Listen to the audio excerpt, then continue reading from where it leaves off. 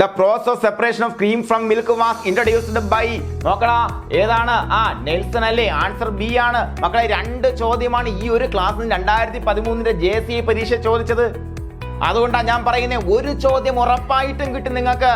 ഒരു ചോദ്യം ഉറപ്പായിട്ടും ഈ വരുന്ന JCE പരീക്ഷയിൽ ഈ ക്ലാസ് കണ്ടാൽ കിട്ടും. അതിന് വേണ്ടിയുള്ള എല്ലാ പ്രസ്താവന ചോദ്യങ്ങളും, എല്ലാ പ്രീവിയസ് ക്വസ്റ്റ്യൻ, എല്ലാ സ്റ്റേറ്റ്മെന്റ് ക്വസ്റ്റ്യൻസ് എല്ലാം കവർ ചെയ്ത് പോവുകയാണ്. സോ എന്ത് ചെയ്യുക, കൃത്യമായിട്ട് അവസാനം വരെയും കാണുക.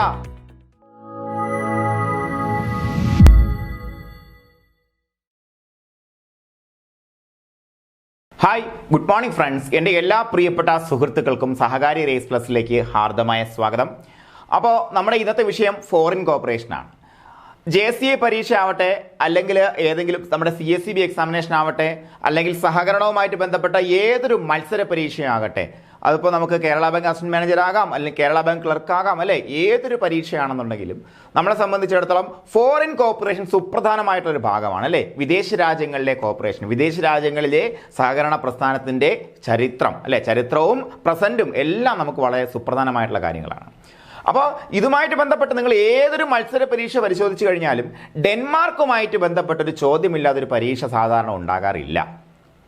അത് ഈ ക്ലാസിന്റെ അവസാനം എല്ലാം കഴിഞ്ഞതിന് ശേഷം നമുക്ക് അതുമായിട്ട് ബന്ധപ്പെട്ട നാളെ ഇതുവരെ PSC ഓരോ പരീക്ഷകളിലും ചോദിച്ചുള്ള പ്രീവിയസ് ക്വസ്റ്റ്യൻ 1 by 1 ആയിട്ട് വിത്ത് പരീക്ഷയുടെ പേര് നമ്മൾ എടുത്തു പറയുന്നുണ്ട്. മനസ്സിലാവുന്നുണ്ടോടാ?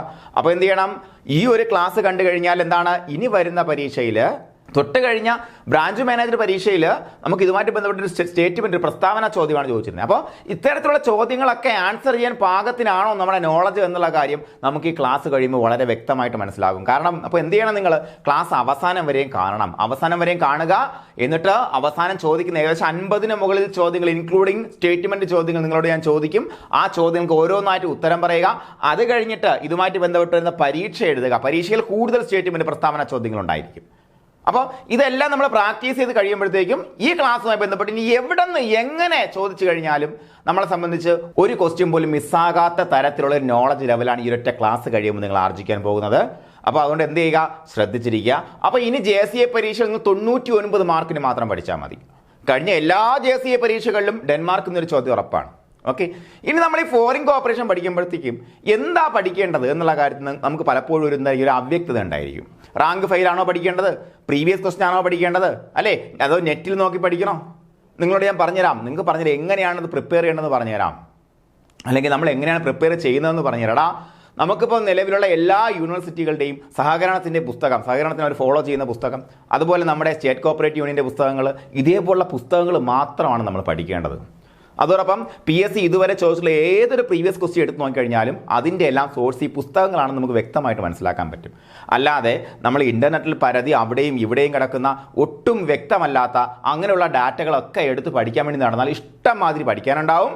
മാത്രമല്ല അതായിരിക്കില്ല PSCയുടെ ആൻസർ കീയിൽ വരുന്നത് കേട്ടോ. അപ്പോൾ നമുക്ക് എപ്പോഴും റിലയബിൾ ആയിട്ട് നമുക്ക് ചിന്തിക്കാൻ പറ്റുന്ന എന്താണ്, ഈ നമ്മുടെ ടെക്സ്റ്റ് ബുക്കുകളാണ്. അപ്പോൾ ഈ പറഞ്ഞ എല്ലാ ടെക്സ്റ്റ് ബുക്കുകളുടെയും അന്തസത്തയാണ് ഈ ക്ലാസ് എന്ന് പറയുന്നത്. കുറച്ചധികം ലെങ്ത് ഉണ്ടായിരിക്കും, ചോദ്യങ്ങൾ ഡിസ്കസ് ചെയ്യുമ്പോഴത്തേക്കും കുറച്ച് സമയം എടുക്കും. പക്ഷേ എന്ത് ചെയ്യണം, നമ്മൾ എഫേർട്ട് ഇടണം കേട്ടോ. നമ്മൾ എഫേർട്ട് ഇട്ട് തന്നെ ഇരിക്കണം. അപ്പോൾ നിങ്ങൾക്ക് JCE ആവട്ടെ, ഏതൊരു ക്ലാസ്സുമാവട്ടെ, ഏതൊരു കോഴ്സുമായിട്ട് സഹകാരിയിൽ കിട്ടുന്ന ഓരോ ക്ലാസ്സും നിങ്ങൾക്ക് ഇതേപോലെ ആയിരിക്കും കിട്ടുക. അപ്പോൾ അതിൻ്റെ അവസാനം നമുക്ക് അതുമായിട്ട് ബന്ധപ്പെട്ട മാക്സിമം പ്രീവിയസും മോഡലും കവർ ചെയ്തിട്ടായിരിക്കും ആ ക്ലാസ്സുകൾ അവസാനിക്കുക. ഇനി ഈ ക്ലാസ് കഴിയുമ്പോൾ നിങ്ങളെ സംബന്ധിച്ച് നിങ്ങൾക്കൊരു കോൺഫിഡൻസ് ഉണ്ടാവും. എന്താ കോൺഫിഡൻസ് പറയുന്നത്? എനിക്കെല്ലാം അറിയാമല്ലോ, ആ ക്ലാസ് കണ്ട് ക്ലാസ് ശ്രദ്ധിച്ചിരിക്കുന്നവൻ മനസ്സിലാകൂടെ, അത് കഴിയുമ്പോഴത്തേക്ക് ഇന്നും നാളേക്ക് അത് ഓർമ്മയുണ്ടാകൂടെ, സ്വാഭാവികമാണത്. പക്ഷേ എന്താ അതൊരു ഫാൾസ് കോൺഫിഡൻസ് ആണ്. മനസ്സിലായോ പറഞ്ഞത്? ഇതൊരു ഫാൾസ് കോൺഫിഡൻസ്. ഒരാഴ്ച 2 ആഴ്ച മറന്നുപോകും. അപ്പോൾ എന്ത് ചെയ്യണം, നമ്മൾ റിവൈസ് ചെയ്ത് ഉറപ്പിക്കണം. മനസ്സിലായ പറഞ്ഞ് റിവൈസ് ചെയ്ത് ഉറപ്പിക്കണം. അതോടൊപ്പം കുറച്ച് പഠന ഉപാധികളും കൂടെ നമ്മൾ എന്ത് ചെയ്യണം, അതിനുവേണ്ടി പ്രയോജനപ്പെടുത്തണം. കുറച്ച് പഠനോപാധികൾ അതെന്താണെന്ന് ഞാൻ പറഞ്ഞുതരാം, എങ്ങനെയാണെന്ന് പറഞ്ഞുതരാം. അത് ഡെൻമാർക്കും സ്വീഡനും ഏറ്റവും അടുത്ത് കിടക്കുന്ന 2 രാജ്യങ്ങളാണല്ലേ. ആ 2 രാജ്യങ്ങൾ കഴിയുമ്പോൾ നമുക്ക് പലപ്പോഴും മാറിപ്പോകാൻ സാധ്യതയുള്ള കാര്യങ്ങളാണ് വരുന്നത്. അപ്പോൾ അതിൻ്റെ വർഷങ്ങൾ ഇതെല്ലാം കൂടി ഒരു കമ്പാരിറ്റീവ് സ്റ്റഡി ആക്കി ഞാൻ നിങ്ങൾക്ക് തരും. ആ സ്റ്റഡി നിങ്ങൾ ഞാൻ പറയുന്ന പോലെ ഒരു വിഷ്വൽ എയ്ഡാക്കി മാറ്റിയാൽ മാത്രം മതി. നിങ്ങൾക്ക് അതുമായിട്ട് ബന്ധപ്പെട്ട കൺഫ്യൂസിങ് ഫാക്ട്സ് ഒന്നും വിട്ടുപോകത്തില്ല. ഓക്കെ, അതിലേക്കൊക്കെ നമുക്ക് വരാം. അപ്പോൾ ഇവിടെ നമ്മളെന്താ പഠിക്കുക, അതിനോടൊപ്പം എങ്ങനെ പഠിക്കണമെന്നുകൂടെ നമ്മൾ പറഞ്ഞു തരും.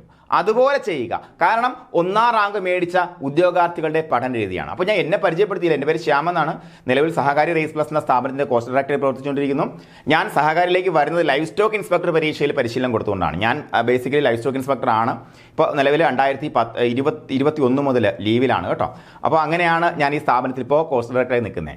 ഞാനിപ്പോൾ സഹകാരി റേസ് പ്ലസിലേക്ക് കോഴ്സ് ഡയറക്ടറായി വരാൻ കാരണം, അല്ലെങ്കിൽ ഇവിടെ ഇങ്ങനെ ഇരിക്കാൻ കാരണം എന്ന് പറഞ്ഞാൽ ഇതുപോലെ നമുക്ക് അനേകം റിസൾട്ടുകൾ ഉണ്ടാക്കാൻ നമ്മുടെ സ്ട്രാറ്റജി കൊണ്ട് കഴിയുന്നു എന്നുള്ളത് കൊണ്ട് തന്നെയാണ്. അപ്പോൾ കേരള PSC പരീക്ഷയിൽ ഇതേപോലെ ചെറിയ കാലയളവിൽ ഒരു സ്ഥാപനത്തിൽ ഇത്രയധികം റിസൾട്ടുകൾ കുമിഞ്ഞുകൂടാൻ എന്തെങ്കിലും കാരണമുണ്ടെന്നുണ്ടെങ്കിൽ അതിൽ നമ്മുടെ ഓൺലൈൻ ട്യൂട്ടറിംഗ് മെത്തേഡിന്റെ വ്യക്തമായിട്ടുള്ള ആധിപത്യം ഉണ്ടെന്നുള്ളതാണ്. അപ്പോൾ അങ്ങനെയുള്ള കാര്യങ്ങൾ നിങ്ങളുടെ നേരിട്ട് ഡിസ്കസ് ചെയ്തൊരു സൗജന്യ വെബിനാറോട് നമ്മൾ മീറ്റ് ചെയ്തതിന് ശേഷം മാത്രമേ അഡ്മിഷൻ പ്രോസസ് ചെയ്യാറുള്ളൂ. കാരണം ഇവിടെ നമുക്ക് വന്നു കഴിഞ്ഞാൽ കുഴപ്പമെന്ന് പറയുമ്പോൾ നിങ്ങൾക്ക് നിങ്ങളുടെ സൗകര്യത്തിന് പഠിക്കാൻ പറ്റിയ ഇൻസ്റ്റിറ്റ്യൂഷൻ അല്ല സഹകാരി റേസ് പ്ലസ്. അതിന് ഏതർ ഓൺലൈൻ ആവട്ടെ ഓഫ്ലൈൻ ആവട്ടെ, ഓഫ്ലൈൻ ആണെങ്കിൽ ഓൺലൈൻ ആണെങ്കിൽ നിങ്ങളുടെ സൗകര്യത്തിൽ നിങ്ങളെ ഇഷ്ടം പോലെ പഠിച്ചു പോകാൻ പറ്റിയ ഇൻസ്റ്റിറ്റ്യൂഷൻ അല്ല. ഇവിടെ പറയുന്ന പോലെ പഠിക്കണം. നമുക്ക് കുറേ മെത്തേഡ്സ് ഉണ്ട്. അതായത് നിങ്ങൾ പറയുന്ന സമയത്ത് തന്നെ പരീക്ഷ എഴുതണം, പറയുന്ന സമയത്ത് റിവൈസ് ചെയ്യേണ്ടി വരും. അതുപോലെ റിപ്പീറ്റഡ് റിവിഷൻസ് കൃത്യമായിട്ട് അറ്റൻഡ് ചെയ്യണം. മന്ത്ലി സൂപ്പർ റിവിഷൻ കൃത്യമായി എഴുതണം, വീക്ക്ലി റിവിഷൻ എഴുതണം. അപ്പോൾ ഈ കാര്യങ്ങളൊക്കെ ചെയ്തു പോകാൻ പറ്റുന്ന ആൾക്കാർ മാത്രമേ ഇവിടെ നിന്നിട്ട് കാര്യമുള്ളൂ. അങ്ങനെ ഈ കുട്ടികൾ മനസ്സറിഞ്ഞ് തലയറഞ്ഞ് പഠിച്ചതിൻ്റെ ഫലമാണ് ഈ കാണുന്ന റിസൾട്ട് എല്ലാം. അപ്പോൾ നിങ്ങൾ എന്ത് ചെയ്യണം? പഠിക്കാൻ തയ്യാറാവണം മക്കളെ. ജൂനിയർ കോർപ്പറേറ്റ് ഇൻസ്പെക്ടർ നോട്ടിഫിക്കേഷൻ ഇങ്ങ് എത്തിക്കഴിഞ്ഞു. 30-ാം തീയതിയാണ് നോട്ടിഫിക്കേഷൻ വരുന്നത്. ഇനി കൃത്യമായിട്ട് പറഞ്ഞാൽ 8 ദിവസമാണ് നമ്മുടെ മുന്നിൽ ശേഷിക്കുന്നതല്ലേ. അപ്പോൾ അതിനു മുന്നേ നമുക്ക് ഇതേപോലെ ഈ ക്ലാസ് നിങ്ങൾക്ക് 1 മാർക്ക് ഉറപ്പാണ്. അതേപോലെ ഒരു 6 മാർക്കിനെങ്കിലും ഉള്ള സാധനങ്ങൾ ഈ 30-ാം തീയതിക്ക് മുന്നേ നമ്മൾ കൈക്കലാക്കാൻ പോവുകയാണ്. അപ്പോൾ അങ്ങനെ കൈക്കലാക്കി പഠിച്ചു വെച്ചാൽ മാത്രം പോരാ, എങ്കിലും 6 മാർക്ക് കിട്ടോ? പോരാ. എന്ത് ചെയ്യണം? പരീക്ഷ എഴുതി റിപ്പീറ്റ് ചെയ്ത് റിവൈസ് ചെയ്ത് പ്രാക്ടീസ് ചെയ്ത് മനസ്സിലുറപ്പിക്കണം. അത് ഇപ്പോഴും മാത്രം ചെയ്താൽ പോരാ. ത്രൂ ഔട്ട് ദ കോഴ്സ് നമ്മൾ ഇടയ്ക്കിടയ്ക്ക് ഈ പരീക്ഷ റിപ്പീറ്റ് ചെയ്ത് പ്രാക്ടീസ് ചെയ്യണം. എന്നാലേ ഇത് ഓർമ്മയിൽ നിൽക്കത്തുള്ളൂ. കാരണം നമ്മളാരും യന്ത്രന്മാരല്ല, അല്ലേ? നമ്മളാരും യന്ത്രന്മാരല്ല. അത് മനസ്സിലാക്കാൻ നിങ്ങൾ പഠിച്ചു കഴിഞ്ഞു എന്ന് കരുതി നമുക്ക് എന്ത് കിട്ടത്തില്ല? നമുക്ക് മാർക്ക് സ്കോർ ചെയ്യാൻ പറ്റണമെന്ന് നിർബന്ധമില്ല. പറ്റാതിരിക്കാം, അറിയാവുന്നുള്ളത് തെറ്റിപ്പോകാം. റിവൈസ് ചെയ്യുക, റിവിഷനിൽ മനസ്സുറപ്പിക്കുക. അത് ചെയ്യാതെ നിവർത്തിയില്ല. അപ്പൊ നമുക്ക് എന്തായാലും നമ്മുടെ ക്ലാസ്സിലേക്ക് പോകാം. ഇന്നത്തെ നമ്മുടെ വിഷയം എന്താണ്? The cooperative Denmark. ഡെൻമാർക്കിനെ കുറിച്ച് പറയുമ്പോൾ ഒരൊറ്റ വാക്ക് CSEB-യിൽ നേരത്തെ ചോദിച്ചുള്ള ക്വസ്റ്റ്യൻ ആണ്. എന്താണ്? ദ കൺട്രി, അതായത് prevailing to the success in the field of agriculture, dairying, അതുപോലെ ഇൻഷുറൻസ്, ഇതുപോലെ എല്ലാ ഫീൽഡിലുമുള്ള വിജയത്തിന്റെ അടിസ്ഥാനത്തിൽ ഈ രാജ്യത്തെ ദ കോഓപ്പറേറ്റീവ് എന്ന് വിശേഷിപ്പിക്കുന്നു. താഴെ ഓപ്ഷൻ ഡെൻമാർക്ക്, സ്വീഡൻ, അങ്ങനെ കുറേ ഓപ്ഷൻസ് ഉണ്ട്. അപ്പൊ നമുക്ക് വേറെ ഒരു രാജ്യത്തിന്റെ പേരിന് മുന്നിലും ദ കോഓപ്പറേറ്റീവ് എന്ന് ചേർക്കാറില്ല. അപ്പൊ അങ്ങനെ ചേർക്കപ്പെടുന്ന ഒരേ ഒരു രാജ്യമുള്ളൂ, അതാണ് ഡെൻമാർക്ക്. അതുകൊണ്ടാണ് ഡെൻമാർക്ക് ആദ്യമായിട്ട് നമ്മൾ ഫോറിൻ കോർപ്പറേഷനിൽ ഉൾപ്പെടുത്തുന്നത്. മാത്രമല്ല ടോർച്ച് ബിയറർ, അതായത് മറ്റേത് രാജ്യത്തിന്റെ മുന്നിലും സഹകരണ പ്രസ്ഥാനത്തിന്റെ അടിസ്ഥാനത്തിൽ ദീപശിഖാവാഹകനായിട്ട് കടന്നുപോയി എന്ന് പറയപ്പെടുന്ന രാജ്യവും ഡെൻമാർക്കാണ്.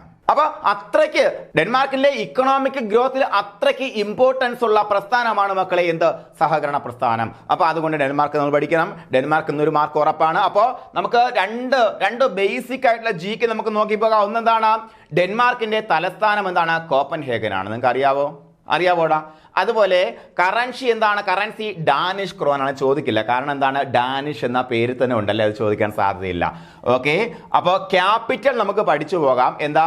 കോപ്പൻഹേഗൻ ആണ്. ഇത് പഠിക്കാൻ വേണ്ടി ഞാൻ നിങ്ങളെ ജസ്റ്റ് ഒന്ന് അത് പിന്നെ പറഞ്ഞിട്ടും പറയാം. എന്തായാലും ഈ 2 കാര്യങ്ങൾ ഓർത്തിരിക്കുക. ഡെൻമാർക്കിന്റെ തലസ്ഥാനം കോപ്പൻഹേഗൻ. നിങ്ങൾ PSC പഠിക്കുന്ന എല്ലാ പേർക്കും ഇത് അറിയാവുന്ന കാര്യമായിരിക്കും, ബേസിക് ആയിട്ടുള്ള കാര്യമാണ്. അത് പഠിക്കാൻ കോഡിങ് ചെയ്യുന്ന ആവശ്യമില്ലല്ലോ. അപ്പൊ എന്താണ്? ഡെൻമാർക്കിന്റെ തലസ്ഥാനം എന്താണ് മക്കളെ? പറ. കോപ്പൻഹേഗൻ. കറൻസി എന്താടാ? ഡാനിഷ് ക്രോൺ ആണല്ലേ.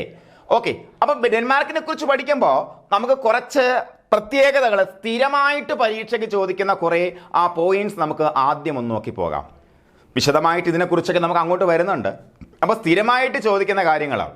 Denmark is famous four dairying. എന്താ ഡയറിങ് എന്ന് പറഞ്ഞാൽ? നിങ്ങൾക്ക് എല്ലാവർക്കും അറിയാലോ. ഇതാ ഇവിടെ തന്നെ നിൽപ്പുണ്ട്. ആര്? നമ്മുടെ പശുമ്പ അവിടെ നിൽപ്പുണ്ടല്ലേ. ഡയറിയുടെ സ്പെല്ലിംഗ് ശ്രദ്ധിക്കണം കേട്ടോ. ഇതിനു മുന്നേ ഒരു പരീക്ഷയിൽ സ്പെല്ലിംഗ് തെറ്റിച്ചിട്ട് PSC ഒരു ക്വസ്റ്റ്യൻ ചോദിച്ചു. അതായത് താഴെ തന്നിരിക്കുന്നവയിൽ ക്രീം സെപ്പറേറ്റർ കണ്ടുപിടിച്ച ആരാണെന്ന്. അത് HC നിൽസൺ ആണ്. അതിന്റെ ഉത്തരം നീൽസൺ, നെക്സൺ, നീൽസൺ, ഇങ്ങനെയൊക്കെയാണ് PSC ചോദിച്ചാൽ ക്വസ്റ്റ്യൻ എടുത്ത് വെച്ചിട്ടുണ്ട്. അപ്പൊ എന്ത് ചെയ്യണം? ഇവിടെ നമ്മൾ അതിന്റെ സ്പെല്ലിംഗ് വരെ പഠിച്ചു പോകണം. കാര്യം എന്താ? വേറെ ഡയറി ഉണ്ട്, മനസ്സിലായോ? DAIRY എന്ന് പറഞ്ഞാലാണ് എന്ത്? നമ്മുടെ പാൽ ഉൽപാദനം. DIARY എന്നൊരു ഡയറിയും ഉണ്ട്. അതെന്താ? നമ്മൾ ഡെയിലി എഴുതുന്ന എഴുതുന്ന ഡയറി ഇതല്ല ഈ ഡയറി കേട്ടോ. നോക്ക, Denmark is famous four dairying. ചോദ്യമാണ്. CSCBയുടെ ക്വസ്റ്റ്യൻ ആണ് കേട്ടോ. CSCBയുടെ സ്ഥിരം ചോദ്യമാണ്. Denmark is famous for dash എന്ന് ചോദിക്കും. അപ്പോൾ എന്താണ്? ഡയറിങ് എന്നാണ് ഉത്തരം. ഏറ്റവും കൂടുതൽ പ്രിവെയിൽ ചെയ്തിരിക്കുന്ന ഡെൻമാർക്കിൽ ഏറ്റവും കൂടുതൽ എന്താണ് സാമ്പത്തിക വ്യവസ്ഥയിൽ സംഭാവന കൊടുക്കുന്ന മേഖല എന്താ മക്കളെ? പാൽ ഉൽപാദനവുമായിട്ട് ബന്ധപ്പെട്ട മേഖലയാണ് അല്ലേ. പശുക്കളെ വളർത്തുകയും അതുമൂലം അത് പാൽ ഉൽപ്പാദിപ്പിക്കുകയും അതിൽ നിന്ന് കിട്ടുന്ന എന്താണ് ഉപോൽപ്പന്നങ്ങൾ അല്ലെങ്കിൽ ഉൽപ്പന്നങ്ങളാക്കി വിൽപ്പന നടത്തുകയും ചെയ്ത് ഉപജീവനം കഴിക്കുന്ന കുറേ ആൾക്കാരാണ് ഡെൻമാർക്കിൽ താമസിക്കുന്നത്. അപ്പോൾ രണ്ടാമത്തെ പോയിന്റ് നിങ്ങളൊന്ന് വ്യക്തമായിട്ടൊന്ന് ശ്രദ്ധിക്കുക. Country with no cooperative legislation.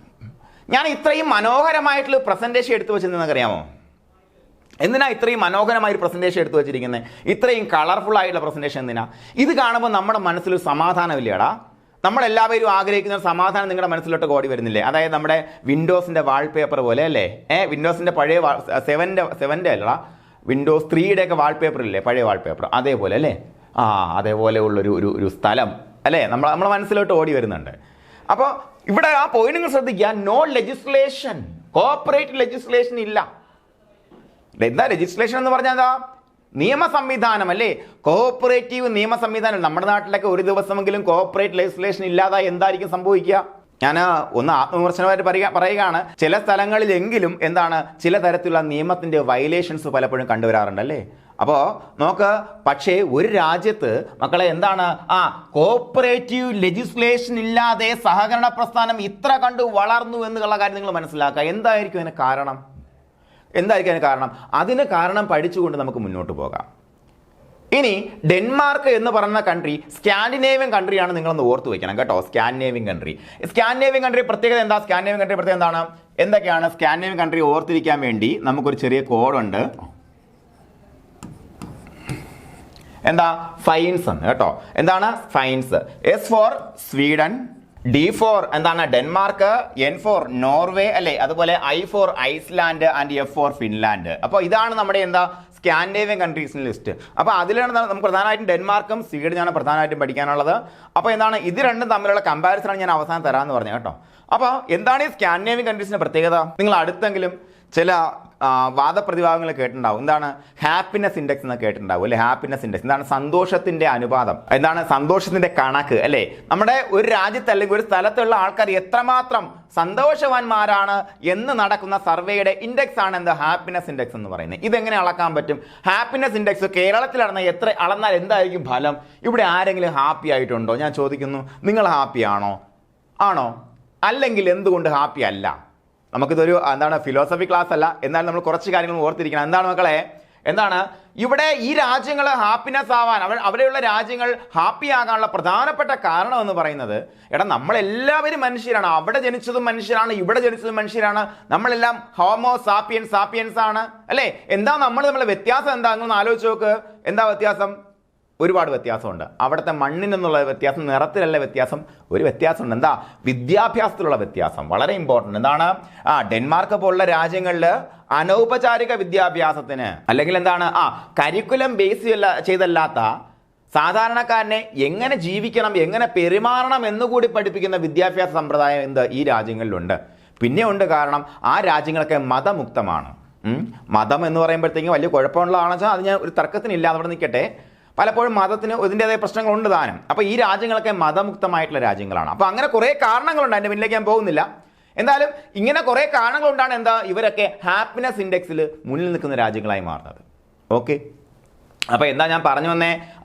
അതുകൊണ്ട് തന്നെയാണ്, അങ്ങനെ കുറേ കാരണങ്ങൾ ഉള്ളത് കൊണ്ട് തന്നെയാണ് അല്ലേ പീപ്പിൾ അവർക്ക് എങ്ങനെ ജീവിക്കണം, അടുത്തുള്ളവരോട് എങ്ങനെ പെരുമാറണം, എങ്ങനെ ചിരിക്കണം, അല്ലേ, അതുപോലെ ഇങ്ങനെയുള്ള കാര്യങ്ങളൊക്കെ പഠിപ്പിച്ചു കൊടുക്കാനുള്ള എഡ്യൂക്കേഷൻ സിസ്റ്റം അവിടെ ഉണ്ടോ മക്കളെ.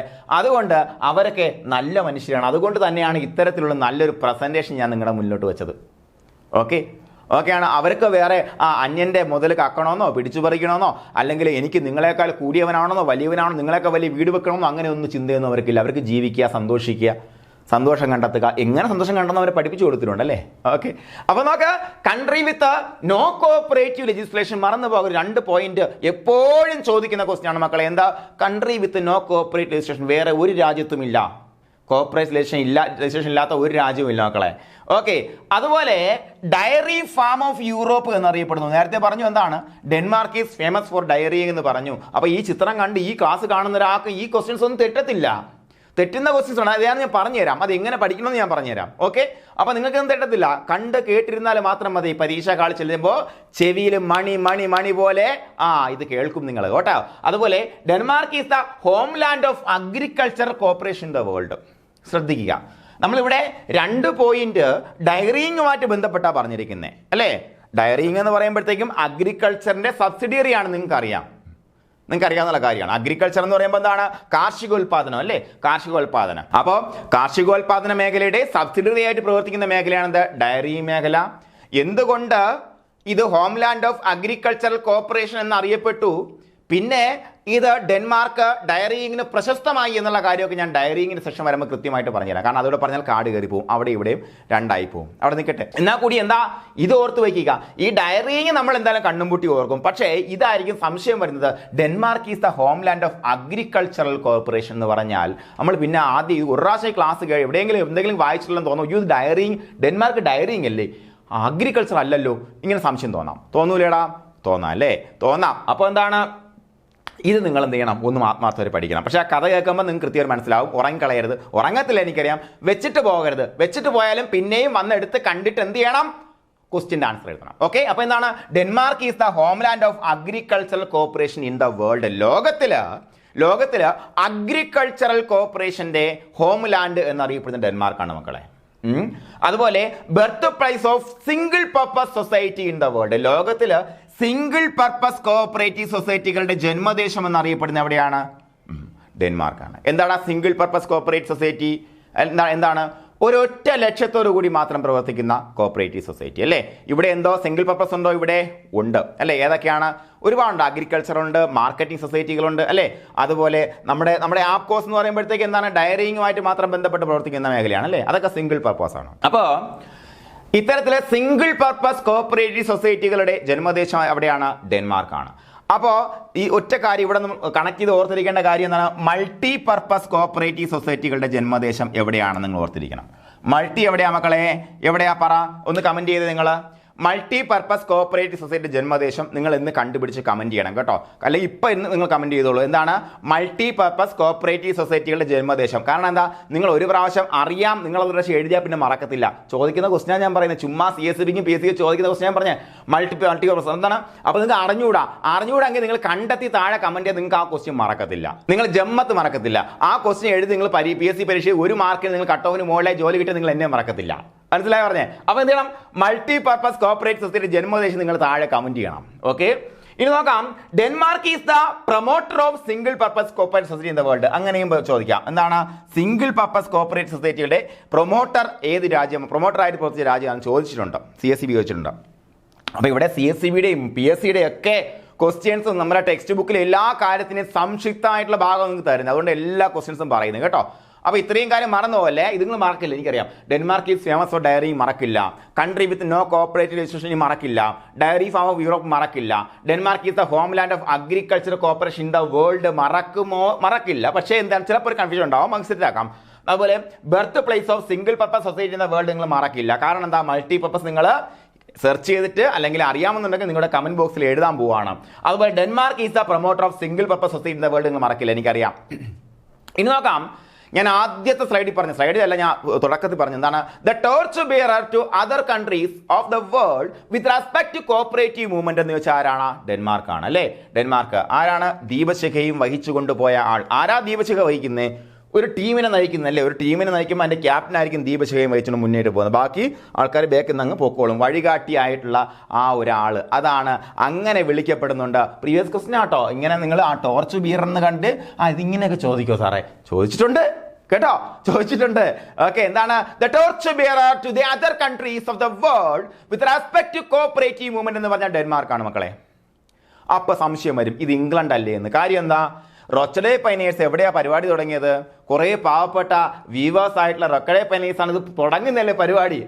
റോബർട്ടോവന്റെ നേതൃത്വത്തിൽ തുടങ്ങുന്ന ഇതാണ്. അപ്പൊ ഇതല്ലേ ഇംഗ്ലണ്ട് അല്ലേ എന്ന് വെച്ചാൽ അല്ല. കോഓപ്പറേറ്റീവ് മൂവ്മെന്റ് ആവിർഭാവം എവിടെയാണെന്ന് നിങ്ങൾക്ക് അറിയാം. പക്ഷേ ടോർച്ച് ബിയറർ എന്നറിയപ്പെടുന്ന ആരാണ്? ഡെൻമാർക്കാണ്. ഇവിടെയാണ് സംശയം വരുന്ന കാര്യം. സംശയം ഞാൻ ഇപ്പോഴേ പറഞ്ഞു, ഇനി പരീക്ഷാ ഹാളിൽ പോയി സംശയം ഉണ്ടാകാൻ പാടില്ല. ഓക്കെ ആണോ മക്കളെ? ഓക്കെ അല്ലേ? ഇനി ഞാൻ മറക്കില്ലല്ലോ, നോക്കാം. അതുപോലെ because of the success of cooperatives in agriculture, question ആണ് കേട്ടോ പറയുന്ന, ഇങ്ങനെ ചോദിച്ചിട്ടുണ്ട്. അഗ്രികൾച്ചറൽ സക്സസ് ആയിരുന്നു അവര്, ഡയറിങ് സക്സസ് ആയിരുന്നു, കൺസ്യൂമർ കോർപ്പറേഷൻ സക്സസ് ആയിരുന്നു, അതുപോലെ ബേക്കൺ, എഗ്, ഇൻഷുറൻസ്, ഇതെല്ലാം സക്സസ്ഫുൾ ആയിട്ട് സഹകരണ പ്രസ്ഥാനത്തിൽ മുന്നോട്ട് പോയത് കൊണ്ട് തന്നെ ആ രാജ്യത്തെ എന്ത് വിളിക്കുന്നു? ദി കോഓപ്പറേറ്റീവ് ഡെൻമാർക്ക് എന്ന് വിളിക്കുന്നു. The cooperative Denmark. അന്ന് ചോദ്യം ഇതായിരുന്നു മക്കളെ, ഇന്ന കാര്യങ്ങൾ ഉള്ളത് കൊണ്ട് തന്നെ ഏത് രാജ്യത്തിന് മുന്നെയാണ് ദ കോഓപ്പറേറ്റീവ് എന്ന് ചേർത്തിരിക്കുന്നത് എന്നാലും ചോദ്യം. താഴെ ഉത്തരം ഡെൻമാർക്കാണ് ഉത്തരം. ഓക്കെ ആണോ? ഓക്കെ ആണോ പറഞ്ഞേ? ഓക്കെ അല്ലേടാ? ഓക്കെ അല്ലേ? ഇത് മറക്കോ നിങ്ങൾ? ഈ കാര്യങ്ങളൊന്നും നിങ്ങൾ മറക്കില്ല, എനിക്കറിയാം. ശ്രദ്ധിച്ചിരിക്കുന്നോ മറക്കത്തില്ല. ഒരു പ്രാവശ്യം കേൾക്കേണ്ട ആവശ്യമുണ്ടോ? ഇല്ലെന്ന് തന്നെ എനിക്കറിയാം. ഇനി ഒരു പോയിന്റ് വെള്ള കളർ കൊടുത്തിട്ടുണ്ട്, വോളണ്ടറി മൂവ്മെന്റ്. വോളണ്ടറി മൂവ്മെന്റ് എന്താ? ആരാടാ വോളണ്ടിയർ എന്ന് പറഞ്ഞാൽ? ആരാ വോളണ്ടിയർ? വോളണ്ടിയർ എന്ന് പറഞ്ഞാൽ എന്താണ്? സ്വയമേവ തുനിഞ്ഞിറങ്ങി ചെല്ലുന്നവനാണ് നമ്മൾ വോളണ്ടിയർ എന്ന് പറയുന്നത്, അല്ലേ? നമ്മൾ എന്താണ് ഈ പരിപാടിക്ക് നീ വോളണ്ടിയർ ആണ്. കാരണം എന്താ? അവൻ ആരും നിർബന്ധിച്ചിട്ടല്ല അവൻ ഈ പരിപാടി നടത്താൻ വേണ്ടി മുന്നോട്ട് വരുന്നത്. അങ്ങനെ ഉണ്ടെങ്കിൽ അവൻ വോളണ്ടിയർ അല്ല. മനസ്സിലായോ പറഞ്ഞേ? ഇപ്പോൾ നമ്മുടെ ഫ്ലഡ് വന്ന സമയത്ത് ഒരുപാട് ആൾക്കാരെ സഹായിക്കാൻ വേണ്ടി മുന്നോട്ട് വന്നു. അല്ലെങ്കിൽ എന്താണ് ഈ ഭക്ഷണപ്പൊതികൾ സോർട്ട് ചെയ്യാനും കളക്ട് ചെയ്യാനും കൊടുക്കാനും എല്ലാത്തിനും മുന്നോട്ട് അവരെല്ലാം വോളണ്ടിയേഴ്സാ. കാരണം എന്താ? നീ വാടാ, നീ വന്നേ പറ്റൂ എന്ന് പറഞ്ഞ് സർക്കാർ നിർബന്ധിച്ച് കൊണ്ടുവന്നതല്ല, അവരെല്ലാം സ്വമേധ ഇറങ്ങി വന്ന ആൾക്കാരാണല്ലേ, വോളണ്ടിയർ ആണ് അവര്. അപ്പോ ഇതൊരു വോളണ്ടിയറി മൂവ്മെന്റ് ആണ്. എന്താണ്? കോർപ്പറേഷൻ. അവിടെ എന്താണ്? ലെജിസ്ലേഷന്റെ അടിസ്ഥാനമായി നിർബന്ധപ്പെടുത്തിയിരിക്കുന്നില്ല. കാരണം എന്താ? അവിടെ എന്തില്ല? കോഓപ്പറേറ്റീവ് ലെജിസ്ലേഷൻ ഇല്ല. പിന്നെ എന്താ? ആരുടെയും നിർബന്ധ പ്രകാരമല്ല അവിടെയുള്ള ആൾക്കാർ സഹകരണത്തിലേക്ക് വന്നത്. ഇവിടെ എന്താ? ഇവിടെ വോളണ്ടറി മൂവ്മെന്റ് ആണോ? കേരളത്തില് അല്ല. കേരളത്തില് ഇന്ത്യയിൽ സഹകരണം എന്താണ്? ഒരു സ്റ്റേറ്റ് പോളിസിയാണ് മക്കളെ. എന്താണ്? ഒരു സ്റ്റേറ്റ് പോളിസിയാണ്. ഇപ്പൊ എന്തായാലും മൾട്ടി സ്റ്റേറ്റ് കോപ്പറേറ്റീവ് ആക്ടുമായിട്ട് ബന്ധപ്പെടുത്തി ഒരുപാട് കാര്യങ്ങളൊക്കെ വരുന്നുണ്ട്, ഒരുപാട് ചർച്ചകളൊക്കെ വരുന്നുണ്ട്. അവിടെ നിൽക്കട്ടെ. എന്തായാലും ഞാൻ ഒരുപാട് കോൺട്രവേഴ്സിയായ കാര്യങ്ങളൊന്നും പറയുന്നില്ല. ഇവിടെ നിൽക്കട്ടെ. എന്താണ്? ഇതൊരു വോളണ്ടറി മൂവ്മെന്റ് ആണ്. എന്താണ്? ഡെൻമാർക്കിനെ സംബന്ധിച്ചിടത്തോളം സഹകരണ പ്രസ്ഥാനം എന്താണ്? ഒരു വോളണ്ടറി ആയിട്ടുള്ള മൂവ്മെന്റ് ആണ്. അതിനി മറക്കത്തില്ലല്ലോ. മറക്കോ? ഇതിനി ഏതെങ്കിലും മറക്കോ നോക്ക്. ടോർച്ച് ബിയറർ ആണ്. ഇംഗ്ലണ്ടുമായിട്ടുള്ള സംശയം വെട്ടിക്കളയണം നിങ്ങൾ. അതുപോലെ because of success of cooperative, എന്തുകൊണ്ടാണ് ഇതിനെ കോപ്പറേറ്റ് ഡെൻമാർക്ക് വിളിച്ചതെന്ന് നിങ്ങൾക്ക് അറിയാം. ഓക്കെയാണ്. അതുപോലെ എന്താണ്? Cooperatives in Denmark was a voluntary movement. മറക്കില്ലല്ലോ.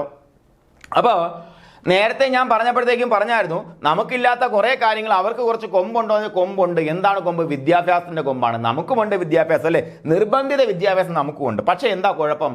എങ്ങനെയാ ജീവിക്കേണ്ടത്, എങ്ങനെയാ കൊച്ചുങ്ങളെ വളർത്തേണ്ടതെന്നുള്ള കാര്യം നമ്മളാരും പഠിപ്പിക്കുന്നില്ല എന്നുള്ളതാണ്. ചില സ്ഥലങ്ങളിൽ ചില ഭാഗങ്ങളിലൊക്കെ ഉണ്ടെന്ന് വേണമെങ്കിൽ പറയാം. ആരും തർക്കത്തിന് വരണ്ട, ഇല്ലെന്ന് ഞാൻ പറയുന്നില്ല. പക്ഷേ നമ്മളെ ഹോം സയൻസ് പഠിക്കുന്ന എപ്പോഴാ? ചിലർ വൊക്കേഷണൽ ഹയർ സെക്കൻഡറി പഠിക്കും, ചിലർ ഡിഗ്രിയിൽ പഠിക്കും. നമ്മൾ എവിടെയാ സോഷ്യോളജി പഠിപ്പിക്കുന്നത്? ചിലർ ഡിഗ്രി പഠിക്കും, ചിലർ +2 പഠിക്കും, അല്ലേ? നമ്മൾ എപ്പോഴാ ഇതിൻ്റെ എല്ലാ കുഞ്ഞുങ്ങളുടെ സൈക്കോളജി പഠിക്കുന്നത്? എപ്പോഴാ? താഴെ ക്ലാസ്സുകളുണ്ടോ? ഇല്ല, അല്ലേ? ചെറിയ ക്ലാസ്സുകളിലൊന്നും പഠിക്കാനില്ല. നമ്മൾ എന്ത് ചെയ്യും? നമ്മൾ അടുത്തിരിക്കുന്ന ഒരു കുട്ടിയെ എത്രത്തോളം കളിയാക്കാൻ പറ്റുമോ അതിൽ കളിയാക്കുകയും ആനന്ദം കണ്ടെത്തുകയും ചെയ്യുന്ന കുട്ടികളാണ് നമ്മുടെ ഇടയിലുള്ളത്, അല്ലേ? വിദേശ രാജ്യങ്ങളിൽ ബുള്ളിയിങ് എന്ന് പറഞ്ഞാൽ വലിയ തെറ്റർഹിക്കുന്ന വലിയ ശിക്ഷ അർഹിക്കുന്ന തെറ്റാണ് ബുള്ളിയിങ്. ഒരു കുട്ടിയെ മാനസികമായിട്ട് തകർക്കാൻ തന്നെ കളിയാക്കൽ ധാരാളം മതി. ഞാനൊക്കെ ഇഷ്ടം പോലെ ഏറ്റുവാങ്ങിയിട്ടുള്ള ആൾക്കാരാണ് ചെറിയ പ്രായത്തിൽ. ഞാൻ ഒരു വളരെ സൈലൻ്റ് ആയിട്ടുള്ളൊരു മനുഷ്യനായിരുന്നു, ഒരു സൈഡ് ഒതുങ്ങിയ ഒരാളായിരുന്നു. അപ്പോൾ ഞാൻ അതിലേക്ക് പോകുന്നില്ല. അപ്പോൾ എന്താണ്? നമുക്കില്ലാത്ത ചില കാര്യങ്ങൾ അവിടെയുണ്ട്. എന്താ? മികച്ച വിദ്യാഭ്യാസം. നോക്കാം. എന്താണ്? ഫോക്ക് ഹൈസ്കൂൾ എന്താണ്? As early as 1814. നോക്ക്, 1814 മുതൽ എഡ്യൂക്കേഷൻ കമ്പൾസറി ആയിരുന്നു മക്കളെ ഡെൻമാർക്കിൽ. ഇതൊന്ന് ഓർത്ത് വെക്കണം, ഇതുവരെ ചോദിച്ചു കണ്ടിട്ടില്ല. പക്ഷേ 1814 എത്ര വർഷം മുന്നേ നിങ്ങൾ ആലോചിക്കണം. എത്ര വർഷം മുന്നേ? നമുക്ക് സ്വാതന്ത്ര്യം കിട്ടുന്നതിന് എത്ര നമുക്ക് 947 സ്വാതന്ത്ര്യം കിട്ടില്ലേ? 847 അല്ല, 135 വർഷം മുന്നേ ഡെൻമാർക്കിൽ എഡ്യൂക്കേഷൻ മെയ്ഡ് കമ്പൾസറി. കമ്പൾസറി ആയിട്ട് പഠിപ്പിക്കണമായിരുന്നു, പഠിത്തം അത്യാവശ്യമായിരുന്നു. അപ്പോൾ നോക്ക്, ഈ വർഷം നിങ്ങളൊന്ന് എഴുതി വെക്കണം കേട്ടോ. വർഷം എഴുതി വെക്കണം. 1814 മുതൽ ഡെൻമാർക്കിൽ എഡ്യൂക്കേഷൻ കമ്പൾസറി ആയിരുന്നു. ഇനി നമുക്ക് ഫോക്ക് ഹൈസ്കൂൾ എന്നാണ് ഹെഡിങ്, അല്ലേ? ഈ ഒരു ചിത്രം കണ്ടാൽ നിങ്ങൾക്കത് കുറേ കാര്യങ്ങൾ മനസ്സിലാവും. എന്താ? ഒരു ഗ്രാമം, ഗ്രാമത്തിൻ്റെ നടുവിലൊരു ചെറിയ സ്കൂള്. ആ ഫോക്ക് എന്ന് പറഞ്ഞ വാക്ക് തന്നെ ഉണ്ട് കാര്യം. എന്താണ്? ഹേ ഫോക്സ് എന്നൊക്കെ വിളിക്കുമ്പോഴത്തേക്കും ഫോക്സ് FOX അല്ല, ഫോൾക്ക്. നമ്മുടെ ഇംഗ്ലീഷ് സിനിമകളിലൊക്കെ ഫോക്ക് നാട്ടുകാർക്ക് പറയുന്ന പേരാണ് ഫോക്ക് എന്ന് പറയുന്നത്. ഫോക്ക് ഡാൻസ് മനസ്സിലായില്ലേ? ഫോക്ക് ഡാൻസ് അത് തന്നെയാണ്. അപ്പോൾ അങ്ങനെയുള്ള സാധാരണക്കാരായ നാട്ടുകാരെ പഠിപ്പിക്കാൻ വേണ്ടിയുള്ള സ്കൂളാണ്. അവിടെ പ്രത്യേകിച്ച് ഏജ് പ്രിഫറൻസ് ഉണ്ടായിരുന്നില്ല. Folk high school. ഇത്തരത്തിലുള്ള മഹത്തായ ആശയത്തിന്റെ പിന്നിലുള്ള ആളുടെ പേരാണ് സ്ഥിരം PSC ചോദിക്കുന്നത്. NFS ഗ്രഡ്വിഗ് എന്നാണ് അതിൻ്റെ പേര്. എന്താണ്? ഫോക്ക് ഹൈസ്കൂളിന്റെ സ്ഥാപകനാരാ? NFS ഗ്രഡ്വിഗ് ആണ്. ആരാണ്? NFS ഗ്രഡ്വിഗ് ആണ് ഫോക്ക് ഹൈസ്കൂൾ ഫൗണ്ട് ചെയ്ത് ആ ഒരു ആശയം കൊണ്ടുവന്നത്. പിന്നെ മറ്റ് പല വിദേശ രാജ്യങ്ങളിലേക്കും ഈ ആശയം പോയിട്ടുണ്ട്. പല വിദേശ രാജ്യങ്ങൾ ഈ ആശയം സ്വീകരിച്ചിട്ടുണ്ട്, അവർ നടപ്പിലാക്കിയിട്ടുണ്ട്. എന്താ ഫോക്ക് ഹൈസ്കൂൾ നോക്കാം. Folk high school is a training centre to learn the way of living simple life. ഞാൻ നേരത്തെ പറഞ്ഞു, ഡെൻമാർക്കിലെ ജനങ്ങൾക്ക് എന്താണ്? അവർക്ക് ഹാപ്പിനെസ് ഇൻഡെക്സ് കൂടുതലാണ്. എന്തുകൊണ്ടാണ് നമ്മൾ ഹാപ്പി അല്ലാത്തത്? എന്തുകൊണ്ടാണ്? നമ്മളെപ്പോഴും മറ്റുള്ളവൻ്റെ കൂടെ അല്ലേ, അവൻ ഓടി മേടിച്ചെങ്കിൽ എനിക്കെന്താ ഓടി മേടിക്കാൻ പറ്റാത്തതെന്ന് ഓർത്ത്, അല്ലാതെ എനിക്കൊരു ഓൾട്ടോ കാർ ഉണ്ടല്ലോ എന്നോർത്ത് സന്തോഷിക്കില്ല ഇവൻ. ഇതാണ് അവൻ്റെ പ്രശ്നം. എന്ത്?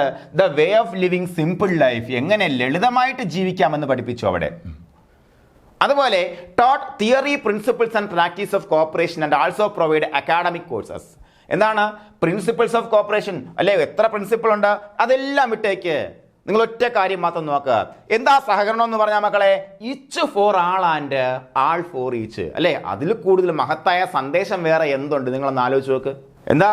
എല്ലാവരും ഒരാൾക്ക് വേണ്ടിയും ഓരോരുത്തരും എല്ലാവർക്കും വേണ്ടിയും പ്രവർത്തിക്കുന്ന സ്വപ്ന സുന്ദരമായിട്ടുള്ള ലോകമാണ് സഹകരണത്തിന്റെ ലോകം. അപ്പോൾ അത്തരത്തിലുള്ള സഹകരണത്തിന്റെ പ്രിൻസിപ്പിൾസ് പഠിപ്പിച്ചു കൊടുത്തു. എവിടെ? ഈ പറഞ്ഞ സ്കൂളുകളിൽ. അതുപോലെ അക്കാഡമിക് കോഴ്സുകൾ ഉണ്ടായിരുന്നു. നോക്ക്, എന്താ ഇവിടെ പ്രത്യേകത? Unlike traditional high schools, folk high schools are primarily for adults. കുഞ്ഞുങ്ങൾക്കല്ല, അഡൽട്ടിനാണ് അവിടെ പ്രാധാന്യം കൊടുത്തിരുന്നത്. എന്താണ്? അഡൽട്ട്, മുതിർന്നവർക്കാണ് എന്താ ഫോക്ക് ഹൈസ്കൂളിൽ പ്രാധാന്യം കൊടുത്തിരുന്നത്. അതുപോലെ they don't have standard academic curriculum. അവർക്കൊരു അക്കാഡമിക് കരിക്കുലം ഉണ്ടായിരുന്നില്ല. ഇത്ര സമയം കൊണ്ട് ഇത്ര കാര്യങ്ങൾ പഠിപ്പിച്ചവനെ പരീക്ഷ എഴുതി പാസ്സാക്കിക്കണം, ഈ പരിപാടിയൊന്നും ഉണ്ടായിരുന്നില്ല. അക്കാഡമിക് കരിക്കുലം ഉണ്ടെങ്കിലേ എക്സാമിനേഷൻ ഉള്ളൂ, അതുണ്ടെങ്കിലേ ഗ്രേഡ് ഉള്ളൂ. അല്ലേ, grade system always divides people. എന്തിനാ ഗ്രേഡ്? ആൾക്കാരെ ഡിവൈഡ് ചെയ്യാൻ വേണ്ടിയിട്ട്. ആർക്ക് വേണ്ടി? കുട്ടികൾക്ക് വേണ്ടിയാണോ? അല്ല. നിങ്ങൾ മനസ്സിലാക്കണം. എന്തിനാണ് A ഗ്രേഡ് വെച്ചേക്കുന്നത്? മെച്ചപ്പെട്ട ഗ്രേഡ് ഉള്ളവന് അവന് ഇഷ്ടപ്പെട്ട കോഴ്സ് എടുക്കാൻ. എന്തിനാ പിന്നെയും ഗ്രേഡ്? എന്തിനാ? ഓരോരോ കമ്പനീസിന് ആ ഗ്രേഡ് അനുസരിച്ച് ചൂസ് ചെയ്യാൻ വേണ്ടി, അല്ലെങ്കിൽ ഓരോരോ ആൾക്കാർക്ക് അവനെ ചൂസ് ചെയ്യാൻ വേണ്ടിയിട്ടാണ്. നമുക്ക് വേണ്ടിയിട്ടല്ല ഗ്രേഡ് വെച്ചിരിക്കുന്നത്. അത് പോട്ടെ, ഞാൻ കോൺട്രവേഴ്സിക്കില്ല, അവിടെ നിൽക്കട്ടെ. എന്താണ്? ഗ്രേഡ്സ് ഉണ്ടായിരുന്നില്ല. Instead they focus on personal development.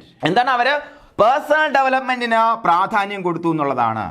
ഓരോ വ്യക്തിയെയും എങ്ങനെ അവൻ്റെ വ്യക്തിത്വത്തെ ഡെവലപ്പ് ചെയ്യാം എന്നുള്ളതാണ്. അതുപോലെ ലൈഫ് സ്കിൽസ്, ജീവിക്കാനുള്ള സ്കില്ലുകൾ, അതുപോലെ ബ്രോഡനിങ് സ്റ്റുഡൻസ് പെർസ്പെക്റ്റീവ്, ഓരോ ആൾക്കാരുടെയും ഉൾക്കാഴ്ചകൾ, അല്ലേ, അവരുടെ വീക്ഷണങ്ങൾ വികസിപ്പിക്കാൻ വേണ്ടിയൊക്കെയാണ് ഈ ഫോക്ക് ഹൈസ്കൂളുകൾ പ്രാധാന്യം കൊടുത്തത്. മറ്റുള്ള സ്കൂൾ കണക്കല്ല.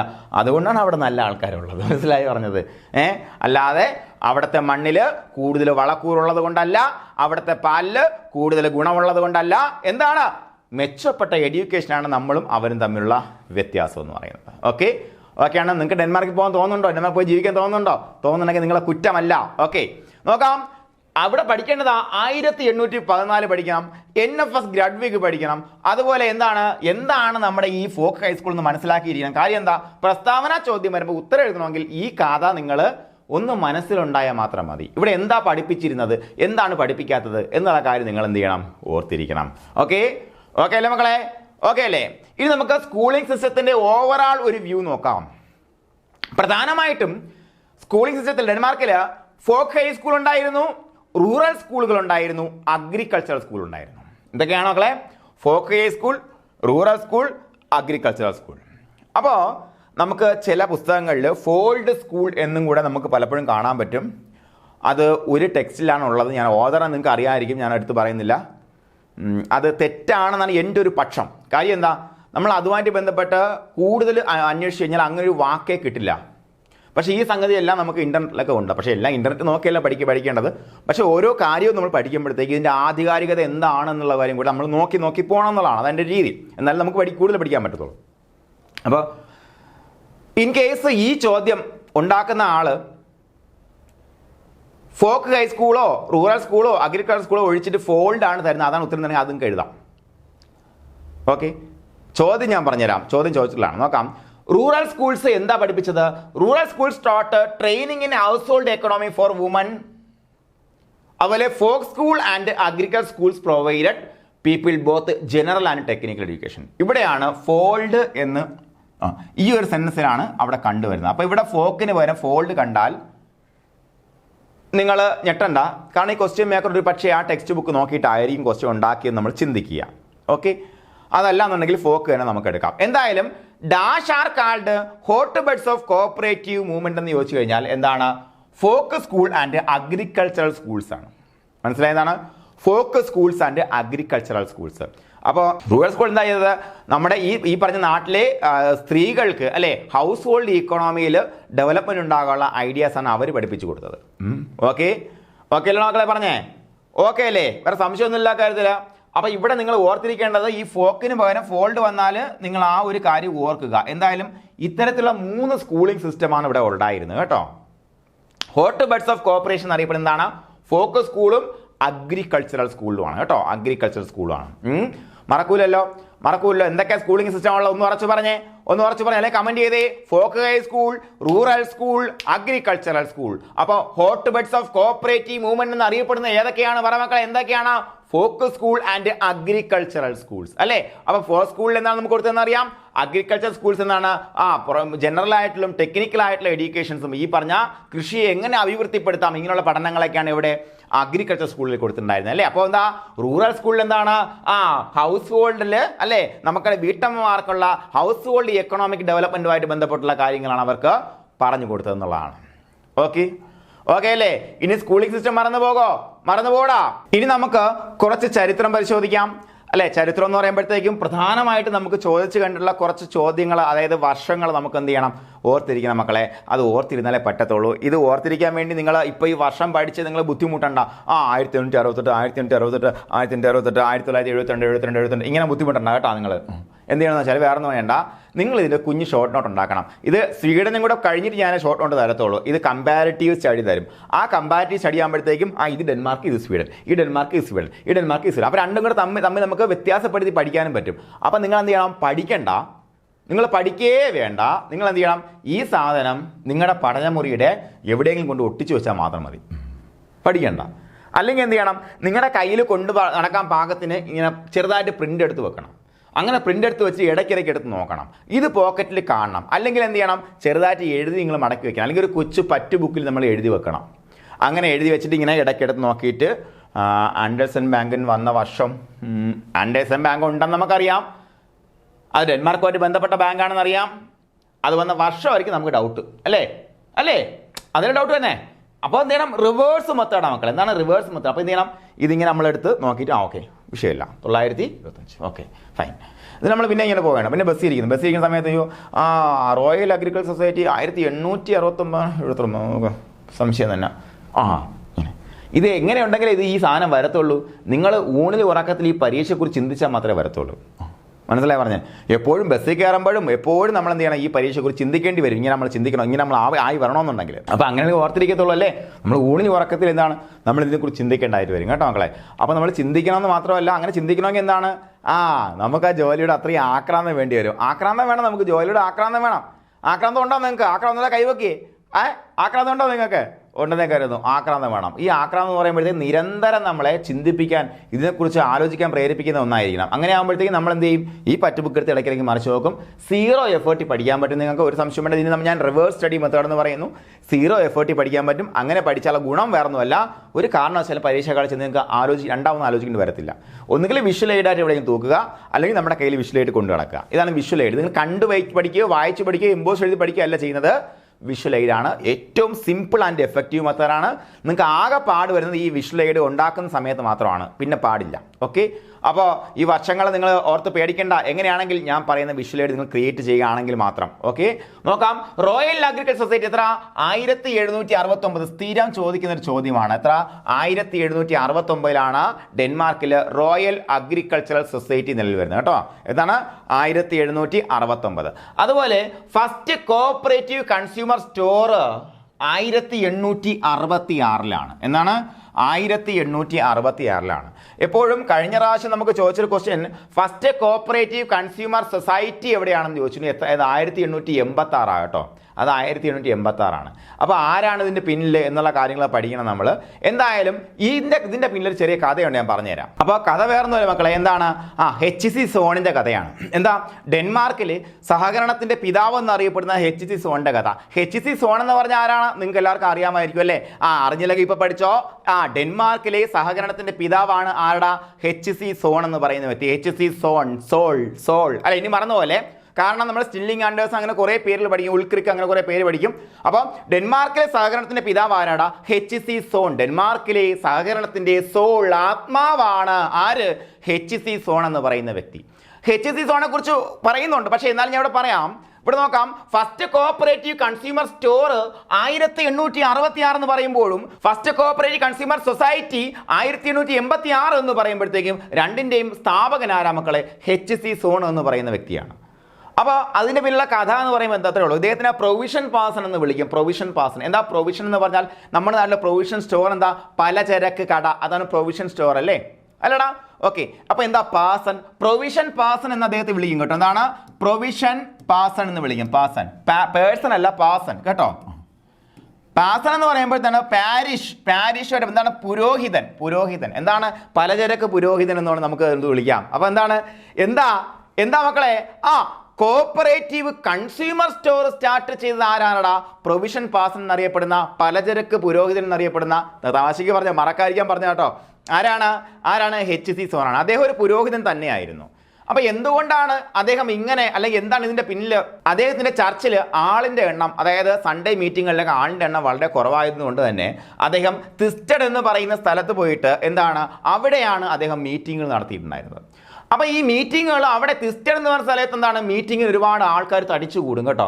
അപ്പോൾ ഈ തടിച്ചു കൂടുന്ന സമയത്ത് പിന്നെയാണ് നമ്മുടെ ഇംഗ്ലണ്ടിലെ കുറേ പാവപ്പെട്ടവരായ നെയ്ത്തുകാരായിട്ടുള്ള റൊക്കഡേൽ പൈനീഴ്സിൻ്റെ ആശയം കേട്ടറിയുകയും, അതുപോലെ ഇവിടെയും റൊക്കഡേൽ പൈനീഴ്സ് മോഡലിൽ എന്താ, ഒരു കൺസ്യൂമർ സ്റ്റോർ സ്ഥാപിച്ചു കഴിഞ്ഞാൽ അവിടെ ഉണ്ടായിരുന്ന കുത്തകകൾക്ക് ഒരു അടിയായിക്കൊള്ളട്ടെ, അല്ലെങ്കിൽ അവിടെയുള്ള സാധാരണക്കാരായിട്ടുള്ള ആൾക്കാരെ സംബന്ധിച്ചിടത്തോളം ചെറിയ വിലയിൽ, മിതമായ വിലയിൽ അവർക്ക് പ്രൊവിഷൻ, അവർക്ക് അവരുടെ എന്താണ് കൺസ്യൂമർ ആവശ്യങ്ങൾ നിറവേറ്റുന്ന സാധനങ്ങൾ പർച്ചേസ് ചെയ്യാനുള്ള തീരുമാനത്തിൻ്റെ അടിസ്ഥാനത്തിലാണ് ഈ പറയുന്ന ഒരു ആശയം പിന്നെ ഉണ്ടായി വരുന്നത്. 1866 മറക്കല്ല മക്കളെ, എത്രയാണ്? 1866 ആദ്യത്തെ കൺസ്യൂമർ സ്റ്റോർ നിലവിൽ വരുന്നു. ആരാ കൊണ്ടുവരുന്നേ? പ്രൊവിഷൻ പേഴ്സൺ എന്നറിയപ്പെടുന്ന, പലചരക്ക് പുരോഹിതൻ എന്നറിയപ്പെടുന്ന ആര്? HC zone. അദ്ദേഹമാണ് ഡെൻമാർക്കിനെ സംബന്ധിച്ച് ഡെൻമാർക്കിലെ സഹകരണത്തിന്റെ പിതാവ് എന്നറിയപ്പെടുന്ന ആരാണ്? HC സോൺ ആണ് മക്കളെ. ഓക്കെ, മറന്നുപോവോ? അപ്പോൾ 1866 ഫസ്റ്റ് കോഓപ്പറേറ്റീവ് കൺസ്യൂമർ സ്റ്റോർ, സഹകരണ അടിസ്ഥാനത്തിൽ പ്രവർത്തിക്കുന്ന കൺസ്യൂമർ സ്റ്റോർ, കൺസ്യൂമർ സൊസൈറ്റി അല്ല, കൺസ്യൂമർ സ്റ്റോർ. മുന്നേ ചോദിച്ച് കൺഫ്യൂഷൻ ആയിട്ടുള്ള ക്വസ്റ്റ്യൻ ആണ്, പറയാം. 1866 കേട്ടോ, മറന്നു പോകരുത്. നമ്മുടെ HC ടെക്സ്റ്റിൽ 1886 പോയിന്റ് മാത്രമേ ഉള്ളൂ, കൺസ്യൂമർ സൊസൈറ്റിയുടെ പോയിന്റ് മാത്രമേ ഉള്ളൂ, ഈ പോയിന്റ് ഇല്ല. ഓക്കെ, അതോടെ നിൽക്കട്ടെ. അപ്പോൾ ഈ റോയൽ അഗ്രികൾച്ചർ സൊസൈറ്റി 1769 മറന്നുപോലെ നിങ്ങൾ ചോദിക്കും കേട്ടോ. ഇനി എന്താണ്? ഫസ്റ്റ് കോഓപ്പറേറ്റീവ് കൺസ്യൂമർ സ്റ്റോർ മറന്നു പോകരുത്. ആരാ സ്ഥാപിച്ചത്? തിസ്റ്റഡിലാണ് സ്ഥാപിച്ചത് അല്ലേ? തിസ്റ്റഡ് സ്ഥലത്താണ് സ്ഥാപിച്ചത്. ആരാ സ്ഥാപിച്ചേ? HC സോണാണ് സ്ഥാപിച്ചത് അല്ലേ? ഓക്കെ, ഇനി നോക്കാം പ്രഷ്യൻ വാർ. നമുക്ക് എല്ലാവർക്കും അറിയാം, എവിടെയാണോ അഡ്വേഴ്സിറ്റി ഉള്ളത് അല്ലേ, അഡ്വേഴ്സിറ്റി എന്താണ്? മോശമായ കണ്ടീഷനുള്ള അവിടെയാണ് സഹകരണം മുളച്ചു പൊന്തിയിട്ടുള്ളത് അല്ലേ? പാവപ്പെട്ടവരുടെ ഇടയിലാണ്, അല്ലെങ്കിൽ എന്താണ്, സാമ്പത്തിക പരാധീനതകളുടെ ഇടയിലാണ് അല്ലേ? അപ്പൊ നോക്ക്, പ്രഷ്യൻ വാർ അല്ലെങ്കിൽ സെക്കൻഡ് വേൾഡ് ഷെൽസിക് വാർ എന്നറിയപ്പെടുന്ന പ്രഷ്യയും ഡെൻമാർക്കും തമ്മിൽ നടന്ന യുദ്ധം 1868 കേട്ടോ. 1860 ടെക്സ്റ്റ് ബുക്കിലുള്ളതാണ്. ഇതിനകത്ത് ചില വ്യത്യാസങ്ങൾ നെറ്റിലൊക്കെ നോക്കി കാണാൻ പറ്റും, നിങ്ങൾ ഇത് പഠിച്ചാൽ മതി. 1868 പ്രഷ്യൻ വാർ ചോദിച്ചിട്ടുണ്ട്.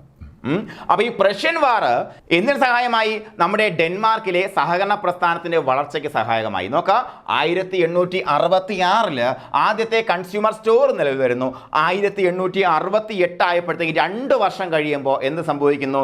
യുദ്ധം നടക്കുന്നു. മനസ്സിലായോ മക്കളെ പറഞ്ഞത്? എന്താണ്? 1866 സഹകരണം എന്ന ആശയം എവിടെ? ഡെൻമാർക്കിൽ വേരുറപ്പിക്കുന്നു. 2 വർഷം കഴിയുമ്പോൾ യുദ്ധം നടക്കുകയാണ്. അതിന്റെ അനന്തര ഫലമായിട്ട് കോഓപ്പറേറ്റീവ് മൂവ്മെന്റ് സ്റ്റാർട്ട് ചെയ്യുന്നു ഡെൻമാർക്കിൽ 1882 സ്ഥിരം ചോദിക്കുന്ന ചോദ്യമാണ്. എന്താ സഹകരണം ഒരു മൂവ്മെന്റ് ആയിട്ട് പ്രസ്ഥാനമായിട്ട് മാറിയത് ഡെൻമാർക്കിൽ എന്ന് 1882 മറന്നുപോലെ കേട്ടോ, മറന്നുപോലെ വർഷങ്ങളാ പഠിക്കുന്നേ. എന്താ റോയൽ അഗ്രികൾച്ചർ സൊസൈറ്റി 1769 പ്രൊവിഷൻ പാസൺ എന്നറിയപ്പെടുന്ന HC സോൺ ആദ്യമായിട്ട് സിസ്റ്റഡില് എന്താ ആദ്യത്തെ കോഓപ്പറേറ്റീവ് കൺസ്യൂമർ സ്റ്റോർ സ്ഥാപിച്ചു 1866. 2 വർഷം കഴിയുമ്പോൾ എന്ത് സംഭവിക്കുന്നു? പ്രഷ്യൻ വാർ സംഭവിക്കുന്നു. പ്രഷ്യയുമായിട്ട് ഡെൻമാർക്ക് യുദ്ധത്തിൽ ഏർപ്പെടുന്നു. ഒരുപാട് നാശനഷ്ടങ്ങളുണ്ടായി അല്ലേ എന്താണ് ഡെൻമാർക്ക് പരാജയം സമ്മതിക്കേണ്ടി വന്നു. ഒരുപാട് പ്രശ്നങ്ങളുണ്ടായി. അങ്ങനെ 1882 68 കഴിഞ്ഞ് എത്ര വർഷം കഴിഞ്ഞാ മക്കളെ? 78 അല്ലേ? 10 വർഷം അതിനെ പിന്നെ എത്ര പോയി? മൊത്തം 14 വർഷം കഴിയുമ്പോൾ അല്ലേ? 14 വർഷം അല്ലേടാ, ഒന്ന് കുറച്ച് നോക്കാം. എത്ര? 68 78 72 80 യെസ് 14 വർഷം കഴിയുമ്പോഴത്തേക്കാണ് എന്താ കോഓപ്പറേറ്റീവ് മൂവ്മെന്റ് സ്റ്റാർട്ട് ചെയ്യുന്നത്. അപ്പൊ നോക്കാം 1866 അത് പഠിക്കാൻ എളുപ്പമുണ്ടല്ലേ. എന്താ ആദ്യത്തെ കൺസ്യൂമർ സ്റ്റോർ, അത് കഴിഞ്ഞ് 2 വർഷം കഴിയുമ്പോൾ പ്രഷ്യൻ വാർ, പിന്നെ 14 വർഷം കഴിയുമ്പോഴത്തേക്കും എന്ത് സംഭവിച്ചു? കോഓപ്പറേറ്റീവ് മൂവ്മെന്റ് എന്താ ഡെൻമാർക്കിൽ കോഓപ്പറേറ്റീവ് മൂവ്മെന്റ് ആയിട്ട് മാറി അല്ലേ. കോഓപ്പറേഷൻ ഒരു സഹകരണ പ്രസ്ഥാനമായിട്ട് വളർന്നുള്ളതാണ്. ഇനി നോക്കാം 1925 ആൻഡേഴ്സൺ ബാങ്ക് എന്നറിയപ്പെടുന്ന ബാങ്കിങ് മേഖലയിലേക്ക് ഡെൻമാർക്ക് കടക്കുകയാണ്.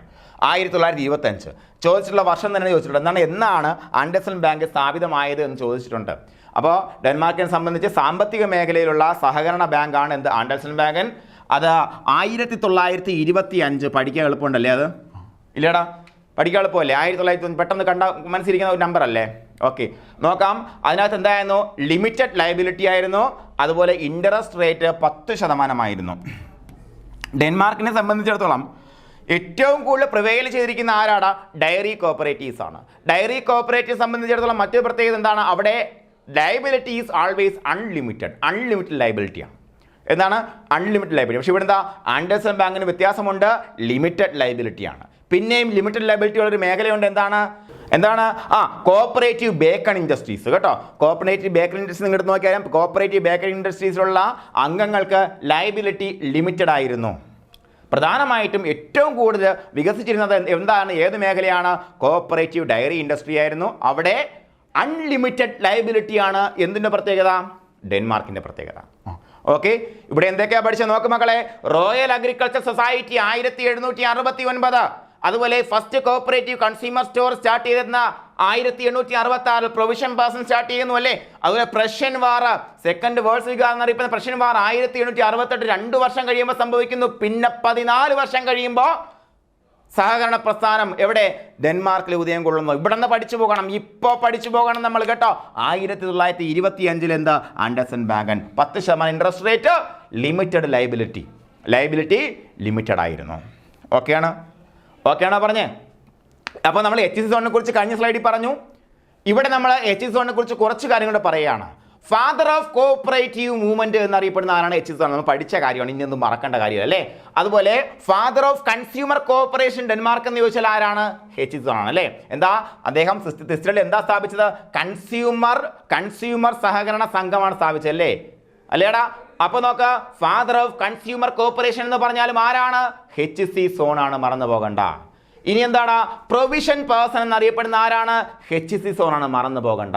അപ്പൊ അത് എന്തെന്നറിയപ്പെടുന്നത്? പ്രൊവിഷൻ പേഴ്സൺ എന്നറിയപ്പെടുന്നു അല്ലേ. പ്രൊവിഷൻ പേഴ്സൺ എന്താണ്? പലചരക്ക് പുരോഗതി എന്നറിയപ്പെടുന്നു അല്ലേ. ഓക്കെ, അപ്പൊ ആരാണ്? HC സോണിന്റെ പ്രത്യേകം എന്താണ്? ഫാദർ ഓഫ് കോഓപ്പറേറ്റീവ് മൂവ്മെന്റിലെ father of consumer cooperation Denmark. അതുപോലെ അദ്ദേഹം പ്രൊവിഷൻ പേഴ്സൺ എന്നറിയപ്പെടുന്നു. Provision person okay, person parish. അതുപോലെ സ്റ്റാർട്ടഡ് ഫസ്റ്റ് കൺസ്യൂമർ സ്റ്റോർ എന്ന പഠിച്ച കാര്യം നേരത്തെ അല്ലേ, 1866 അല്ലേ, അത് പഠിച്ച കാര്യമാണ്. അതുപോലെ started first consumer cooperative society in Denmark 1886. ഒരു 6 മാറ്റി ഏറ്റിട്ടാൽ മതി. അതിനെ എന്ത് വിളിക്കുന്നു? തിസ്റ്റഡ് വർക്കേഴ്സ് സൊസൈറ്റി, അല്ലെങ്കിൽ തിസ്റ്റഡ് വർക്കേഴ്സ് കോപ്പറേറ്റീവ് സൊസൈറ്റി, അല്ലെങ്കിൽ തിസ്റ്റഡ് വർക്കിംഗ് മെൻസ് സൊസൈറ്റി എന്നൊക്കെ അറിയപ്പെടുന്നു. എന്താ ഈ പറഞ്ഞ സാധനം അല്ലേ. 1886 അതൊരു സൊസൈറ്റി ആയിട്ട് രജിസ്റ്റർ ചെയ്യുന്നു അല്ലേ. നോക്കാം. ആദ്യത്തെ കൺസ്യൂമർ കോപ്പറേറ്റീവ് സൊസൈറ്റി 1886, ആദ്യത്തെ കൺസ്യൂമർ സ്റ്റോർ 1866. ഇത് രണ്ടും തുടങ്ങിയ ആരാണ്? HC സോൺ ആണ് മക്കളെ. ഓക്കെ, അതുപോലെ the society was based on Rochdale principles. ഞാൻ നേരത്തെ കഥയിൽ പറഞ്ഞ റൊക്കഡൈൽ പൈനേഴ്സിന്റെ കഥ കേട്ട് എന്താണ് ആവേശം വന്നിട്ടാണ് അദ്ദേഹം എന്ത് ചെയ്തത്? ഇത് ഇവിടെ നടപ്പിലാക്കാം, ഇത് ഈ പാവപ്പെട്ട ജനങ്ങൾക്ക് പ്രയോജനപ്പെടുമെന്ന് മനസ്സിലാക്കിക്കൊണ്ട് ആദ്യത്തെ കൺസ്യൂമർ സ്റ്റോർ, പിന്നെ എന്താണ് കൺസ്യൂമർ സൊസൈറ്റി ആയിട്ട് വരുന്നു. ഓക്കെ, അപ്പോൾ HC സോണിന്റെ കഥ കേട്ടത് കൊണ്ട് നിങ്ങൾ അതൊന്നും മറക്കത്തില്ല. ഫാദർ ഓഫ് കോർപ്പറേഷൻ, സോൾ അല്ലേ, സോൾ ആത്മാവ്, ഡെൻമാർക്കിലെ സഹകരണത്തിന്റെ ആത്മാവ് ആര്? HC സോൺ, മറക്കത്തില്ല. പ്രൊവിഷൻ പേഴ്സൺ എന്നറിയപ്പെടുന്നു, അത് ഒരിക്കലും മറക്കത്തില്ല നിങ്ങൾ. അതുപോലെ ആദ്യത്തെ കൺസ്യൂമർ സ്റ്റോർ 1866 സ്റ്റാർട്ട് ചെയ്തു. എത്ര 20 വർഷം കഴിഞ്ഞപ്പോൾ അതിന് ആദ്യത്തെ consumer corporate society, Thisted working women society എന്നുള്ള ഇതിൽ വന്നു. അതുപോലെ society was based on Rochdale principles, അത് മറക്കത്തില്ല നമ്മളല്ലേ. ഇനി നോക്കാം dairy cooperatives. Denmark is well known for dairy, അത് നിങ്ങൾക്ക് അറിയാവുന്ന കാര്യമാണ്. ഇവിടെ നമ്മുടെ പുതിയ സ്റ്റേറ്റ് കോപ്പറേറ്റീവിൻ്റെ ടെക്സ്റ്റിൽ ഒരു വാചകമുണ്ട്. ഈ വാചകം അതേപോലെ ചോദിക്കാൻ കൊള്ളാവുന്നതാണ്, കാരണം PSCക്ക് ഇതേപോലുള്ള വാചകങ്ങൾ ഇഷ്ടമാണ്. Danes took to cooperation as ducks to water, ഇങ്ങനെ ഒരു വാചകമുണ്ട്. എന്താണ്? ഡെയിൻസ്, ഡാനിഷ് പീപ്പിൾ, ഡെൻമാർക്കിലെ ആൾക്കാർ എന്താ സഹകരണത്തിലേക്ക് വലിച്ചെറിയപ്പെട്ടു, അല്ലെങ്കിൽ സഹകരണത്തിൽ നയിക്കപ്പെട്ടു. ഏതുപോലെ ഡക്ക് എന്ന് പറയുമ്പോൾ നിങ്ങൾക്ക് അറിയാം എന്താണ്? താറാവ് എങ്ങനെയാണ് വെള്ളത്തിൽ പോകുന്നത്? താറാവിനറിയാം വെള്ളത്തിലാണ് പോകേണ്ടതല്ലേ, താറാവിനറിയാം. ഓക്കെ, താറാവിൻ്റെ കുഞ്ഞിനറിയാമോ? വളരെ ഇമ്പോർട്ടൻ്റ് ആയുള്ള ക്വസ്റ്റ്യൻ. താറാവിൻ്റെ കുഞ്ഞിനറിയാമോ? പല ഈശ്വരവാദികളും അല്ലെങ്കിൽ ഈശ്വരനെ കുറിച്ച് ഒക്കെ പറയുന്ന ആൾക്കാർ പറയുന്നത്, നിങ്ങൾ താറാവിൻ്റെയും കോഴിയുടെയും മുട്ട ഒന്നിച്ച് അടവയ്ക്കൂ, അപ്പോൾ എന്താണ് അത് വിരിയുന്ന മാത്രമേ തന്നെ താറാവിൻ്റെ കുഞ്ഞുങ്ങൾ വെള്ളമുണ്ടെങ്കിൽ വെള്ളത്തിൻ്റെ അടുത്തേക്ക് പോകും, ദൈവമുള്ളത് കൊണ്ടാണെന്നൊക്കെ പലരും പറയാറുണ്ട്. ഞാൻ അതിനെ നിരാകരിക്കുന്നുമില്ല, അംഗീകരിക്കുന്നുമില്ല, അതവിടെ നിൽക്കട്ടെ, അത് വേറെ വിഷയമാണ്. അപ്പോൾ ഇത്തരത്തിൽ Danes took to cooperation as ducks to water, മുട്ട വിരിഞ്ഞ താറാവിൻ്റെ കുഞ്ഞുങ്ങൾ വെള്ളത്തിലേക്ക് പോകുന്നത് പോലെ ഡാനിഷ് പീപ്പിൾ എങ്ങോട്ട് പോയി? കോപ്പറേഷനിലേക്ക്, സഹകരണത്തിലേക്ക് പോയി എന്ന് പറയുന്നു. അതിൻ്റെ കാരണം ഒന്ന് നോക്കാം. ഇതാണ് കാരണം. പ്രസ്താവന ചോദ്യം വളരെ ഇമ്പോർട്ടൻ്റ്, ചോദിക്കാൻ കൊള്ളാം. During 19th century Denmark was an agricultural country. നേരത്തെ പറഞ്ഞു എന്താണ് അഗ്രികൾച്ചറൽ കോപ്പറേറ്റീവ്സിന്റെ ജന്മദേശം എന്നറിയപ്പെടുന്ന എവിടെയാടാ? ഡെൻമാർക്കാണെന്ന് പറഞ്ഞു, ഓർക്കുന്നുണ്ടല്ലോ. എന്തുകൊണ്ടാ? As the soil was very fertile for agricultural development. എപ്പോഴും അഗ്രികൾച്ചറൽ ഡെവലപ്മെന്റിന് അല്ലെങ്കിൽ അങ്ങനെയുള്ള ഒരു പുരോഗതിക്ക് അടിസ്ഥാനം എന്താണ്? വളരെ ഫെർട്ടൈൽ ആയിട്ടുള്ള സോയിലാണ് അല്ലേ, വളരെ വളക്കൂറുള്ള മണ്ണാണെന്നുള്ള എന്തുകൊണ്ട് എറിഞ്ഞാലും അത് തഴച്ചു വളരാൻ സാധ്യതയുണ്ട്. അതേസമയം നമ്മളൊരു ഡെസേർട്ടിലാണ് താമസിക്കുന്നത്, അങ്ങനെയുള്ള സ്ഥലമാണെന്നുണ്ടെങ്കിൽ എന്താണ്, അല്ലെങ്കിൽ പാറക്കെട്ട് നിറഞ്ഞ സ്ഥലമാണെങ്കിൽ അവിടെ അഗ്രികൾച്ചർ അത്ര കണ്ട് നന്നായിട്ട് വരത്തില്ല, നമുക്കറിയാം. അപ്പോൾ വളരെ ഫെർട്ടൈൽ സോയിൽ ആയതുകൊണ്ട് തന്നെ അഗ്രികൾച്ചറൽ ഡെവലപ്മെൻറ്റിന് ഒരുപാട് സാധ്യതയുള്ള സ്ഥലമായിരുന്നു. ആദ്യത്തെ അവരുടെ ഇക്കണോമി എല്ലാം അഗ്രികൾച്ചറുമായിട്ട് ബന്ധപ്പെട്ടുള്ളതായിരുന്നു. പക്ഷേ അങ്ങനെയാണ്, അതുകൊണ്ടാണ് അഗ്രികൾച്ചറൽ കോപ്പറേറ്റീവ്സിൻ്റെ ജന്മദേശം എന്ന് പറയപ്പെടുന്നത്. USA-യും കാനഡയും എന്ത് ചെയ്യുന്നു? ഗ്രെയിൻസ് ലോ കോസ്റ്റിൽ പ്രൊഡ്യൂസ് ചെയ്യാൻ തുടങ്ങി എന്നുള്ളതാണ്. ലോ കോസ്റ്റിൽ പ്രൊഡ്യൂസ് ചെയ്യാൻ തുടങ്ങിയപ്പോൾ എന്താണ്? അവർക്ക് സർപ്ലസ് വന്നു. എന്താ സർപ്ലസ്? ആവശ്യത്തിലധികം കഴിഞ്ഞാൽ എന്താണ്? കയറ്റുമതി ചെയ്യും. കയറ്റുമതി ചെയ്തിട്ടും കൂടുതൽ അവർക്ക് ഉൽപ്പാദിപ്പിക്കാൻ പറ്റി. അപ്പോൾ സർപ്ലസ് വരുമ്പോഴത്തേക്ക് എന്താ സംഭവിക്കുക? വില കുറയും അല്ലേ മാർക്കറ്റിൽ. അതിന് സമാനമായിട്ട് മാർക്കറ്റിൽ മത്സരിക്കുന്ന ആൾക്കാർക്ക്, അല്ലെങ്കിൽ ഒരുപക്ഷെ അവർക്ക് ഈ പറഞ്ഞ ഡാനിഷ് പീപ്പിളിന് അവിടെ ഉൽപ്പാദിപ്പിക്കുന്ന ചോളം വാങ്ങുന്നതിനേക്കാളും വില കുറച്ച് USA-യും കാനഡയും എന്ത് ചെയ്തു? ചോളം കൊടുക്കാൻ തുടങ്ങി. ചോളം പോലെയുള്ള ധാന്യങ്ങൾ കൊടുക്കാൻ തുടങ്ങി എന്നുള്ളതാണ്. അപ്പോൾ അഗ്രികൾച്ചറിൽ നിന്നാൽ രക്ഷപ്പെടില്ല എന്ന് മനസ്സിലാക്കിയ നമ്മുടെ പാവപ്പെട്ട ആൾക്കാർ എന്ത് ചെയ്തു? അത് അൺപ്രോഫിറ്റബിൾ ആയിട്ട് മാറി. അതിന് കുറച്ച് എക്കണോമിക് ഡിസാസ്റ്ററുകൾ എവിടെ ഉണ്ടായി? നമ്മുടെ ഡാനിഷ് പീപ്പിളിൻ്റെ ഇടയിൽ ഉണ്ടായി.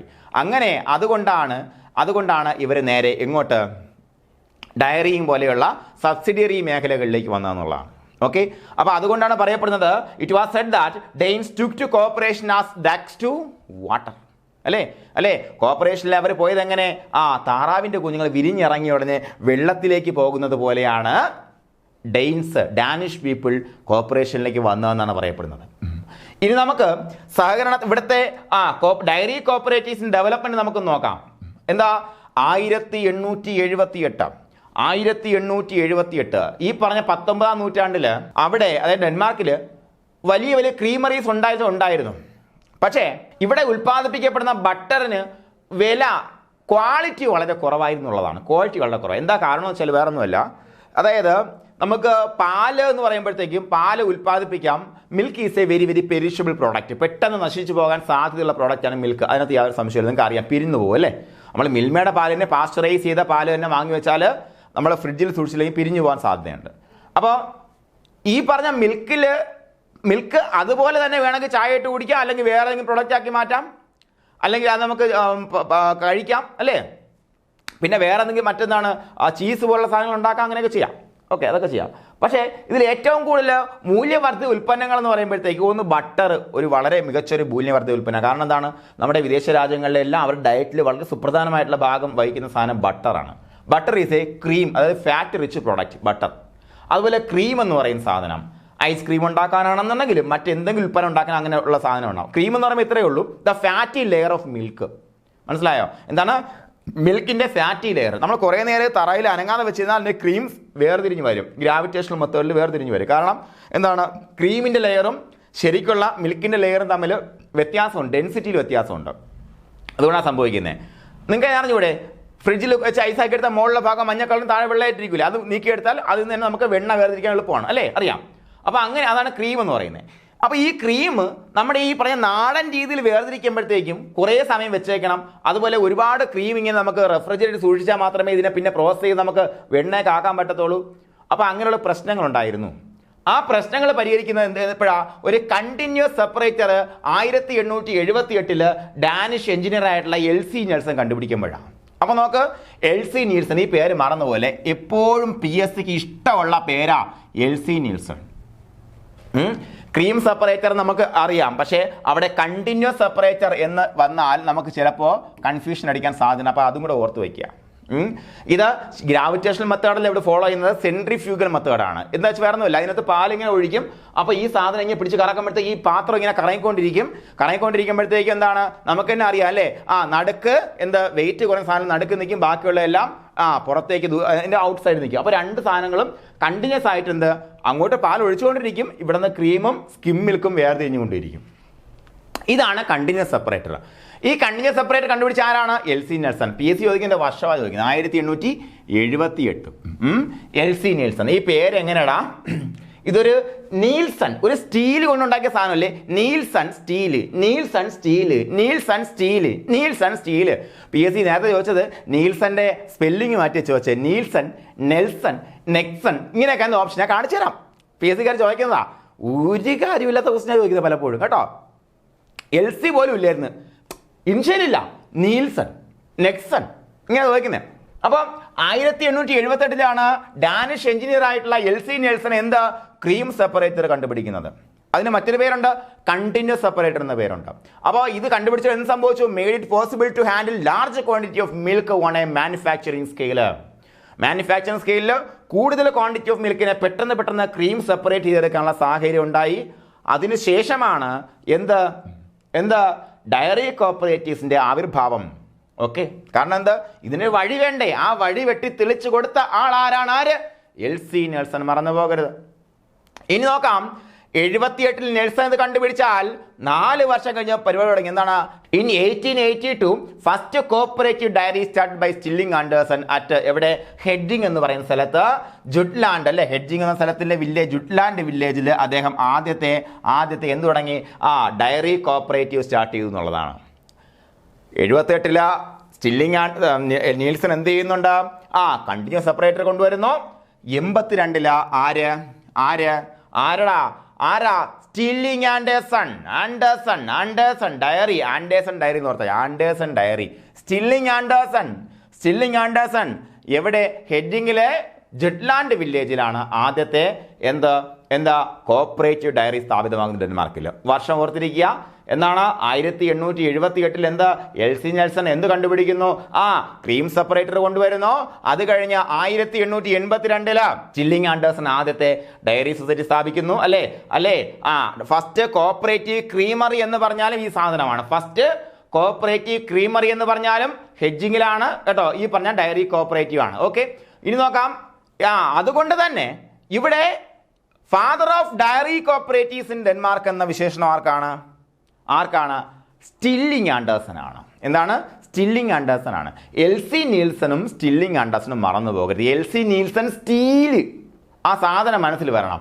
അതുപോലെ എന്താണ് സ്റ്റില്ലിംഗ് ആൻഡേഴ്സൺ ഡയറി, ആ സാധനം ഫാദർ ഓഫ് ഡയറി കോപ്പറേറ്റീവ് സാധനം വരണം. ഇനി നോക്കാം ബുൾ ക്ലബ്ബ്. ബുൾ ക്ലബ്ബ് എന്ന് പറയുമ്പോഴത്തേക്ക് നമുക്കറിയാം എന്താണ്, നല്ല മികച്ച പാലുൽപാദനമുള്ള രാജ്യത്തിനെ സംബന്ധിച്ചിടത്തോളം എന്ത് വേണം, മികച്ച ബ്രീഡിംഗ് സംവിധാനങ്ങൾ വേണം അല്ലേ. മികച്ച ബ്രീഡിംഗ് സംവിധാനം എന്ന് പറയുമ്പോഴത്തേക്ക് എന്താണ്, നല്ല ക്വാളിറ്റിയുള്ള ബുള്ള് വേണം അല്ലേ. എന്നാൽ വേറൊന്നുമല്ല, അതിനെക്കുറിച്ച് കൂടുതലും പറയുന്നില്ല, എന്നാലും ഞാൻ പറഞ്ഞുതരാം. എന്താണ്, ഒറ്റ ഉദാഹരണം പറഞ്ഞുതരാം. നമ്മളെ സംബന്ധിച്ചിടത്തോളം എൻ്റെ വീട്ടിൽ 50 ലിറ്റർ പാല് തരുന്ന ഒരു പശു ഉണ്ടെന്ന് വയ്ക്കുക. അപ്പോൾ അതേസമയം എൻ്റെ അകന്ന ഒരു ബന്ധുവിൻ്റെ വീട്ടിൽ 75 ലിറ്റർ പാല് തരുന്ന പശു ഉണ്ടായിരുന്നു, അതിൻ്റെ കുട്ടിയുണ്ട്, അതിൻ്റെ ആൺകുട്ടിയുണ്ട്. അപ്പോൾ അതിനെ കൊണ്ടുവന്ന് ഞാൻ ഇവിടെ എൻ്റെ പശുവിനെ ബ്രീഡ് ചെയ്യിക്കുകയാണെന്നുണ്ടെങ്കിൽ എന്ത് സംഭവിക്കും, എനിക്ക് കിട്ടുന്ന കുട്ടിക്ക് എനിക്ക് ഉണ്ടായി വരുന്ന പെൺകുട്ടിക്ക് കൂടുതൽ പാല് തരാനുള്ള ശേഷി ഉണ്ടായിരിക്കാം എന്നുള്ള കോൺസെപ്റ്റ് ഉണ്ട്. അത് വെച്ചിട്ടാണ് നമ്മൾ ഇന്ന് കാണുന്ന 100 ലിറ്ററൊക്കെ ഉൽപ്പാദിപ്പിക്കുന്ന ഒരു മൃഗത്തെ നമ്മൾ സൃഷ്ടിച്ചെടുത്തത് കേട്ടോ. അതായത് നിങ്ങൾ സൃഷ്ടിച്ചെന്ന് പറയുമ്പോൾ ടെസ്റ്റ് ട്യൂബിൽ അല്ലെങ്കിൽ ലാബിൽ സൃഷ്ടിച്ചതല്ല. നിരന്തരം ആൾക്കാരിങ്ങനെ ശ്രദ്ധ കേന്ദ്രീകരിച്ച്, മനസ്സിലായില്ലേ, കണ്ടിന്യൂസ് ആയിട്ട് ബ്രീഡിംഗ് പ്രാക്ടീസിലൂടെയാണ്. നിങ്ങൾ കോഴിയുടെ കാര്യം ഇപ്പോൾ തന്നെ നമ്മളെല്ലാവരും വാട്സാപ്പ് യൂണിവേഴ്സിറ്റിയിലൊക്കെ നമ്മൾ കേൾക്കുന്ന, വാട്സാപ്പ് യൂണിവേഴ്സിറ്റി പറയുന്നത് പൊതുവെയുള്ള സംഭവമാണ് അല്ലേ. നമ്മുടെ ഈ നാസയിൽ നിന്ന് നാസ എന്നൊരു ന്യൂസ് വന്നു, ഇന്ന് കോസ്മിക് രശ്മികൾ വരും, അപ്പോഴത്തേക്ക് എല്ലാവരും മൊബൈൽ സ്വിച്ച് ഓഫ് ചെയ്യണം. ഇപ്പോഴും മൊബൈൽ സ്വിച്ച് ഓഫ് ചെയ്യുന്ന ആൾക്കാരുണ്ട് ഇല്ലേ. അതിങ്ങനെ പണ്ടെന്നോ ആരോ പടച്ചുവിട്ട സാധനം വാട്സാപ്പ് തുടങ്ങി, അതിപ്പോഴും ഓടിക്കൊണ്ടിരിക്കുകയാണ്. അതേപോലെ ഒരു പ്രധാനപ്പെട്ട ഒരു തമാശയാണ്, നമ്മൾ ഈ ഹോർമോൺ കുത്തിവെച്ച് കോഴികൾ ഉണ്ടാക്കുന്നു, ഹോർമോൺ കുത്തിവെച്ച കോഴികൾ കഴിക്കുന്നത് കൊണ്ടാണ് ഇപ്പോൾ നമ്മുടെ കുട്ടികൾ ഏർലി സ്റ്റേജിൽ അല്ലേ, നേരത്തെ പ്രായപൂർത്തിയാകുന്നത്. അങ്ങനെയൊക്കെയുള്ള കുറേ തമാശകളുണ്ട്. അപ്പോൾ എന്താ അതിൻ്റെ അവസ്ഥ? അപ്പോൾ ഞാൻ ചോദിക്കട്ടെ, നിങ്ങൾ പാല് കുടിക്കുന്നില്ലേ? പാല് കുടിക്കുന്നു, അപ്പോൾ പെട്ടെന്ന് എങ്ങനെയാണ് 40 ദിവസത്തിന് കോഴി വലുതാകുന്നത്? ഞാൻ ഡയറി മേഖലയുള്ള ആളായതുകൊണ്ട് ഡെൻമാർക്കൊക്കെ എടുക്കുന്നത് കേട്ടോ, അതുകൊണ്ട് എനിക്ക് ഈ മേഖലയ്ക്ക് നല്ല ധാരണകളുണ്ട്, അതുകൊണ്ട് പറയുന്നേ. നിങ്ങൾ പാല് കുടിക്കുന്നില്ലേ? അപ്പോൾ ഈ 45 ദിവസത്തിൽ എങ്ങനെയായി കോഴി വലുതാവുന്നത്? നമ്മുടെ സാധാ കോഴി വലുതാവുന്നില്ലല്ലോ. അപ്പോൾ എൻ്റെ മറിച്ചൊരു ചോദ്യം, ഒരു അനിമലിനെ സംബന്ധിച്ചിടത്തോളം അത് പാൽ ഉൽപ്പാദിപ്പിക്കുന്ന അതിൻ്റെ കുഞ്ഞിന് ആഹാരം കൊടുക്കാനാണ്. 100 ലിറ്റർ അല്ലെങ്കിൽ 50 ലിറ്റർ കുടിക്കുന്ന ഏതെങ്കിലും കുട്ടിയുണ്ടോ? അതിൻ്റെ ആവശ്യമില്ലല്ലോ.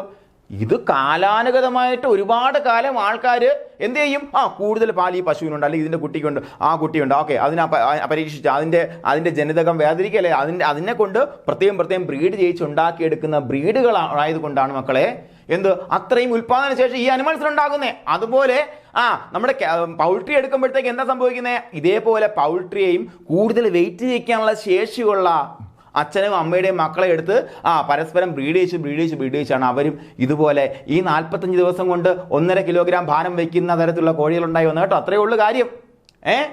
കേട്ടോ, ഞാൻ എന്താ പറഞ്ഞ അങ്ങോട്ട് പോയേ, അതോടെ നിൽക്കട്ടെ.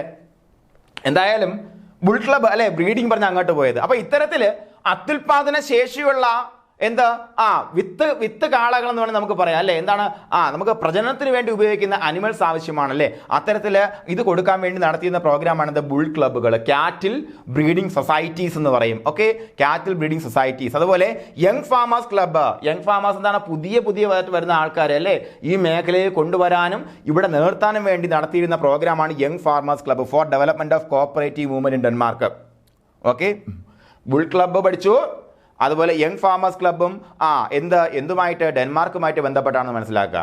ഇവിടെ ചോദിക്കുന്ന ബുൾ ക്ലബ്ബ് ഏത് രാജ്യവുമായിട്ട് ബന്ധപ്പെട്ടിരിക്കുന്നു ചോദിക്കും. അതുപോലെ യങ് ഫാമേഴ്സ് ക്ലബ്ബ് ഏത് രാജ്യത്തെ ഡയറി കോർപ്പറേഷനുമായിട്ട് ബന്ധപ്പെട്ടിരിക്കും ചോദിക്കും. ഡെൻമാർക്ക്. ഇതാ ഉത്തരം, ഇതാ ചോദ്യം, ഇതാ ഉത്തരം, ഇതാ മനസ്സിലായോ. നമ്മളിവിടെ ബുൾ ക്ലബ്ബ് ഇതൊക്കെ എന്നാത്തിനെ പഠിക്കുന്നത്, ഇങ്ങനെ അങ്ങോട്ട് പോകും. അതല്ല ചോദ്യം ഇങ്ങനെ വരുന്നത് കേട്ടോ. കേട്ടാടാ പറഞ്ഞത്? പഠിച്ചോ, നിങ്ങൾ പഠിച്ചു വെക്കോ. ഓക്കെ, അപ്പോൾ ഡയറി കോർപ്പറേറ്റീവ്സ് ഇൻ ഡെൻമാർക്ക് കൃത്യമായിട്ട് മനസ്സിലായി. ഇനി important features of dairy corporatives in Denmark. ഡെൻമാർക്കിലുള്ള സഹകരണ പ്രസ്ഥാനത്തിൻ്റെ സുപ്രധാനമായിട്ടുള്ള ഫീച്ചേഴ്സ് നമ്മൾ പഠിച്ചു പോകണം. അപ്പോൾ നോക്കാം. Membership of the society was open to milk production only. വളരെ സിമ്പിളാണ് പഠിക്കാൻ. കാരണം എന്താ, ഇവിടെയും അങ്ങനെയാണ് അല്ലേ. ഇവിടെയും മിൽക്ക് പ്രൊഡ്യൂസ് ചെയ്യുന്ന ഒരാൾക്ക് മാത്രമേ മെമ്പർഷിപ്പ് കിട്ടത്തുള്ളൂ. നമ്മുടെയൊക്കെ നാട്ടിൽ ഒരുപാട് ആൾക്കാരുണ്ടല്ലേ. നിങ്ങളുടെ നാട്ടിലുള്ള ഒരു മിൽക്ക് സൊസൈറ്റി എടുത്താൽ അതിൻ്റെ പ്രസിഡന്റ് പലപ്പോഴും ഈ പറഞ്ഞ പ്രസിഡന്റിന് ഒരു രാഷ്ട്രീയമായിട്ടല്ലേ, കുറേ രാഷ്ട്രീയം കൂടെ ആണല്ലോ. അപ്പോൾ മിൽക്ക് സൊസൈറ്റി പ്രസിഡന്റ് ഉണ്ടായിരിക്കും, അതുപോലെ നമ്മുടെ കോപ്പറേറ്റീവ് സൊസൈറ്റി പ്രസിഡന്റ് ഉണ്ടായിരിക്കും, നമ്മുടെ നാട്ടിൻ്റെ പഞ്ചായത്ത് പ്രസിഡന്റ് ഉണ്ടായി. അപ്പോൾ അവർ കുറച്ച് രാഷ്ട്രീയത്തിലൊക്കെ പിൻബലമുള്ള അതിൽ താല്പര്യമുള്ള ആൾക്കാരുണ്ടായിരിക്കും. അപ്പോൾ അവരുടെ വീട്ടിലും പശു വളർത്തും. എന്തിനാണെന്നറിയാമോ, അവർക്കും പാലിളക്കാതെ എന്തിൻ്റെ പ്രസിഡന്റ് ആവാൻ പറ്റത്തില്ല, അല്ലെങ്കിൽ ആരുടെ മെമ്പർ ആവാൻ പറ്റത്തില്ല, ഈ പറഞ്ഞ സ്ഥാപനത്തിന് മെമ്പർ ആവാൻ പറ്റത്തില്ല. സോ നമ്മുടെ നാട്ടിലുള്ള പോലെ തന്നെ membership the society was open to milk production only. നാട്ടിൽ കൂടെ വഴിയെ പോകണവനും കണ്ടവനും കടിയൊന്നും കയറി അവിടെ കയറി എന്ത് ഈ മെമ്പർഷിപ്പ് എടുക്കാൻ പറ്റത്തില്ല. 2, the society didn't collect any share capital entrance fee from the മെമ്പേഴ്സിൽ നിന്നും എന്ത് കളക്ട് ചെയ്യുന്നില്ല? ഷെയർ ക്യാപിറ്റലോ എൻട്രൻസ് ഫീസോ കളക്ട് ചെയ്യുന്നില്ല. ഇവിടെ ഉണ്ടോ? ഇവിടെ അങ്ങനെയല്ല. ഇവിടെ കയറണമെങ്കിൽ പൈസ കൊടുക്കണം, എൻട്രൻസ് ഫീസ് കൊടുക്കണം, ഷെയർ ക്യാപിറ്റൽ കൊടുക്കണം, അല്ലേ? അല്ലേടാ? ഡിവിഡൻഡ് വാങ്ങണ്ടേ നമുക്ക്? ഡിവിഡൻഡ് എന്തിന്റെ അടിസ്ഥാനത്തിലാ? നിങ്ങൾക്ക് അറിയാവുന്ന കാര്യമല്ലേ? നോക്കാം. ഇവിടെ എന്താ? Society didn't collect any share capital or entrance fees from the മെമ്പേഴ്സിൽ നിന്നും, അംഗങ്ങളിൽ നിന്നും ഷെയർ ക്യാപിറ്റലോ എൻട്രൻസ് ഫീസോ കളക്ട് ചെയ്തിട്ടുണ്ടായിരുന്നില്ല. പിന്നെ എങ്ങനെയാ ഇവര് ഇതിന്റെ വർക്കിംഗ് ക്യാപിറ്റൽ കണ്ടെത്തിയിരുന്നത്? എങ്ങനെയായിരുന്നു? അതിലേക്ക് വരാം. ഇനി നമുക്ക് നോക്കാം. ഇവര് പൈസ ഒന്നും അങ്ങോട്ട് വെച്ചിട്ടല്ല ഈ പറഞ്ഞ സൊസൈറ്റി തുടങ്ങുന്നേ. നോക്കടാ മക്കളെ, the liability of the members was unlimited. ഞാൻ പറഞ്ഞു എന്താണ് അൺലിമിറ്റഡ് ലയബിലിറ്റി സൊസൈറ്റി. നമ്മുടെ നാട്ടിലെ സൊസൈറ്റി എന്താടാ? നമ്മുടെ നാട്ടിൽ ഇപ്പൊ എന്താ? എല്ലാം ലിമിറ്റഡ് ലയബിലിറ്റി സൊസൈറ്റി മാത്രമേ ഉള്ളല്ലേ? അല്ലേ? ആണോ? ഏത് നിയമപ്രകാരമാണ്? കമന്റ് ചെയ്യ് നിങ്ങൾ. ഏത് നിയമപ്രകാരം എന്നാണ് നമ്മുടെ സൊസൈറ്റികൾ അൺലിമിറ്റഡ് സൊസൈറ്റിയിൽ നിന്ന് ലിമിറ്റഡ് ലയബിലിറ്റി ആയിട്ട് മാറിയത്? കമന്റ് ചെയ്യണം നിങ്ങൾ. കമന്റ് ചെയ്യപ്പെട്ട് നോക്കട്ടെ. കമോൺ വരട്ടെ. പോട്ടെ. ഇപ്പോ നമ്മുടെ കേരളത്തിൽ എത്ര അൺലിമിറ്റഡ് ലയബിലിറ്റി സൊസൈറ്റികളുണ്ട്? കമന്റ് ചെയ്യണം. അതിന്റെ പേരെന്ത്? കമന്റ് ചെയ്യണം നിങ്ങൾ കേട്ടോ. കമന്റ് ചെയ്യണം, ഉറപ്പായിട്ടും കമന്റ് ചെയ്യണം. ഇത് കമന്റ് ചെയ്യാതെ നിങ്ങൾ മറക്കത്തില്ല. ഉറപ്പായിട്ടും ഇതാണ് PSCയിൽ ഇതിലൊരു ചോദ്യം ചോദിക്കും, നിങ്ങൾക്ക് അതിന്റെ ഉത്തരം കിട്ടും. നിങ്ങൾ ജീവിതകാലം മൊത്തം ജോലി കിട്ടിയാൽ എന്നെ ഓർക്കും. ഓക്കെ. അപ്പൊ നോക്ക്, ഇവിടെ അൺലിമിറ്റഡ് ലയബിലിറ്റി ആയിരുന്നു. എന്താ അൺലിമിറ്റഡ് ലയബിലിറ്റി എന്ന് പറഞ്ഞാൽ? എന്താ ലിമിറ്റഡ് ലയബിലിറ്റി എന്ന് പറഞ്ഞാൽ? പോട്ടെ, അൺലിമിറ്റഡ് പറയുന്നതിന് മുന്നേ എന്ത് ചെയ്യണം? ലിമിറ്റഡ് ലയബിലിറ്റി പറയണം നമ്മൾ. നമ്മുടെ നാട്ടിലൊക്കെ എല്ലാ സഹകരണ പ്രസ്ഥാനങ്ങളുടെയും ഫ്രണ്ടിൽ എന്താ? ക്ലിപ്തം നമ്പർ എന്ന് എഴുതിയേക്കും, അല്ലേ? Limited number.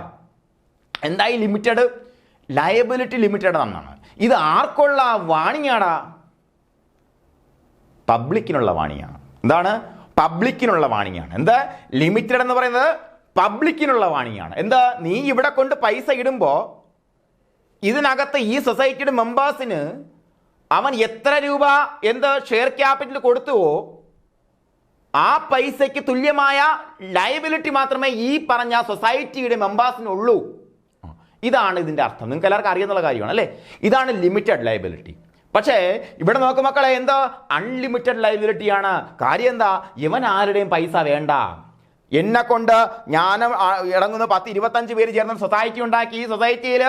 ഈ സൊസൈറ്റിയിൽ നിക്ഷേപിച്ചത് മൂലമോ അല്ലെങ്കിൽ ഈ സൊസൈറ്റിയുമായി എന്തെങ്കിലും ഇടപാട് നടത്തിയത് മൂലമോ എൻ്റെ നാട്ടുകാർക്ക് എന്തെങ്കിലും കുഴപ്പമുണ്ടെങ്കിൽ ഞാൻ കൊടുക്കുവടാ എന്ന് പറയാൻ ചങ്കൂറ്റം കാണിച്ച ആൾക്കാരാണ് ഡെൻമാർക്കിലെ ആൾക്കാർ. അതുകൊണ്ടാണ് ഡെൻമാർക്കിലെ ഡയറി കോപ്പറേറ്റീവ്സ് അൺലിമിറ്റഡ് ലയബിലിറ്റിയിൽ പ്രവർത്തിക്കുന്നത്. നോക്ക്, എന്താണ് അവിടെ? എന്താടാ? No cooperative legislation. ഇത് മറന്നു പോകരുത്. എന്താണ് നോ കോപ്പറേറ്റീവ് ലെജിസ്ലേഷൻ? കേട്ടോ, മറന്നു പോകരുത് നിങ്ങൾ. Liability was unlimited. എന്തിന്റെ? ഡയറി കോപ്പറേറ്റീവ്സിൽ. ലിമിറ്റഡ് ലയബിലിറ്റി ഉള്ള വേറെ സൊസൈറ്റി ഉണ്ട്, ഇല്ലെന്ന് പറയാനില്ല കേട്ടോ, ഉണ്ട്. ഓക്കെ. അതുപോലെ the working capital was raised to loans or joint and several responsibilities. ഞാൻ നേരത്തെ പറഞ്ഞു ഷെയർ ക്യാപിറ്റലും ഇല്ല, എൻട്രൻസ് ഫീസും കൊണ്ടുവന്നില്ല. പിന്നെ എങ്ങനെ ഇതിന്റെ വർക്കിംഗ് ക്യാപിറ്റൽ റേസ് ചെയ്യും? പ്രവർത്തിക്കണ്ടേ? പ്രവർത്തിക്കണ്ടേ? ലാഭം കിട്ടിയതിനു ശേഷം മാത്രം പ്രവർത്തിച്ചാൽ മതിയോടാ? ലാഭം ഉണ്ടാവും, ഓഫ് കോഴ്സ് ലാഭം ഉണ്ടാവും, ഇല്ലാന്ന് പറയാനില്ല. കാരണം ഇതുപോലെ ആത്മാർത്ഥമായിട്ട് ആൾക്കാർ പ്രവർത്തിച്ചാൽ ലാഭം ഉണ്ടാവും. പക്ഷേ അതിങ്ങനെ മാത്രം മതിയോ? പോരാ. ഒരു സൊസൈറ്റി തുടങ്ങണം, വർക്കിംഗ് ക്യാപിറ്റൽ വേണം, പ്രവർത്തിക്കണമെന്നുണ്ടെങ്കിൽ പൈസ വേണം. അപ്പൊ അതുകൊണ്ട് തന്നെ എത്ര പേര് ചേർന്നാണോ ഈ സൊസൈറ്റി സ്റ്റാർട്ട് ചെയ്യുന്നത് അവരുടെ ജോയിന്റ് റെസ്പോൺസിബിലിറ്റി, അല്ലെ? അങ്ങനെയുള്ള റെസ്പോൺസിബിലിറ്റിയിൽ അവരെന്ത് പൈസ കണ്ടെത്തി ലോണൊക്കെ ആയിട്ട് റേസ് ചെയ്തുകൊണ്ടാണ് നടത്തിക്കൊണ്ടിരുന്നത്. ഇവിടെ ലോൺ എടുത്തിട്ടാണോ തുടങ്ങുന്നത്? അല്ലല്ലോ, അല്ല. നോക്കാം. General body was A supreme authority and it elected the board of management. ഇവിടുത്തെ പോലെ തന്നെയാണ്. ജനറൽ ബോഡി തന്നെയാണ് എന്താ? Supreme authority. അവരാണ് ബോർഡ് ഓഫ് മാനേജ്മെന്റിനെ എലക്ട് ചെയ്യുന്നത്. സെലക്ഷൻ അല്ല, എലക്ഷൻ ആട്ടോ. എലക്ഷൻ ഉണ്ട് അവിടെ. അതുപോലെ A member had only 1 vote in the general body. ഇവിടെയും അങ്ങനെയാണ്. ഒരുത്തന് 1 വോട്ടേ ഉള്ളൂ, പ്രോക്സി വോട്ടൊന്നും ഇല്ല, അല്ലേ? എന്താണ്? Only 1 vote. 1 man 1 vote. 1 man 1 vote. അവിടുത്തെ പോലെ തന്നെ ഇവിടെയും. ഓക്കെ. അതുപോലെ the payment of the value of the milk was made on the base of fat content, weight and other hygienic factors. അപ്പോൾ എന്താണ്? മിൽക്കിന്റെ വാല്യൂ എങ്ങനെയാ കൊടുത്തിരുന്നേ? ഫാറ്റ് നോക്കും കേട്ടോ, ഫാറ്റ് നോക്കും. ഫാറ്റ് മാത്രം കൊടുത്ത് നോക്കിയാൽ ശരിയാവോ? വെയിറ്റ് നോക്കും, വെയിറ്റ് മാത്രം നോക്കിക്കോട്ടെ, ശരിയാവോ? ഹൈജീനിക് ഫാക്ടേഴ്സ് നോക്കും. ഇത് മാത്രമല്ല, ഇവിടെ ഇപ്പോൾ SNF കൂടെ നോക്കുന്നുണ്ട്, സോളിഡ് നോട്ട് ഫാറ്റ് കണ്ടന്റ് കൂടെ നോക്കുന്നുണ്ട്. കാരണം എന്നതാ ഫാറ്റ് മാത്രം കാര്യം, വെള്ളം ഒഴിച്ചിട്ട് കുറച്ച് ഫാറ്റ് കണ്ടന്റ് വേറെ ആഡ് ചെയ്താൽ എന്താണ് പാലാവോ? ഇല്ലല്ലോ. അപ്പോൾ എന്താണ്, അതിനെക്കുറിച്ച് കൂടുതൽ അങ്ങോട്ട് പോകുന്നില്ല. അത് നിങ്ങൾക്ക് ഡയറിയും പഠിപ്പിക്കുന്ന സമയത്ത് ഡയറിയും ഒരു ബന്ധം കുറച്ച് ഭാഗമുണ്ട്, അത് ആവശ്യമുണ്ടെങ്കിൽ അവിടെ പറഞ്ഞുതരാം. The payment of the value of the milk was made on the base of fat content, weight and other hygiene factors. Okay, fat content, അതുപോലെ കൊടുക്കുന്ന മിൽക്കിൻ്റെ വെയിറ്റ്, മറ്റ് ഹൈജീൻ ഫാക്ടേഴ്സ്, വൃത്തിയൊക്കെ കൊണ്ടാൽ നോക്കിയിട്ടാണ് വില കൊടുത്തിരുന്നത്. ഇവിടെ നമ്മൾ ശ്രദ്ധിക്കേണ്ട കാര്യങ്ങൾ നിങ്ങൾ പറഞ്ഞുതരാം എന്തൊക്കെയാണെന്നുള്ള കാര്യം. എന്താണ്, ഓപ്പൺ ടു മിൽക്ക് പ്രൊഡക്ഷൻ ഉള്ളി, അവിടത്തെ പോലെ തന്നെ ഇവിടെയും വ്യത്യാസം എന്നതാ, ഷെയർ ക്യാപിറ്റലോ എൻട്രൻസ് ഫീസോ ഇല്ലായിരുന്നു. വ്യത്യാസം നമ്പർ 1, ലൈബിലിറ്റി വാസ് അൺലിമിറ്റഡ് അല്ലേ. അതുപോലെ എന്താണ്, എങ്ങനെയാ വർക്കിംഗ് ക്യാപിറ്റൽ റേസ് ചെയ്ത്, loans and other joint responsibilities വഴി അല്ലേ. ഈ 2 പോയിന്റ്, ഈ 3 പോയിന്റ് നിങ്ങൾ കണ്ടിന്യൂസ് ആയിട്ട് ഓർത്തിരിക്കണം കേട്ടോ. ഇനി നോക്കാം, ജനറൽ ബോഡി ഇത് സെയിം ആണ്, അവിടുത്തെ പോലെ ഇവിടെയും, ഇതും അവിടുത്തെ പോലെ ഇവിടെയും, ഇതും ഏകദേശം അവിടുത്തെ പോലെ ഇവിടെ. ഈ 3 പോയിന്റ് നിങ്ങൾ എന്ത് ചെയ്യണം, ശ്രദ്ധിക്കണം. കഥ കേട്ട് മനസ്സിലാക്കിയിരിക്കുന്ന ആൾക്കാരെ സംബന്ധിച്ചിടത്തോളം ഓർമ്മ കാണും, ഒരു സംശയം വേണ്ട. അതേസമയം ഇരുന്ന് ഉറങ്ങുന്ന ആൾക്കാരെ സംബന്ധിച്ച് ഓർമ്മ കാണത്തില്ല, അതിന് ഞാൻ ഉത്തരവാദിയല്ല. എന്ത് ചെയ്യണം, പഠിക്കാൻ വന്നാൽ പഠിക്കണം, പറയുന്ന കാര്യങ്ങൾ കേൾക്കണം. നിങ്ങൾ കേട്ടിട്ട് പരീക്ഷ കൃത്യമായിട്ട് ഇടണം, റിവൈസ് ചെയ്യണം. മന്ത്ലി സൂപ്പർവിഷൻ എഴുതിയേ പറ്റത്തുള്ളൂ. അത് എഴുതാൻ പറ്റുന്നവർ മാത്രം നിന്നാൽ മതി. വീക്ക്ലി റിവിഷൻ എഴുതാത്ത ആൾക്കാരെ കൃത്യമായിട്ട് ഇവിടെ നോട്ട് ചെയ്തതിനു ശേഷം നിങ്ങളെ വിളിക്കും. നിങ്ങൾ നിരന്തരം ഈ പരീക്ഷ എഴുതാതെ നിങ്ങൾ പുറത്തു പോകും, മനസ്സിലാക്കുക.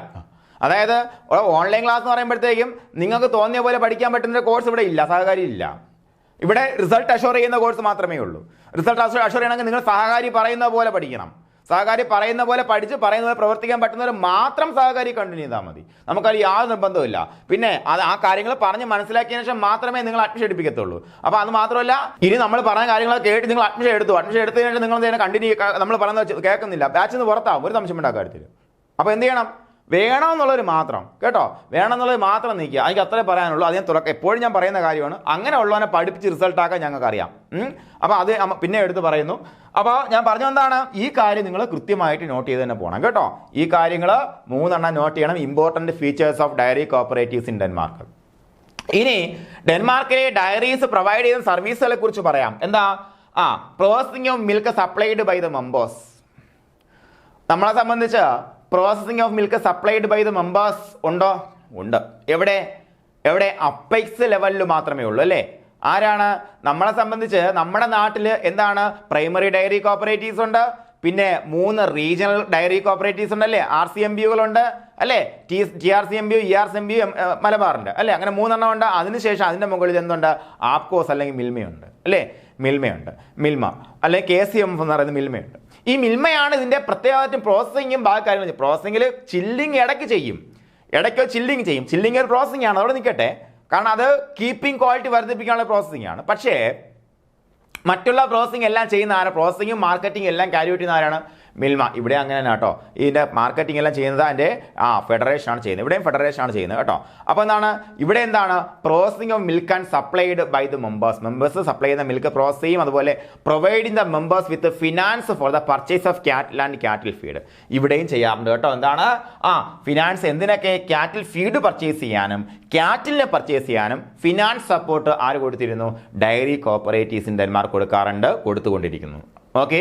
അതുപോലെ extending help to improve the quality of the breed and the feed. എന്താണ് എക്സ്റ്റെൻഡിങ് ഹെൽപ്പ്, നിരന്തരമായിട്ടുള്ള സഹായം. എന്തിന്, ബ്രീഡിൻ്റെ ക്വാളിറ്റി വർദ്ധിപ്പിക്കാനും ഫീഡിൻ്റെ ക്വാളിറ്റി വർദ്ധിപ്പിക്കാനും.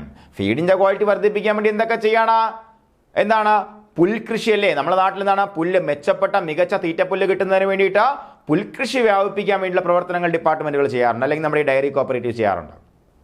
അതുപോലെ ബ്രീഡിൻ്റെ ക്വാളിറ്റി വർദ്ധിപ്പിക്കാൻ വേണ്ടി എന്ത് ചെയ്യും, ഇംപ്രൂവ്ഡ് അല്ലേ, ആർട്ടിഫിഷ്യൽ ഇൻസെമിനേഷൻ, കൃത്രിമ ബീജാദാനം നടത്തിയാൽ ബ്രീഡിൻ്റെ ക്വാളിറ്റി വർദ്ധിക്കോ, ഇല്ല. അതിനകത്തൂടെ കുത്തിവെക്കുന്ന സെമൻ മെച്ചപ്പെട്ട ബ്രീഡിൻ്റെ ആണെന്നുണ്ടെങ്കിൽ ബ്രീഡിൻ്റെ ക്വാളിറ്റി വർദ്ധിപ്പിക്കും അല്ലേ. അതുപോലെയുള്ള എക്സ്റ്റെൻഡിങ് ആക്ടിവിറ്റീസ് ആരും ചെയ്തിരുന്നു, ഡെൻമാർക്കിലെ ഡയറി കോപ്പറേറ്റീവ് ചെയ്യും. അതുപോലെ maintaining high degree of specialisation and highest standard of efficiency. Degree of specialisation അതുപോലെ സ്റ്റാൻഡേർഡ് ഓഫ് എഫിഷ്യൻസിയും വളരെ ഉയർന്ന നിലവാരത്തിൽ മെയിൻറ്റെയിൻ ചെയ്യാൻ വേണ്ടി അവർ ശ്രമിച്ചിരുന്നു എന്നുള്ളതാണ്. അതുപോലെ providing veterinary services to its മെമ്പേഴ്സിന് വെറ്റിനറി സർവീസസ് അറിയാം എന്താണ് മൃഗചികിത്സയുമായിട്ട് ബന്ധപ്പെട്ട സേവനങ്ങൾ കൊടുത്തിരുന്നു അല്ലേ. അത് അത്രയും കാര്യങ്ങൾ പ്രധാനമായിട്ടും സർവീസസ് കൊടുത്തിരുന്നത് അത് ഇവിടെയും കൊടുക്കുന്നുണ്ട്. ഇതിനകത്ത് വലിയ ചോദ്യങ്ങളൊന്നും വരാൻ സാധ്യതയില്ല. എന്നാലും നമ്മൾ എന്ത് ചെയ്യണം, ഒന്ന് കേട്ടിരിക്കണം. കാരണം ടെക്സ്റ്റ് ബുക്കുകളിൽ ഇത് ഇങ്ങനെ എടുത്തു പറയുന്നുണ്ട്. അല്ലെങ്കിൽ താഴെ തന്നിരിക്കുന്നവയിൽ ഇങ്ങനെ വേണമെങ്കിൽ ചോദിക്കാം, താഴെ തന്നിരിക്കുന്നതിൽ ഡെൻമാർക്കിൽ ഡയറി കോപ്പറേറ്റീവ്സ് കൊടുക്കുന്ന സർവീസ് അല്ലാത്തതെന്ന് ചോദിക്കാം. ഓക്കെ, അങ്ങനെ വേണമെങ്കിൽ ക്വസ്റ്റ്യൻ വരാം. ഇനി നമുക്ക് ഡെൻമാർക്കിലെ ഡയറിയുമായിട്ട് ബന്ധപ്പെട്ട് പറയുമ്പോൾ ലർബ്രാൻഡ് പറയാതെ പോകണം ശരിയല്ല. കാരണം എന്താ, എപ്പോഴും കണ്ണും പൂട്ടി അവർക്ക് ചോദിക്കാൻ പറ്റിയ ക്വസ്റ്റ്യൻ ലർബ്രാൻഡ്. മനസ്സിലായോ? Lurbrand. The goods produced by the dairy cooperatives in Denmark are sold under the trade name Lurbrand. ഇത്രയേ ഉള്ളൂ. എന്താണ് ലർബ്രാൻഡ് എന്ന് പറയുന്ന ട്രേഡ് നെയിമിലാണ് എന്താ ഡെൻമാർക്കിൽ ഉൽപ്പാദിപ്പിക്കപ്പെടുന്ന ഡയറി പ്രൊഡക്ട്സ് വിറ്റ് പോകുന്നതാണ്. മനസ്സിലായോ? ലർബ്രാൻഡ്. അപ്പോൾ ലർബ്രാൻഡ് എന്ന് പറയുമ്പോഴത്തേക്കും 1901 മക്കളെ ഇത് ഇൻട്രൊഡ്യൂസ് ചെയ്യപ്പെടുന്നത്.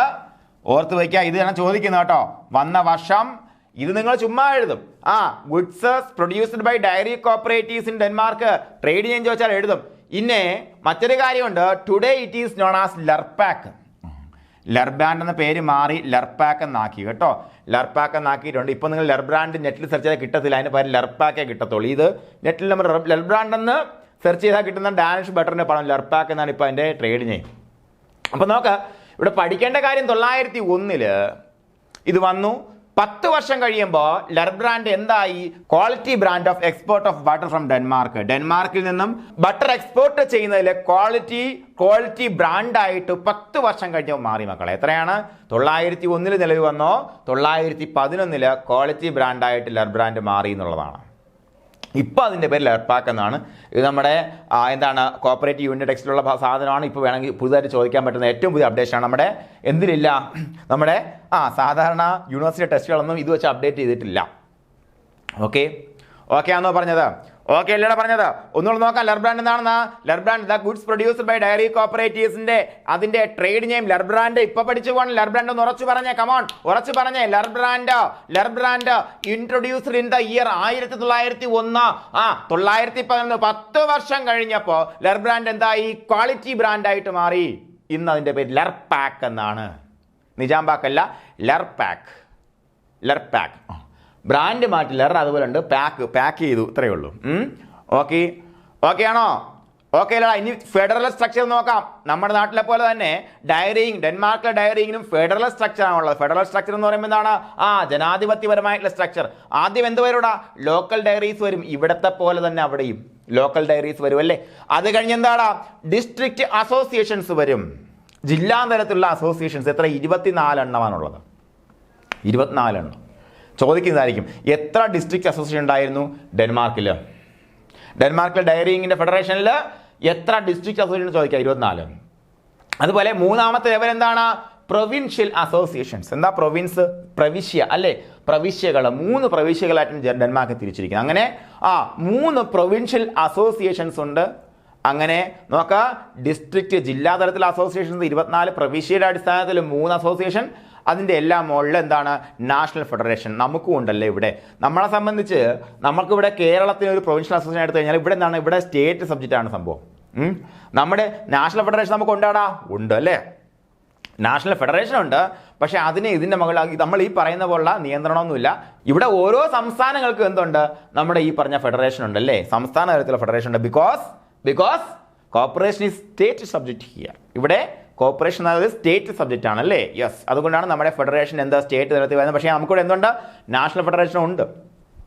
ഇനി ശ്രദ്ധിക്കുക, ഇവിടെ നമ്മൾ പ്രത്യേകം പോയിന്റ് ചെയ്യേണ്ട കാര്യം എന്താണ്? ഇവിടെ നിന്നാണ് NDA നാഷണൽ ഡയറി അസോസിയേഷൻ അല്ലെങ്കിൽ national federation of Danish creameries ആണ് എന്ത്? മാർക്കറ്റിംഗ് ആക്ടിവിറ്റീസ് എല്ലാം നിർവഹിച്ചിരുന്നത് കേട്ടോ. മാർക്കറ്റിംഗ് ആക്ടിവിറ്റീസ് എല്ലാം നിർവഹിച്ച ആരാണ്? National federation of Danish creameries അല്ലെങ്കിൽ നാഷണൽ ഡയറി അസോസിയേഷൻ ആണ് ഈ പറഞ്ഞ മാർക്കറ്റിംഗ് അല്ലേ. ഇതിൻ്റെ എല്ലാം സാധനങ്ങൾ ഉൽപ്പാദിപ്പിച്ചിട്ട് മാർക്കറ്റിംഗ് നിർവഹിച്ചിരുന്നത്. അപ്പോൾ നമുക്കിവിടെ എങ്ങനെയാണ് മാർക്കറ്റിംഗ് നിർവഹിക്കുന്നത്? മിൽമ തന്നെയാണ് അല്ലേ. മിൽമ എന്ന പേരിൽ നമ്മുടെ ഫെഡറേഷൻ തന്നെയാണ് ഇവിടെ മാർക്കറ്റിംഗ് നിർവഹിക്കുന്നത് അല്ലേ. ഓക്കെ, ഇവിടെ നമ്മളെ ഇന്ത്യയിൽ നാഷണൽ ഫെഡറേഷൻ അല്ല മാർക്കറ്റിംഗ് നിർവഹിക്കുന്നത്. സംസ്ഥാനങ്ങളുടെ അപ്പെക്സ് ഫെഡറേഷൻ ആയിട്ടുള്ള സ്ഥാപനമായിരിക്കും ഇതിൻ്റെ മാർക്കറ്റിംഗ് നിർവഹിക്കുന്നത്. ഓക്കെ അല്ലേടാ പറഞ്ഞത്? ഓക്കെ അല്ലേ. ഇവിടെ ചോദിക്കാൻ കൊള്ളാവുന്ന ക്വസ്റ്റ്യൻ മനസ്സിലായ എന്താണെന്നുള്ളത്? ഡെൻമാർക്കിൽ ആരാണ് ഡയറി പ്രോഡക്ട്സിന്റെ മാർക്കറ്റിംഗ് ലുക്ക് ആഫ്റ്റർ ചെയ്യുന്നത് ചോദിക്കാം. പ്രൊവിൻഷ്യൽ അസോസിയേഷൻ എത്ര എണ്ണം ചോദിക്കാം, ഡിസ്ട്രിക്ട് അസോസിയേഷൻ എത്ര എണ്ണം ചോദിക്കാം അല്ലേ. ഓക്കെ, ഇനി കോപ്പറേറ്റീവ് ബേക്കൺ ഇൻഡസ്ട്രീസ് മറന്നു പോകണ്ട. കോപ്പറേറ്റീവ് ബേക്കൺ ഇൻഡസ്ട്രീസ് എന്താ? ബേക്കൺ എന്ന് പറഞ്ഞാൽ പന്നിയുടെ മാംസത്തിന് പറയുന്ന പേരാണ് ബേക്കൺ. എന്നാൽ പന്നിയുടെ മാംസത്തിന് മുഴുവൻ ബേക്കൺ എന്ന് പറയോ ഇല്ല. അത് ഒരു പ്രൈം കട്ടാണ്. അതായത് നമുക്ക് പന്നിയുടെ മാംസം മാത്രമല്ല, ബീഫിൻ്റെ മാംസമാണെങ്കിൽ ഓരോ ഭാഗത്ത് നിൽക്കുന്നത് ടെൻഡർ ലോയിൻ, അതുപോലെ സ്റ്റീക്ക്, അതുപോലെ ബിസ്ക്കറ്റ്, അങ്ങനെയുള്ള ഓരോരോ കട്ടുകളുണ്ട്. അതേപോലെയുള്ളൊരു കട്ടാണ് എന്ത് നമ്മുടെ ബേക്കൺ എന്ന് പറയുന്ന സാധനം. അപ്പോൾ നോക്കാം എങ്ങനെയുള്ള സ്ഥലത്താണ് നമുക്ക് ഈ പറഞ്ഞ പന്നികളെ വളർത്താൻ നമുക്ക് ഏറ്റവും കൂടുതൽ അനുയോജ്യമായിട്ടുള്ള സാഹചര്യം ഉള്ളത്. എന്താ അതിൻ്റെ പ്രത്യേകത? പന്നികളുടെ പ്രത്യേകത എന്താണെന്നറിയാമോ? പന്നികളും പശുക്കളും വ്യത്യാസം എന്താണ്? പന്നികൾ ഒറ്റ ആമാശയമുള്ള ജീവിയാണ്, നമ്മളെപ്പോലെ. മനസ്സിലായ? പശുക്കൾ 4 അറകളുള്ള ആമാശയമുള്ള ജീവിയാണ്. അതായത് പശുക്കൾക്ക് വേറെ ഒന്നും കൊടുത്തില്ലെങ്കിൽ കുഴപ്പമില്ല, പച്ചപ്പുല്ല് മാത്രം കൊടുത്താൽ അവർ നന്നായി വളർന്നോളും. പശുക്കളെ പോലുള്ള റൂമിനൻറ്റ് സ്റ്റൊമക്കുള്ള ആൾക്കാർ. പക്ഷേ ഇതാണെങ്കിൽ സിമ്പിൾ സ്റ്റൊമക്ക് അനിമൽ, നമ്മളെപ്പോലെ തന്നെ. അതുകൊണ്ടാണ് പന്നിയുടെ ആഹാരം ശ്രദ്ധിച്ച് നമുക്ക് മനസ്സിലാവും. നമ്മൾ കഴിക്കുന്ന ആഹാരത്തിൻ്റെ വേസ്റ്റൊക്കെയാണ് അത് കഴിക്കുന്നത് അല്ലേ. അതാണ് അത് കൂടുതൽ കഴിക്കുക. അല്ലെങ്കിൽ നമുക്ക് ദഹിക്കുന്ന ആഹാരം മാത്രമേ പന്നിക്ക് കൊടുക്കാൻ പറ്റൂ. പന്നിയുടെ ഫീഡിങ് ഇറ്റ്സ് കോസ്റ്റ്ലി. പക്ഷേ എന്താ പന്നിയുടെ പ്രത്യേകത? പന്നി പെട്ടെന്ന് ഫാറ്റൻ ചെയ്യും, പെട്ടെന്ന് വലുതാവും. ലോകത്ത് ഏറ്റവും കൂടുതൽ കൺസ്യൂം ചെയ്യപ്പെടുന്ന മീറ്റ് ആണെന്ന് നമുക്കറിയാമോ? ചില റിലീജിയസ് ടാബൂസ് ഉണ്ട്. ചില റിലീജിയൻസിൻ്റെ പന്നിയിറച്ചി നിഷിദ്ധമാണെന്നൊക്കെ പറയപ്പെടുന്നുണ്ട്. അതുകൊണ്ട് തന്നെ നമ്മൾ വിചാരിക്കും പന്നിയിറച്ചി ആയിരിക്കില്ല. പക്ഷേ അങ്ങനെയല്ല. ലോകത്ത് ഏറ്റവും കൂടുതൽ ഉൽപ്പാദിപ്പിക്കപ്പെടുന്നതും കൺസ്യൂം ചെയ്യപ്പെടുന്ന മീറ്റ് ഇപ്പോഴും എന്താണ്? ഈ മീറ്റ് തന്നെയാണ്. കാര്യമേറൊന്നുമില്ല, വളരെ ചുരുങ്ങിയ സമയം കൊണ്ട് തന്നെ ഇത് ഫാറ്റൻ ചെയ്യും. വേസ്റ്റ് കൊടുത്തിട്ട് നമ്മുടെ ആഹാരത്തിൻ്റെ വേസ്റ്റ് കൊടുത്ത് വളർത്താൻ പറ്റുന്ന അതാണ് സംഭവം. അവിടെ നിൽക്കട്ടെ, പന്നി വളർത്തൽ പഠിക്കേണ്ട ആവശ്യമില്ല. എന്നാൽ കൂടിയും ഇവിടെ എങ്ങനെയാണ് പന്നി വളർത്തലിനുള്ള സാഹചര്യം വന്നത്? എത്രയേ ഉള്ളൂ. ഇതുപോലെ നമ്മുടെ ഈ ബട്ടറൊക്കെ വേർതിരിച്ചിട്ട് വരുന്ന സ്കിം മിൽക്ക് എന്ന് പറയുമ്പോൾ ഒരുപാട് സപ്ലിമെൻ്ററി ആയിട്ട് വരും, ഒരുപാട് കൂടുതൽ വരും എന്നൊരു സാഹചര്യം ഉണ്ടായിരുന്നുള്ള. അപ്പോൾ അത് നമുക്ക് ഒരുപാട് പ്രൊഡക്ട്സ് ആയിട്ട് നമുക്ക് കഴിക്കാൻ പറ്റും. ഇതിങ്ങനെ ഒരുപാട് വന്നപ്പോഴത്തേക്കും എന്ത് ചെയ്യുന്നുള്ളതാണ്, ഇത് കഴിച്ച് ഈ പറഞ്ഞ സ്കിം മിൽക്ക് പോലുള്ള ഭാഗം ഇതിനെ ഫീഡ് ചെയ്യാനും അതുവഴി വലിയൊരു മെച്ചത്തിലേക്ക് അല്ലേ സാമ്പത്തിക പുരോഗതിയിൽ പോകാമെന്നൊരു തീരുമാനത്തിൻ്റെ പുറത്താണ് പിന്നെ ബേക്കൺ ഇൻഡസ്ട്രീസ് വരുന്നത്. അപ്പോൾ ഈ ബേക്കൺ ഇൻഡസ്ട്രീസ് വരുമ്പോഴത്തേക്കും എന്ത് ചെയ്തു, അവിടെ സഹനാടിസ്ഥാനം എന്ത് വേണം പ്രശ്നമാണ്. എന്താണ് അവിടുത്തെ കുത്തക മുതലാളി പ്രതികരിക്കല്ലേ, ഇത് വന്നപ്പോഴും അവിടെ അതുപോലെ പ്രശ്നം ഉണ്ടായിരുന്നുള്ളതാണ്. അപ്പോൾ അങ്ങനെ ഈ സാധനം വന്നു. ബേക്കൺ ഇൻഡസ്ട്രീസ് വന്നതാണ് 1887. കോപ്പറേറ്റീവ് ബേക്കൺ ഇൻഡസ്ട്രീസ് എന്ന വർഷം എത്ര? 1887. എവിടെ സ്ഥലം? ജെറ്റ്ലാൻഡിൽ. എവിടെയാണ്? ഹോഴ്സൺസിലാണ് ഇത് നിലനിൽക്കുന്നത് കേട്ടോ. ഇതൊന്ന് ഓർത്ത് വെക്കണം കേട്ടോ. എന്താണ് കോപ്പറേറ്റീവ് ബേക്കൺ ഇൻഡസ്ട്രീസ് വർഷം ചോദിച്ചിട്ടുണ്ട് കേട്ടോ മക്കളെ. 1887 വർഷം ചോദിച്ചിട്ടുണ്ട്. ഞാനിതെല്ലാം കൂടെ സ്വീഡനും കൂടെ പഠിപ്പിച്ചിട്ട് എല്ലാം കൂടെ കമ്പാരിറ്റീവ് സ്റ്റഡി ആയിട്ട് ഒരു പ്രാവശ്യം തരും. അത് നിങ്ങൾ ഒട്ടിച്ചാൽ മാത്രം മതി. വർഷം ഓർത്ത് നിങ്ങൾ പേടിക്കുകയേ വേണ്ട, ഞാൻ ഏറ്റ കാര്യങ്ങൾ. ഓക്കെ. അതുപോലെ liability to the members were limited. നോക്ക്, ശ്രദ്ധിക്കുക. ഇവിടെ liability of the members were limited അല്ലേ, ലിമിറ്റഡ്. അവിടെ നമ്മൾ ഡയറിയും പഠിപ്പിച്ചപ്പോഴത്തേക്ക് എന്താണ്, അവിടെ അൺലിമിറ്റഡ് ലയബിലിറ്റി ആണെന്ന് പഠിച്ചു അല്ലേ. ഇവിടെ എന്താ, ആൻഡേഴ്സൺ ബാങ്കിലും എന്താണ്, ലിമിറ്റഡ് ലയബിലിറ്റി ആയിരുന്നു. ബേക്കൺ ഇൻഡസ്ട്രീസിലും ലിമിറ്റഡ് ലയബിലിറ്റി ആണ്. നെക്സ്റ്റ് ലെവലിലേക്ക് ഇറങ്ങി ചോദിക്കണമെന്നുണ്ടെങ്കിൽ ഇങ്ങനെയുള്ള ചോദ്യമായിരിക്കും ഇപ്രാവശ്യം PSC സെലക്ട് ചെയ്യുന്നത്. ഓക്കെ, നോക്കാം. ഇനി ഒരു പോയിന്റ് നോക്കാം. Danish bacon company limited. എന്താ ഡാനിഷ് ബേക്കൺ കമ്പനി ലിമിറ്റഡ്? കാണുമ്പോഴത്തേക്കും ഡാനിഷ് ബേക്കൺ എന്ന് പറയുമ്പോഴത്തേക്കും നമ്മൾ കണ്ണും പൂട്ടി എന്തെഴുതും? ഡാനിഷ്, ഡെൻമാർക്ക് എഴുതും. മനസ്സിലായ പറഞ്ഞത്? ഇത് ഇംഗ്ലണ്ടിലുള്ളൊരു സ്ഥാപനമാണ്. പക്ഷേ ഇത് ആരുടെ സ്ഥാപനമാണ്? ഞാൻ ഈ പറഞ്ഞ കോപ്പറേറ്റീവ് ബേക്കൺ ഇൻഡസ്ട്രീസിന്റെ ഓൺ മാർക്കറ്റിംഗ് ഓർഗനൈസേഷനാണ് എന്താ ഡാനിഷ് ബേക്കൺ കമ്പനി ലിമിറ്റഡ് എന്ന് പറയുന്നത്. ഡാനിഷ് ബേക്കൺ കോൾ ലിമിറ്റഡ് എന്ന് പറയുന്നത്. ഇത് കോപ്പറേറ്റീവ് ആണെന്ന് നിങ്ങൾ കരുതരുത്. കോപ്പറേറ്റീവ് കമ്പനി ലിമിറ്റഡ് ആണ്. ഇപ്രാവശ്യം PSC പരീക്ഷയ്ക്ക് ചോദിക്കുമെന്ന് ഉറപ്പുള്ള കാര്യമാണെന്ന് വെച്ചോ. ചോദിച്ചാൽ എനിക്ക് എന്തെങ്കിലും മുട്ടായി മേടിച്ചു തരോ? വേണ്ട, എൻ്റെ നമ്പറിൽ വിളിച്ചാൽ മതി. നിങ്ങൾ നോട്ട് ചെയ്തോ, 949777. പോട്ടെ, ഇതിന്നൊരു ക്വസ്റ്റ്യൻ നിങ്ങൾക്ക് കറക്റ്റായിട്ടും കിട്ടിയെങ്കിൽ നിങ്ങൾ തന്നെ വിളിക്കണം. 94977 എഴുതിക്കോ. 94977 ഇവിടെ ജോയിൻ ചെയ്യുന്ന കുട്ടികൾക്കാണ് എൻ്റെ നമ്പർ ഉറപ്പായിട്ട് തരും. ഇല്ലാത്ത കുട്ടികൾക്ക് തരാം. 94977 42944. കേട്ടോ, ഈ നമ്പർ നോട്ട് ചെയ്തോണേ. പിന്നെ നമ്മുടെ ഈ ഫ്രീ ക്ലാസ് സീരീസ് നിങ്ങൾക്ക് പങ്കെടുക്കാൻ താല്പര്യം ഈ സെയിം നമ്പറിൽ നിങ്ങൾ വാട്സാപ്പ് ചെയ്താൽ മതി. നിങ്ങളുടെ പേരും സ്ഥലവും നോക്കുന്ന കോഴ്സും കൂടെ നിങ്ങൾ വാട്സാപ്പിൽ രേഖപ്പെടുത്തിയിട്ട് നിങ്ങൾ താഴെ ഇട്ടാൽ മതി. ഫ്രീ ക്ലാസ് സീരീസിൽ നിങ്ങൾക്ക് പങ്കെടുക്കാൻ പറ്റും. ഫ്രീ ടെസ്റ്റ് സീരീസ് നിങ്ങൾക്ക് കിട്ടും കേട്ടോ. ഓക്കെ, ഈ നമ്പർ നോട്ട് ചെയ്തോണേ. ഞാൻ വെറുതെ പറഞ്ഞാണെങ്കിൽ വിളിക്കൊന്നും വേണ്ട. അങ്ങനെയല്ല, ജോലി കിട്ടുന്ന അല്ലെങ്കിൽ ലിസ്റ്റിൽ വന്നു അല്ലെങ്കിൽ പരീക്ഷ കഴിഞ്ഞിട്ട് സാറ് പറഞ്ഞതിൻ്റെ ഒരു ക്ലാസ്സിൽ നിന്ന് ഒരു പോയിന്റ് എനിക്ക് കിട്ടി, ആർക്കും കിട്ടാത്തതായിരുന്നു, അപ്പോൾ വിളിക്കാൻ നിങ്ങൾക്ക് തോന്നി കഴിഞ്ഞാൽ വിളിച്ചോ. മനസ്സിലായോ? ഓക്കെ. അപ്പൊ നോക്ക്, ഡാനിഷ് ബേക്കൺ കമ്പനി ലിമിറ്റഡ് എന്താ ഇംഗ്ലണ്ടിലാണ് സിറ്റുവേറ്റ് ചെയ്തിരിക്കുന്നത്. ഇതെന്താണ്? കോഓപ്പറേറ്റീവ് ബേക്കൺ ഇൻഡസ്ട്രീസ് 1887 സ്ഥാപിതമായ കോഓപ്പറേറ്റീവ് ബേക്കൺ ഇൻഡസ്ട്രീസിന്റെ ഓൺ മാർക്കറ്റിംഗ് ഓർഗനൈസേഷൻ ആണ്. സ്ഥലം ഇംഗ്ലണ്ട് ആണെന്നേ ഉള്ളൂ. ഓക്കെയാണ് പറഞ്ഞത്? ഓക്കെ അല്ലേ? ബേക്കൺ ഇൻഡസ്ട്രീസുമായിട്ട് ബന്ധപ്പെട്ട് എന്തെങ്കിലും ചോദിച്ചാൽ മാറിപ്പോവോ? ടെക്സ്റ്റ് ബുക്കിൽ നമ്മൾ മറിച്ച് നോക്കുമ്പോഴത്തേക്ക് ഇഷ്ടം പോലെ 2-3 പാരഗ്രാഫ് ഉണ്ട് ബേക്കൺ ഇൻഡസ്ട്രീസ്. നിങ്ങൾ എടുത്ത് നോക്കിയാൽ മതി. കേസ് സാറിന് ടെക്സ്റ്റ് ബുക്ക് ആണെന്നുണ്ടെങ്കിലും ഏത് ടെക്സ്റ്റ് ബുക്ക് എടുത്ത് നോക്കിയാലും കേരളയുടെ ടെക്സ്റ്റ് ബുക്ക് എടുത്ത് നോക്കിയാലും 2-3 പാരഗ്രാഫ്. പക്ഷേ അതിന് എടുക്കേണ്ട സാധനം ഇത്രയേ ഉള്ളൂ. മനസ്സിലായോ? ഇത്രയും എടുത്താൽ മതി. ഇതിനപ്പുറം ചോദിക്കില്ല. സാധാരണ ചോദിക്കുന്നത് ഇത് മാത്രം ചോദിക്കുന്നേ. ഇനി ചോദിക്കണമെങ്കിൽ ഇതും കൂടെ ചോദിക്കാം, ലൈവിലിട്ട് ചോദിക്കാം അല്ലേ? അങ്ങനെയുള്ള കാര്യങ്ങൾ മാത്രമേ ചോദിക്കത്തുള്ളൂ. പിന്നെ കുറച്ച് കഥയാണ്, കഥ പറയുന്നത് അത്രയേ ഉള്ളൂ. കഥ ഞാൻ നേരത്തെ പറഞ്ഞില്ലേ? ഓക്കെ, അപ്പോൾ എന്താണ് അതായല്ലേ. ഇനി എന്താ വരുന്നത്? പൗൾട്രി ഡെവലപ്മെന്റ് നോക്കാം. എന്താ വരുന്നത്? Cooperative egg export associations. സഹകരണ അടിസ്ഥാനത്തിൽ നമുക്കറിയാം എന്താണ്, എപ്പോഴും മൃഗസംരക്ഷണ മേഖല എന്ന് പറയുമ്പോഴത്തേക്ക് എന്താണ്, അഗ്രികൾച്ചറുമായിട്ട് ബന്ധപ്പെട്ട അലൈഡ് ആക്ടിവിറ്റി ആണല്ലേ. അപ്പോൾ അതിനകത്ത് ഡയറി മാത്രം വന്നാൽ മതിയോ? പോരാ. ഡയറി മാത്രമല്ല, എന്തൊക്കെ വരുന്നുണ്ട് ഈ പറഞ്ഞ സാധനങ്ങൾ? എന്തൊക്കെ? പിഗ് വരുന്നുണ്ട്, പിഗറീസ് വരുന്നുണ്ട്, അതുപോലെ പൗൾട്രി ഡെവലപ്മെന്റ് വരുന്നുണ്ട് അല്ലേ. അപ്പൊ നോക്ക്, കോഓപ്പറേറ്റീവ് എഗ് എക്സ്പോർട്ട് അസോസിയേഷൻസ് 1895. മറന്നുപോകില്ല. നിങ്ങൾ ഈ വർഷം പഠിക്കണമല്ലോ, തല ഇങ്ങനെ എന്നെ കൊണ്ട് പറ്റത്തില്ലെന്ന് വിചാരിക്കരുത്. പേര് പഠിക്കണമല്ലോ, എന്നെ കൊണ്ട് പറ്റത്തില്ലെന്ന് വിചാരിക്കരുത്. വഴിയുണ്ട്, ഞാൻ പറഞ്ഞു തരും നിങ്ങൾക്ക്. അടുത്ത സ്വീഡൻ കഴിയുമ്പോൾ നിങ്ങൾക്ക് പറഞ്ഞു തരും എന്താണെന്ന്. അതുപോലെ ചെയ്താൽ മാത്രം മതി. നോക്കാം. Cooperative egg export association introduced the system of grading of eggs.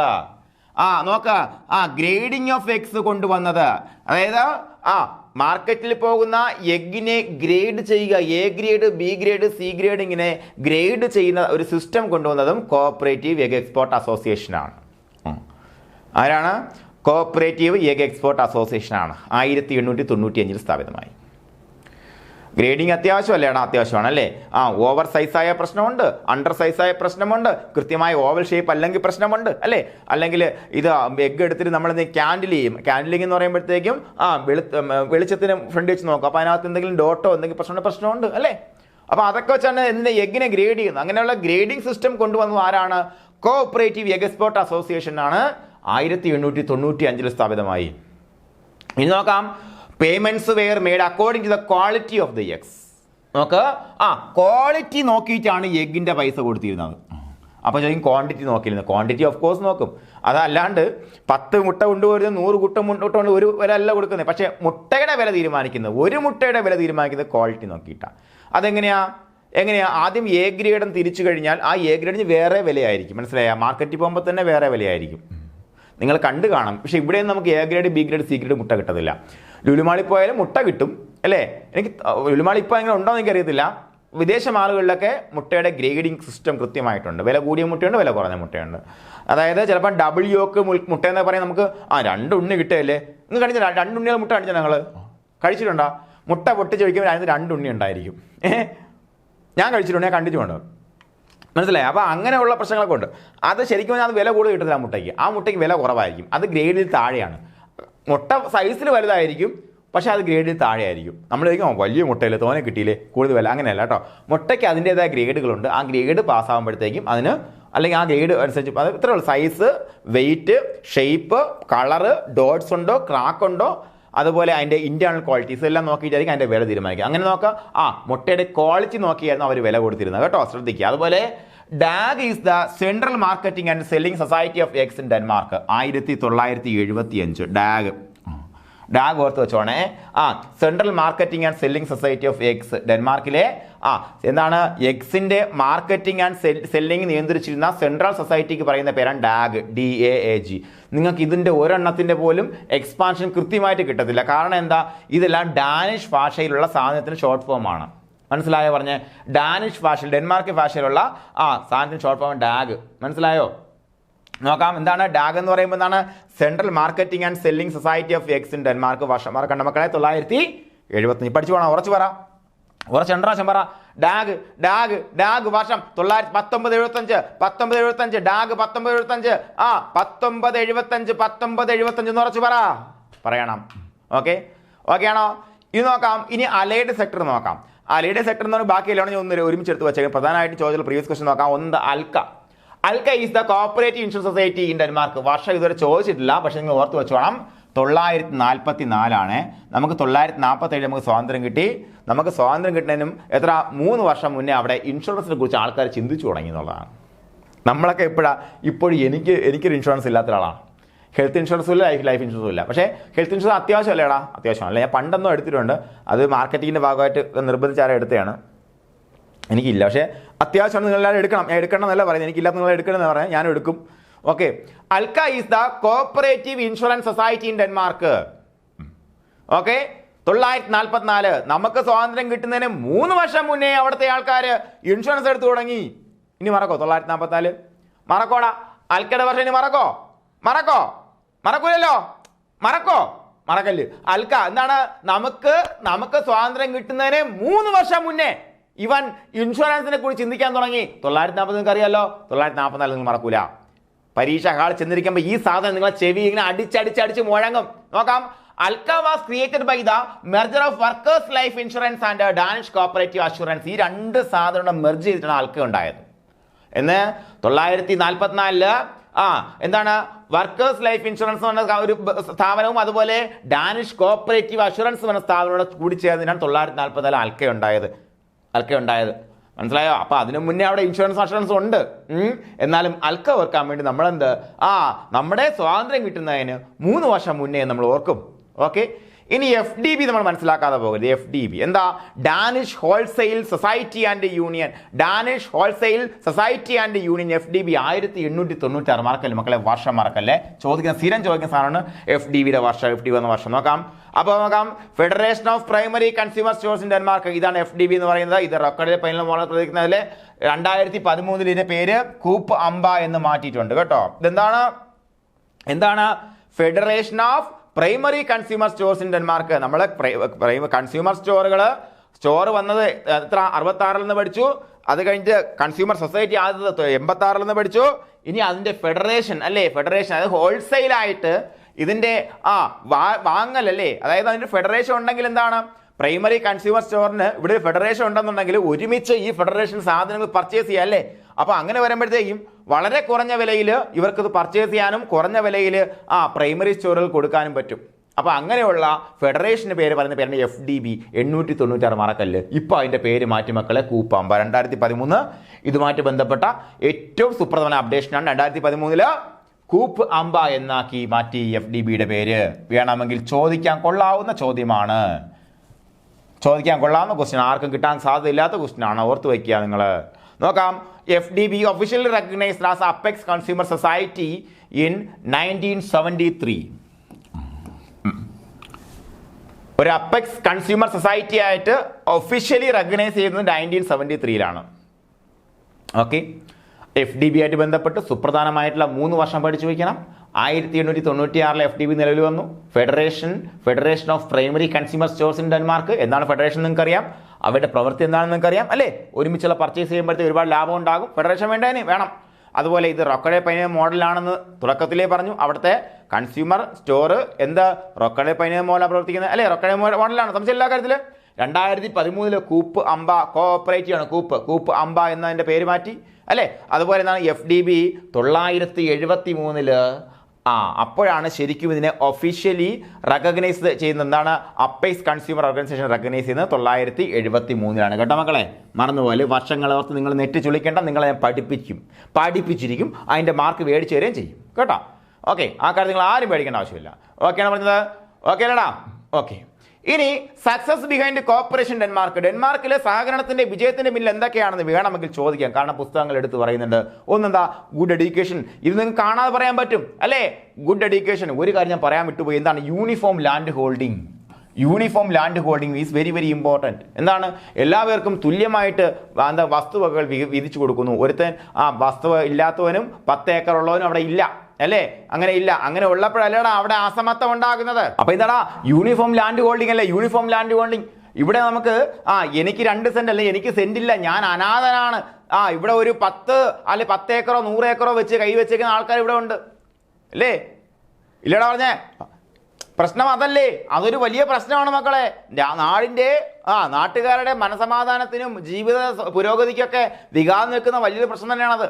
എന്നാ വെച്ചാൽ അങ്ങനെ വേണ്ടേന്ന് വേണോന്ന് വെച്ചാൽ അതൊക്കെ വലിയ വലിയ ചോദ്യങ്ങളാണ്. ഞാൻ അല്ലെങ്കിൽ ഇപ്പോൾ കിടക്കുന്നില്ല. കുറേ രാഷ്ട്രീയമായ ക്വസ്റ്റ്യൻസ് ആണ് അല്ലേ, കുറേ പൊളിറ്റിക്സ് ആണ്. കൃത്യമായിട്ട് ഞാൻ രാഷ്ട്രീയ പാർട്ടിയല്ല, അല്ലാത്ത പൊളിറ്റിക്സ് ഉണ്ടല്ലോ, പൊളിറ്റിക്സ് ആണ്. ഓക്കെ, അവിടെ നിൽക്കട്ടെ. ഇവിടെ എന്താണ് uniform land holding, good education, people are honest and hard working. സത്യസന്ധരായ ആൾക്കാരാണല്ലേ, നല്ല വിദ്യാഭ്യാസം കിട്ടിയത് കൊണ്ട് തന്നെ അവർ കള്ളം പറയേണ്ട ആവശ്യമില്ല. അവന് എന്തിനാ കള്ളം പറയേണ്ടത്? നമ്മളെല്ലാം ബേസിക്കലി കള്ളം പറയുന്ന ആൾക്കാരാണ്. നമ്മളെ കുഞ്ഞുനാളിലെ അല്ലേ, നമുക്ക് കള്ളം പറയാൻ ആരും പഠിപ്പിക്കണം. ഞാൻ നിങ്ങളെല്ലാം നമ്മളെ ബേസിക്കലി കള്ളം പറയുന്ന ആൾക്കാർ. പക്ഷേ എന്താണ്, നല്ല എഡ്യൂക്കേഷൻ നല്ല വിദ്യാഭ്യാസം കിട്ടിയാൽ അവർ സത്യസന്ധരായി മാറും, നല്ല മനുഷ്യരായിട്ട് മാറും. ഒരു സംശയമുള്ള കാര്യത്തിൽ 3 കാര്യങ്ങളാണ്. ഒന്ന്, ഗുഡ് എഡ്യൂക്കേഷൻ, മറന്നു പോകില്ല മക്കളെ. യൂണിഫോം ലാൻഡ് ഹോൾഡിംഗ്, നമ്മൾ പറയാത്തൊരു കാര്യമാണ്, മറന്നു പോകില്ല. People are honest and hard working, മറന്നു പോകില്ല. അങ്ങനെ 3 പ്രധാനപ്പെട്ട കാര്യങ്ങളാണ് കോർപ്പറേഷൻ ഡെൻമാർക്കിൽ വൻ വിജയമായി മാറിയത്. ഇവിടെയും നമ്മളിതെല്ലാം ഉണ്ടായിരുന്നെങ്കിൽ ഇവിടെയും സഹകരണ പ്രസ്ഥാനം വൻ വിജയമായി മാറിയേനെ. നമ്മുടെ നാട്ടിൻ്റെ നട്ടല് തന്നെ സഹകരണ പ്രസ്ഥാനമായി മാറിയേനെ. ഇപ്പോൾ അല്ലേന്ന് വെച്ചാൽ ആണോന്ന് വെച്ചാൽ അങ്ങോട്ടും ഇങ്ങോട്ടും നിൽക്കുന്ന ഒരു അവസ്ഥയാണ് അല്ലേ. ഒരുപാട് മേഖലകളിൽ സഹകരണ പ്രസ്ഥാനം വലിയ വ്യത്യാസങ്ങൾ വന്നുകൊണ്ടിരിക്കുകയാണ്. പക്ഷേ നമ്മുടെ നാട്ടിലെ പൂർണ്ണമായിട്ടുള്ള സാമ്പത്തിക വികസനം സഹകരണത്തിനെ അടിസ്ഥാനപ്പെടുത്തി അല്ലേ. കൂടുതൽ എന്താണ്, നമ്മുടെ സ്വകാര്യ വ്യക്തികളും അവരുമായിട്ട് ബന്ധപ്പെട്ടുള്ള സ്ഥാപനങ്ങളും ഒരുപാട് സാമ്പത്തിക സ്ഥാപനങ്ങളൊക്കെ നിലനിൽക്കുന്ന സ്ഥലമാണ് നമ്മുടെ അല്ലേ. ഓക്കെ, ഇനി ഫേമസ് ആയിട്ടുള്ള കോർപ്പറേറ്റീവ്സ് നോക്കി പോവാം. HC സോൾ നമുക്കറിയാം, സോൾ അല്ലേ, ആത്മാവ്, തന്ത, പിതാവ് അല്ലേ, കോർപ്പറേഷൻ്റെ പിതാവ്. NFS ഗ്രഡ്വിഗ് നമുക്കറിയാം, എന്താണ്, ഫോക്ക് സ്കൂൾ അല്ലേ, ഫോക്കസ് സ്കൂൾ. LC നീൽസൺ നമുക്കറിയാം, എന്താണ്, നീൽസൺ സ്റ്റീൽ അല്ലേ, സ്റ്റീൽ വെച്ചുകൊണ്ടാണ് ക്രീം സെപ്പറേറ്റർ. ഡോക്ടർ ഉൽക്രിക്ക് എന്ന് പറയുമ്പോഴത്തേക്കും അവിടുത്തെ പ്രധാനപ്പെട്ട ഒരു കോർപ്പറേറ്റർ ആയിരുന്നു. ചോദിച്ചിട്ടുണ്ടോ, CSB ഡോക്ടർ ഉൽക്രിക്ക് was related to which country എന്ന് ചോദിച്ചിട്ടുണ്ട്. കോർപ്പറേഷൻ ഏത് രാജ്യത്തെ കോർപ്പറേഷൻ ബന്ധപ്പെട്ട് ചോദിച്ചിട്ടുണ്ട്. ഡോക്ടർ ഉൽക്രിക്ക്, പറക്കല്ല കേട്ടോ, ഉൽക്രിക്ക്. ഓക്കെ, സ്റ്റില്ലിംഗ് ആൻഡേഴ്സൺ നമുക്കറിയാം, എന്താണ്, ഡയറി കോർപ്പറേറ്റീവ്സിൻ്റെ പിതാവ്. ആരാണ്, എവിടെ, ജെറ്റ്ലാൻഡിലെ വില്ലേജിൽ ആദ്യത്തെ കോർപ്പറേറ്റീവ് ക്രീമറി സ്ഥാപിച്ച ആളാണ്. അതുപോലെ സോൺ എന്ന് പറയുമ്പോഴത്തേക്ക് എന്താണ്, ആദ്യത്തെ കൺസ്യൂമർ സ്റ്റോറും കൺസ്യൂമർ സൊസൈറ്റിയും സ്ഥാപിച്ച ആളാണ് 76-ലും 86-ലും അല്ലേ. ഓക്കെ, അപ്പോൾ നീൽസൺ എന്താ കണ്ടുപിടിച്ച് നമുക്കറിയാം. ഡോക്ടർ ഉൽക്രിക്കിൻ്റെ കാര്യം അറിയാം, ഉൽക്രിക്കാരാണ്, ഫേമസ് കോർപ്പറേറ്റർ ആണ്.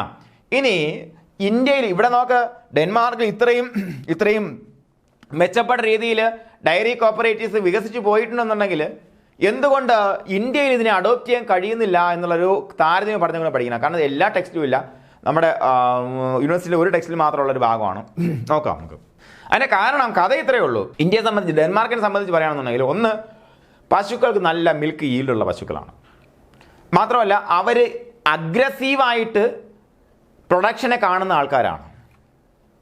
ഓക്കെ, അപ്പോൾ അങ്ങനെ വരുമ്പോഴത്തേക്കും എല്ലാവരുടെ കയ്യിലും സർപ്ലസ് ആയിട്ട് മിൽക്ക് ഉണ്ടായിരിക്കും എന്നുള്ളതാണ്. അപ്പോൾ അത് കളക്ട് ചെയ്ത് കഴിഞ്ഞാൽ ഈസി ആയിട്ട് അവിടെ ഒരു കോർപ്പറേറ്റീവ് സ്ഥാപനത്തിൽ നിലനിൽക്കാൻ പറ്റും. പക്ഷേ നമ്മുടെ നാട്ടിനെ സംബന്ധിച്ചിടത്തോളം പശുക്കൾ അല്ലെങ്കിൽ ഈ പറഞ്ഞ മേഖലയിലുള്ള അനിമൽ വേറെ എന്താണ്, എരുമയല്ലേ, എരുമയാവട്ടെ, പശുവാവട്ടെ, ആടാവട്ടെ, മിൽക്ക് ഈൽഡിൻ്റെ മേഖല കാര്യത്തിൽ നമ്മൾ വലുതായിട്ട് ശ്രദ്ധിക്കാവുന്ന ആൾക്കാരാണ്. പക്ഷേ ധവള വിപ്ലവം വന്നപ്പോഴത്തേക്കാണ് നമ്മൾ ക്രോസ് ബ്രീഡിംഗ് പോളിസി കൊണ്ടുവരികയും വിദേശ ജനസുകളെ കൊണ്ടുവന്നിവിടെ ബ്രീഡ് ചെയ്യുകയും പിന്നെയാണ് മിൽക്ക് നമ്മൾ സർപ്ലസിലേക്ക് വരുന്നത്. അങ്ങനെ സർപ്ലസ് വന്നു കഴിഞ്ഞാലും എല്ലാ സ്ഥലത്തും ആൾക്കാർ ഇതിനൊന്നും ആയിരിക്കില്ല വളർത്തുന്നത്. മാത്രമല്ല ഓരോ സ്ഥലങ്ങളിൽ എത്തിപ്പെടുന്നതിനും കളക്ട് ചെയ്യുന്നതിനും വലിയ ബുദ്ധിമുട്ടുണ്ടായിരുന്നു. അതുകൊണ്ട് തന്നെ ആപ്കോസുകൾ നിലവിൽ വരുന്നതിന് മുന്നേ നമ്മുടെ ഫെഡറേഷൻ എന്ത് ചെയ്യുമെന്ന് വെച്ചാൽ ഇത്രയേ ഉള്ളൂ. ഫെഡറേഷൻ എന്ന് പറയുമ്പോൾ നമ്മുടെ മിൽക്ക് മാർക്കറ്റിംഗ് ഫെഡറേഷൻ എന്താ, KCM എന്തിൻ്റെ അടിസ്ഥാനത്തിൽ പ്രവർത്തിക്കുന്നത് പറയണം. KCM പ്രവർത്തിക്കുന്നത് അമൂൽ മോഡലിലാണല്ലേ. അമൂൽ മോഡലിൽ, ആനന്ദ് യൂണിയൻ ലിമിറ്റഡിലെ മോഡലിലാണ് നമ്മുടെ KCM പ്രവർത്തിക്കുന്നത്. അപ്പോൾ നമ്മുടെ കേരളത്തിൽ എവിടെയെങ്കിലും ഒരു ആപ്കോസ് തുടങ്ങണം. എന്താ ആപ്കോസിൻ്റെ ഫുൾ ഫോം എന്താ? താഴെ കമൻറ്റ് ചെയ്യണം, ഇപ്പോൾ കമൻറ്റ് ചെയ്യും. എന്താ ആപ്കോസിൻ്റെ ഫുൾ ഫോം എന്താ? ആപ്കോസ് ചോദിക്കാൻ കൊള്ളുന്ന ക്വസ്റ്റ്യനാ. ആപ്കോസ് APCOS ഇപ്പോൾ കമൻറ്റ് ചെയ്യണം കേട്ടോ, കമൻറ്റ് ചെയ്യണം. ഓക്കെ, ആപ്കോസ്, ഇവിടെ ഒരു ആപ്കോസ് തുടങ്ങണമെന്നുണ്ടെങ്കിൽ എന്ത് ചെയ്യുമെന്ന് അറിയാമോ? ആദ്യം നമ്മുടെ ഫെഡറേഷൻ അങ്ങോട്ട് ആളിനെ വിടും. എന്തിന്? ഇവിടെ അധികം പാലുണ്ടോ, ഇവിടുത്തെ ആൾക്കാർ കൊള്ളാമോ, ഇവിടെ ഞാൻ പറഞ്ഞ പ്രൊസീജിയർ പറയുന്നേ. ആദ്യം ആളിനെ വിടും. ആളിനെ വിട്ടിട്ട് അവിടെ അന്വേഷിക്കും, ഇവിടെ ഇങ്ങനെ ഒരു സ്ഥാപനം തുടങ്ങി. മാത്രമല്ല അവിടത്തേക്ക് വണ്ടി എത്തി കളക്ട് ചെയ്യാൻ പറ്റുമോ, അതുപോലെ ആൾക്കാർക്ക് അവിടെ എന്താ ആക്സസബിലിറ്റി ഉണ്ടോ, മാത്രമല്ല അവിടെ എത്ര ആൾക്കാർ താമസിക്കുന്നുണ്ട്, അവിടെ താമസിക്കുന്ന അല്ല അവിടെ എത്ര പോപ്പുലേഷൻ ഉണ്ട്, എത്ര ക്യാറ്റിലുണ്ട്, അതിൽ നിന്ന് ഉൽപ്പാദിപ്പിക്കുന്ന പാല് അവിടെ എക്സസ് ഉണ്ടോ, എക്സസ് ഉണ്ടെങ്കിൽ മാത്രമല്ലേ ആൾക്കാർ ഇവിടെ കൊണ്ട് കൊടുക്കത്തുള്ളൂ അല്ലേ. ഇങ്ങനെയുള്ള കാര്യങ്ങൾക്ക് താരതമ്യം പഠനം നടത്തിയതിനു ശേഷം മാത്രമേ ഇവിടെ ഒരു ആപ്കോസ് തുടങ്ങത്തുള്ളൂ. പക്ഷേ അവിടെ അതിൻ്റെ ആവശ്യമില്ല. മനസ്സിലായോ? ഇതാണ് പ്രധാനപ്പെട്ട പ്രശ്നം. അപ്പോൾ അതിൻ്റെ പ്രധാനപ്പെട്ട കാരണങ്ങൾ 1 by 1 നോക്കാം. In India milk producers are not adventurous and lack initiative. ഇന്ത്യയിലെ മിൽക്ക് പ്രൊഡ്യൂസേഴ്സ് എന്ന് പറയുമ്പോൾ അഡ്വഞ്ചറസ് അല്ല. എനിക്കൊരു 10 പശുവിനെ മേടിച്ച് ഇത്രയും പാൽ ഉൽപ്പാദിപ്പിച്ചിട്ട് എനിക്ക് പണക്കാരനാണെന്നില്ല, എന്നാലും എന്താണ് ഐ വാണ്ട് ടു കോൺട്രിബ്യൂട്ട്, ഞാൻ എന്തായാലും കഷ്ടപ്പെടുന്നു, എനിക്ക് 2 പശുക്കളുണ്ട്, 2 എണ്ണത്തിനെ നോക്കാൻ പറ്റും. ആ ഒരു അഡ്വഞ്ചറസ് സ്വഭാവമൊന്നുമില്ല, ഇനിഷ്യേറ്റീവ് ഒന്നുമില്ല. വീട്ടിൽ ഒരു പശുവുണ്ട്, കുഴപ്പമില്ല, അതിന് ഇങ്ങനെ ചാണകവും പുല്ലൊക്കെ തരും, ഞാൻ പുല്ല് ഒക്കെ ഉണ്ട് കുറച്ച് അരിഞ്ഞിട്ട് കൊടുക്കും, പിന്നെ വീട്ടിലേതൊക്കെ കഴിച്ചാൽ കഴിയും, നമ്മുടെ ആവശ്യത്തിന് 2 ഗ്ലാസ് പാല് കിട്ടും, പിന്നെ ഒരു 1 ഗ്ലാസ് അപ്പുറത്ത് കൊടുക്കും. ഇതായിരുന്നു പണ്ടത്തെ ആൾക്കാരുടെ രീതി, മനസ്സിലായില്ലേ? അപ്പോൾ അങ്ങനെ അഡ്വഞ്ചറസ് ആയിരുന്നില്ല, ഇനിഷ്യേറ്റീവ് കുറവായിരുന്നു. നോക്കാം, the milk yield is comparatively low. അതുകൊണ്ട് തന്നെ അങ്ങനെയുള്ള കാര്യങ്ങൾ ശ്രദ്ധിച്ചിരുന്നില്ല ആൾക്കാർ. അപ്പോൾ എന്താണ്, ഈൽഡ് കുറവായിരുന്നു, അതുകൊണ്ട് എക്സസ് കിട്ടിയാലേ കളക്ട് ചെയ്യാൻ പറ്റത്തുള്ളൂ. The poverty of the Indian farmer is responsible for it. ആ ഇന്ത്യൻ ഫാമേഴ്സിന്റെ പോവർട്ടി അല്ലേ, പോവർട്ടിയിൽ നിന്നും ദാരിദ്ര്യത്തിൽ ജനിച്ച് ദാരിദ്ര്യത്തിൽ തിന്ന് ദാരിദ്ര്യത്തിൽ ജീവിച്ച് ദാരിദ്ര്യം മരിക്കുന്ന ഒരു അവസ്ഥ, ദാരിദ്ര്യത്തിൽ ജനിച്ച് ജീവിച്ച് ശ്വസിച്ച് മരിക്കുന്ന അവസ്ഥ അല്ലേ, അതിൽ നിന്ന് രക്ഷപ്പെടണമെങ്കിൽ എന്ത് ചെയ്യണം? ഒരു പശുവിനെ ഞാൻ നോക്കുന്നു, 2 എണ്ണം മേടിച്ച് വളർത്തണം, അതിനവൻ തയ്യാറല്ല. അതിന്റെ അവസ്ഥ പിന്നെ അത് തന്നെയാണ്, മനസ്സിലായോ? അതുപോലെ the cost of collection of milk from distant places large. Distant പ്ലേസിൽ പോയി സാധനം എടുക്കണമെന്നുണ്ടെങ്കിൽ ചിലപ്പോൾ അവിടെ പോയി 5 ലിറ്റർ പാല് കിട്ടും, പക്ഷേ വണ്ടി ഓടി അവിടെ ചെല്ലുമ്പോൾ 10 ലിറ്റർ പാലിൻ്റെ പൈസയ്ക്കുള്ള ഡീസലാവും. മനസ്സിലായോ പറഞ്ഞത്? അത് കൂടുതലായിരുന്നു. ഇനി the quality of milk cattle in India is very very poor at that time when we were trying to improvise our system. നമ്മുടെ സിസ്റ്റം ഇംപ്രവൈസ് ചെയ്യാൻ ശ്രമിച്ച സമയത്ത് അന്ന്, ഇപ്പം അത്ര പോറല്ല കേട്ടോ. Quality of milk cattle in India are poor. നമ്മുടെ നാട്ടിലെ മിൽച്ച് ആനിമലിന്റെ ക്വാളിറ്റി, മിൽച്ച് ആനിമൽ എന്ന് പറയും കേട്ടോ, മിൽച്ച് ആനിമൽസ് എന്ന് പറയും, MILCH. മിൽച്ച് ആനിമൽസിന്റെ ക്വാളിറ്റി വാസ് സോ പുവർ. ഇങ്ങനെയുള്ള കാരണങ്ങൾ കൊണ്ടാണ് ഡിഫിക്കൽട്ടീസ് നേരിട്ടത്. ഡാനിഷ് മോഡൽ നമുക്കിവിടെ അഡോപ്റ്റ് ചെയ്യാൻ ഡിഫിക്കൽട്ടീസ് നേരിട്ടത്. ഒന്ന് ഓർത്ത് വെച്ചേക്കുക, വേണമെങ്കിൽ ചോദിക്കാവുന്ന ക്വസ്റ്റ്യൻ ആണ്. PSCക്ക് അറിയാലോ, പ്രസ്താവന ചോദ്യങ്ങൾ ഇഷ്ടമാണ്. ഇങ്ങനെയുള്ള സ്ഥലങ്ങളിൽ നിന്ന് പ്രസ്താവന ചോദ്യം കൂടുതൽ വരുന്നത്. സോ ഞാൻ വാക്കുന്ന പോലെ here we go for PYQs, previous year question പേപ്പറിൽ വന്നിട്ടുള്ള ക്വസ്റ്റ്യൻ നോക്കാം. Lurbrand is the brand name of the product producer and marketed by ആര് നോക്കാം. ഇത്രയേ ഉള്ളൂ, വളരെ സിമ്പിൾ ആണ്, നിങ്ങൾക്ക് അറിയാം. ഡാനിഷ് ഡയറി കോപ്പറേറ്റീവ്സ് നമുക്കറിയാം അല്ലേ. പശു നമ്മുടെ ചോദ്യം ചോദിക്കുന്നത് കേട്ടോ. ഓക്കെ, അതുപോലെ dairy farm Europe is known as Denmark. 2013 ചോദിച്ച ക്വസ്റ്റ്യൻ കേട്ടോ. അതുപോലെ ഇത് തൊട്ട് മുന്നുള്ള ക്വസ്റ്റ്യൻ ആണ്. JCA ക്വസ്റ്റ്യൻ, JCയുടെ പരീക്ഷ ചോദിച്ചു. അതുപോലെ homeland of agriculture cooperatives in the world. നിങ്ങൾ അതിന് കമന്റ് ചെയ്യാണ്. പോട്ടെ, നിങ്ങൾ ഇത് വേണ്ട, ഇപ്പൊ കമന്റ് ചെയ്യണം. നിങ്ങൾക്ക് ഇതറിയാം. എന്താണ്? ഡെൻമാർക്കാണ്. സിമ്പിൾ ആയ ക്വസ്റ്റ്യൻ ആണ്. The process of separation of cream from milk was introduced by. നോക്കടാ, ഏതാണ്? നെൽസൺ അല്ലേ? ആൻസർ B ആണ് മക്കളെ. 2 ചോദ്യമാണ് ഈ ഒരു ക്ലാസ്സിൽ 2013 JCA പരീക്ഷ ചോദിച്ചത്. അതുകൊണ്ടാണ് ഞാൻ പറയുന്നത്, ഒരു ചോദ്യം ഉറപ്പായിട്ടും കിട്ടും നിങ്ങൾക്ക്. ഒരു ചോദ്യം ഉറപ്പായിട്ടും ഈ വരുന്ന JCA പരീക്ഷയിൽ ഈ ക്ലാസ് കണ്ടാൽ കിട്ടും. അതിനു വേണ്ടിയുള്ള എല്ലാ പ്രസ്താവന ചോദ്യങ്ങളും, എല്ലാ പ്രീവിയസ് ക്വസ്റ്റ്യൻ, എല്ലാ സ്റ്റേറ്റ്മെന്റ് ക്വസ്റ്റ്യൻസ് എല്ലാം കവർ ചെയ്ത് പോവുകയാണ്. സോ എന്ത് ചെയ്യുക, കൃത്യമായിട്ട് അവസാനം വരെയും കാണുക. ഓക്കെയാണ്. അതുപോലെ which of the following cooperative societies has great success in Denmark? ഏതാടാ? ഡയറിങ് അല്ലേ, ഡയറിങ്. അത് നോക്കാം. DCB ക്ലർക്ക് 2014 ക്വസ്റ്റ്യൻ ആണ്. ഇനി നോക്കാം, deputy man case card 904/2023 question നോക്കാടാ.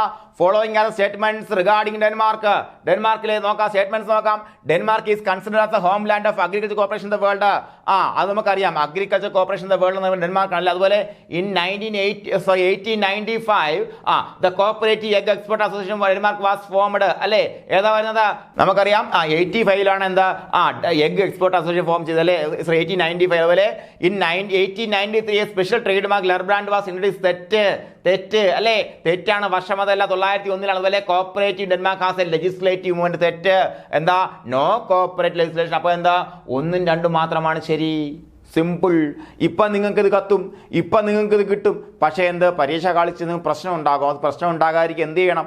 നിങ്ങൾ കൃത്യമായിട്ട് ഇത് ആൻസർ ചെയ്യണം കേട്ടോ.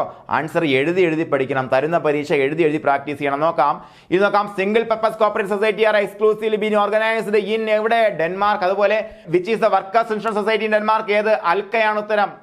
ഓക്കെ, ഇത്രയും ക്വസ്റ്റ്യൻസ് ആണ് PSC നിരന്തരം ചോദിച്ചിട്ടുള്ളത്. അപ്പം നിങ്ങൾക്ക് മനസ്സിലായി ക്വസ്റ്റ്യൻസിന്റെ ലെവൽ എന്താണെന്ന് നിങ്ങൾക്ക് മനസ്സിലായില്ലടാ.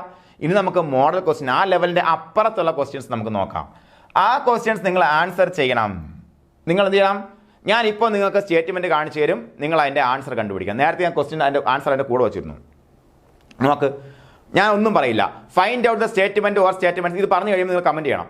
Find out the statement or statements that is not correct. ഒന്ന്, the trade name of for goods produced by dairy cooperatives in Denmark is Lurbrand. ശരിയോ തെറ്റോ? ശരിയാണെങ്കിൽ ശരി മാർക്കണം, തെറ്റാണ് തെറ്റ് മാർക്കണം. മോൾ ചോദിക്കാൻ നോട്ട് കറക്റ്റ്, തെറ്റായത് കണ്ടുപിടിക്കാൻ, ശരിയല്ലാത്ത കണ്ടുപിടിക്കാൻ പറഞ്ഞത് അല്ലേ. അപ്പോൾ അതുപോലെ Lurbrand was introduce as quality brand for the export of butter from Denmark in 1911. ശരിയോ തെറ്റോ? Okay, introduce as quality brand for the export of butter in Denmark 1911. ശരിയോ തെറ്റോ? ശരിയാണ്. ഒന്ന് ശരി അങ്ങ് മാർക്ക് ചെയ്യണം. ദ കോപ്പറേറ്റ് പേന ഇല്ലെങ്കിൽ പോയി പേന എടുത്തിട്ട് വാ പോ. The cooperative bakery industries were established in the Horsens setland in 1987. ശരിയോ തെറ്റോ? ശരിയാണ് തെറ്റാണ് തെറ്റണം. 4 ഉണ്ട് statement. Members of the cooperative bakery industries had unlimited liability. Limited liability ആണോ അൺലിമിറ്റഡ് ലയബിലിറ്റി ആണോ? ശരിയോ തെറ്റോ? ഇനി നോക്കുക, all of the above only for both 2 and 3 both 1 and 4. ഉത്തരം പറ. ഉത്തരം എഴുതിയാ? ഉത്തരം എഴുതി, കമന്റിൽ എഴുത്, ഉത്തരം എഴുത്. ഉത്തരങ്ങൾ വരുന്നുണ്ട്. Very good. എത്ര? ആൻസർ ബി ആണ് ഉത്തരം. എന്താ? 4 മാത്രമാണ് തെറ്റായ സ്റ്റേറ്റ്മെന്റ്, ബാക്കിയെല്ലാം ശരിയായിട്ടുള്ള സ്റ്റേറ്റ്മെന്റ് ആയിരുന്നു. Members of the cooperative bakery industries had limited liability. Okay, ഇനി നോക്കാം അടുത്തത്. പേൻ എടുക്കാത്ത പെട്ടെന്ന് 6 ക്വസ്റ്റ്യൻ ഉണ്ട്, ഉത്തരം എഴുതണം. Find the statement. പേൻ എന്നറിയാമോ? ഈ സ്റ്റേറ്റ്മെന്റ് വായിച്ചിട്ട് ഒന്നും ഇട്ടിട്ട് ശരിയിടണം. നിങ്ങൾ ക്വസ്റ്റ്യൻ പേപ്പർ ആണെങ്കിൽ ശരിയിടും, 2 തെറ്റാണെന്ന് മനസ്സിലാവാതെ തെറ്റിടണം. എന്നിട്ട് താഴെ തന്നെ ഓപ്ഷൻ നോക്കണം. Find the statement of statements that is not correct from below. താഴെ തന്നിരിക്കുന്നവയിൽ തെറ്റായത് അല്ലെങ്കിൽ ശരിയല്ലാത്തതാണ് ചോദ്യം. കറക്റ്റ് എന്ന് ഈ നോട്ട് നോക്കിയിട്ട് എഴുതാം കേട്ടോ. ശരിയല്ലാത്തത്. During 19th century, Denmark was primarily an agricultural country due to its fertile soil. ശരിയോ തെറ്റോ? The advent of low-cost grain production in the USA and Canada had no impact on agriculture in Denmark. Malayalam ഞാൻ പറഞ്ഞു തരൂല. പറഞ്ഞു തരണോ? വേണോ? വേണ്ട. നിങ്ങൾ ഇംഗ്ലീഷിൽ പരീക്ഷ എഴുതാൻ പോണ ആൾക്കാരാണ്, മലയാളത്തിൽ എഴുതാൻ പോണ ആൾക്കാരല്ല. CSEB അല്ല, JSC എഴുതാൻ പോണ ആൾക്കാരാണ്. നോക്കാം. L.C. Nielsen, a Danish engineer, invented the continuous separator in 1878, revolutionizing milk processing. ശരിയോ തെറ്റോ? നോട്ട് കറക്റ്റ് ഫ്രം ബിലോ ചോദിച്ചിരിക്കുന്നത്. ശരി അല്ലാത്തത് ഏതൊക്കെയെന്നുള്ളതാണ്. ഉത്തരം എ ആളാർ ഇൻകറക്റ്റ് ആണോ, 2ഉം 3ഉം ആണോ ഇൻകറക്റ്റ്, 1ഉം 2ഉം ആണോ ഇൻകറക്റ്റ്, 2 മാത്രമാണോ ഇൻകറക്റ്റ്? ഉത്തരം കമന്റ് ഇപ്പൊ കമന്റ് ചെയ്യാൻ പറ്റില്ലെങ്കിൽ പരീക്ഷ എഴുതാൻ പറ്റില്ല നിങ്ങൾക്ക്. ഇത്രയും സമയം കിട്ടത്തില്ല. ഇത് ഞാൻ വായിച്ചെങ്കിൽ തന്നെ നിങ്ങൾക്ക് അല്ലേ? കമന്റ്. Yes, very good. ഏതാണ് ഉത്തരം വരുന്നത്? ആൻസർ ഡി ആണ്. എന്ത്? ഓൺലി 2 ആണ്. എന്തുകൊണ്ട് കാര്യം നോക്കുക. During 19th century Denmark agricultural country. Denmark ആദ്യം ഒരു അഗ്രികൾച്ചർ കൺട്രി ആയിരുന്നു. ഫെർട്ടൈൽ സോയിൽ ഉണ്ടായത് ശരിയായ സ്റ്റേറ്റ്മെന്റ് ആണല്ലേ. ഓക്കെ, അതുപോലെ advent of low cost grain production USA എന്തിനെ ബാധിച്ചു? ഡെൻമാർക്കിനെ ബാധിച്ചിട്ടുണ്ട്. നോ ഇമ്പാക്ട് എന്നാ പറഞ്ഞത്, ദർ വാസ് എൻ ഇമ്പാക്ട് അല്ലേ. അതുപോലെ L.C. Nielsen ആണ് ഇത് കാര്യങ്ങൾ ചെയ്തല്ലേ. എന്താണ് 1878 എന്താണ് നമ്മുടെ മിൽക്ക് പ്രോസസ്സിങ്ങിനെ റെവല്യൂഷനൈസ് ചെയ്യാൻ വേണ്ടിയിട്ട് ക്രീം സെപ്പറേറ്റർ കണ്ടുപിടിച്ചത്. ഓക്കെ, അപ്പോൾ 2 മാത്രമാണ് തെറ്റായ സ്റ്റേറ്റ്മെന്റ്. ഓക്കെയാണ്. ഇപ്പൊ ആ ട്രാക്കിൽ വന്ന ഉയരണം. ഇനി വേഗം നിങ്ങൾ ഉത്തരം കണ്ടെത്തുക. നോക്കാം. Find the statement of statements that is correct from below. താഴെ തന്നിരിക്കുന്നത് ഇവിടെ നോട്ട് കറക്റ്റ് ഇല്ല, കറക്റ്റ് ശരിയായ സ്റ്റേറ്റ്മെന്റ് കണ്ടുപിടിക്കാനാണ് പറഞ്ഞിരിക്കുന്നത്. നോക്കാം. The first cooperative dairy in Denmark was started in 1882 in Jutland by Stilling Anderson. ശരിയോ തെറ്റോ? Mark. Stilling Anderson is known as the father of dairy cooperatives in Denmark. ശരിയോ തെറ്റോ? പെട്ടെന്ന് നോട്ടി. The dairy cooperative Denmark required members to pay entrance fees and share capital. ശരിയോ തെറ്റോ? പെട്ടെന്ന് നോക്കി. ഏതാ ശരി? ഞാൻ വേറെ ഒന്നും പറഞ്ഞില്ല, പറഞ്ഞിട്ട് ആവശ്യമില്ല. കാരണം ഇത്രയും നേരം ഞാൻ ഇരുന്നുകൊണ്ട് രാമായണം വായിച്ചാണല്ലേ. 1, 2 only 3, 2, 3, 1 and 2, 3. കമന്റ് വേഗം കമന്റ്. Yes, very good. തെളിഞ്ഞു വരുന്നത് വെരി ഗുഡ്. കൊള്ളാം. ആൻസർ എ ആണ് ഉത്തരം അല്ലേ. 1ഉം 2ഉമാണ് ശരിയായ സ്റ്റേറ്റ്മെന്റ്. എന്താണ് ഇവിടെ എന്തുണ്ടായിരുന്നില്ല? ഷെയർ ക്യാപിറ്റൽ എൻട്രൻസ് ഫീസ് ഉണ്ടായിരുന്നില്ല. ബാക്കി 2 ശരിയായ സ്റ്റേറ്റ്മെന്റ് ആണ്. ഇത് നോക്കാം. Find out the statement of statement that is correct from below. താഴെ തന്നിരിക്കുന്നവയിൽ ശരിയായ സ്റ്റേറ്റ്മെന്റ് മാർക്ക് ചെയ്യുക. എന്താണ്? In Danish dairy cooperatives A member had only 1 vote in the general body. Find out state that is correct. താഴെ ശരിയായത് എടുത്താൽ പറയുന്നത്. Danish എന്താണ്? 1 വോട്ടേ ഉണ്ടായത്. ശരിയാ തെറ്റാ? മാർക്ക് ചെയ്യും. Payments for milk supplied to cooperatives were based on volume alone without considering fat content or hygiene factors. വോളിയത്തിന്റെ അടിസ്ഥാനത്തിൽ മാത്രമാണോ? അത് ഞാനൊന്നും പറയുന്നില്ല. ബാക്കി cooperate dairies in Denmark provided veterinary services to their members. ശരിയോ തെറ്റ് മാക്കി? അപ്പോൾ താഴെ തന്നിരിക്കുന്നതിൽ കറക്റ്റ് എന്താണ് 1 2 കറക്റ്റ്, 2 1 3 കറക്റ്റ്, 2 3 കറക്റ്റ് ആണെന്ന് തോന്നും. പെട്ടെന്ന് ഉത്തരം വന്നു തുടങ്ങി. പെട്ടെന്ന് അങ്ങനെ. Yes, very good. എന്താണ്? ബി ആണ് ഉത്തരം. ബി എന്ന് പറയുമ്പോൾ എന്താണ്? 1 3 ആണ് കറക്റ്റ് അല്ലേ? ഇവിടെ എന്താണ്? എന്തിന്റെ അടിസ്ഥാനത്തിലല്ല? ഫാറ്റ് കണ്ടന്റ് എന്താണ്? വിത്തൗട്ട് കൺസിഡറിങ് ഫാറ്റ് കണ്ടന്റ് ഇല്ല, അതെല്ലാം കൺസിഡർ ചെയ്തുകൊണ്ടാണ് കൊടുത്തിരുന്നത് അല്ലേ? ഇവിടെ യെലോണും വിത്തൗട്ടും ആണ് നമുക്ക് തെറ്റുന്നത് അല്ലേ? Yes, very good. ഓക്കെ, ഇത് നോക്കാം. Find the statement that is correct from below. The royal agriculture society Denmark was started in 1769 അറിയാം നമുക്ക്. അതുപോലെ the first cooperative consumer store Denmark was started in 1866. Consumer സ്റ്റോറാ സൊസൈറ്റിയാ? സംശയം വരരുത്. The Prussian war, the second Schleswig war was occurred in 1868. ശരിയാണോടാ? Find the statement that is correct from below. ശരിയായത് കണ്ടുപിടി പറഞ്ഞിങ്ങനെ. ശരിയാണെങ്കിൽ മാർക്ക് ചെയ്. ആളാർ കറക്റ്റ് ആണോ? ബോത്ത് 1 and 2 ആണോ? only 2 ആണോ? only 1 ആണോ? ഏതാ നോക്കാം. ഉത്തരം ഏതാ? ഉത്തരം എ ആണല്ലേ? എന്താണ്? ആളാർ കറക്റ്റ് ആണ്. ദ റോയൽ അഗ്രികൾച്ചർ സൊസൈറ്റി എന്ന 1769 നമുക്കറിയാം. അതുപോലെ എന്താണ്? ഫസ്റ്റ് കോപ്പറേറ്റീവ് കൺസ്യൂമർ സ്റ്റോർ എന്ന 1866 നമുക്കറിയാം അല്ലെ? 86 സൊസൈറ്റിയാണ് അല്ലെ?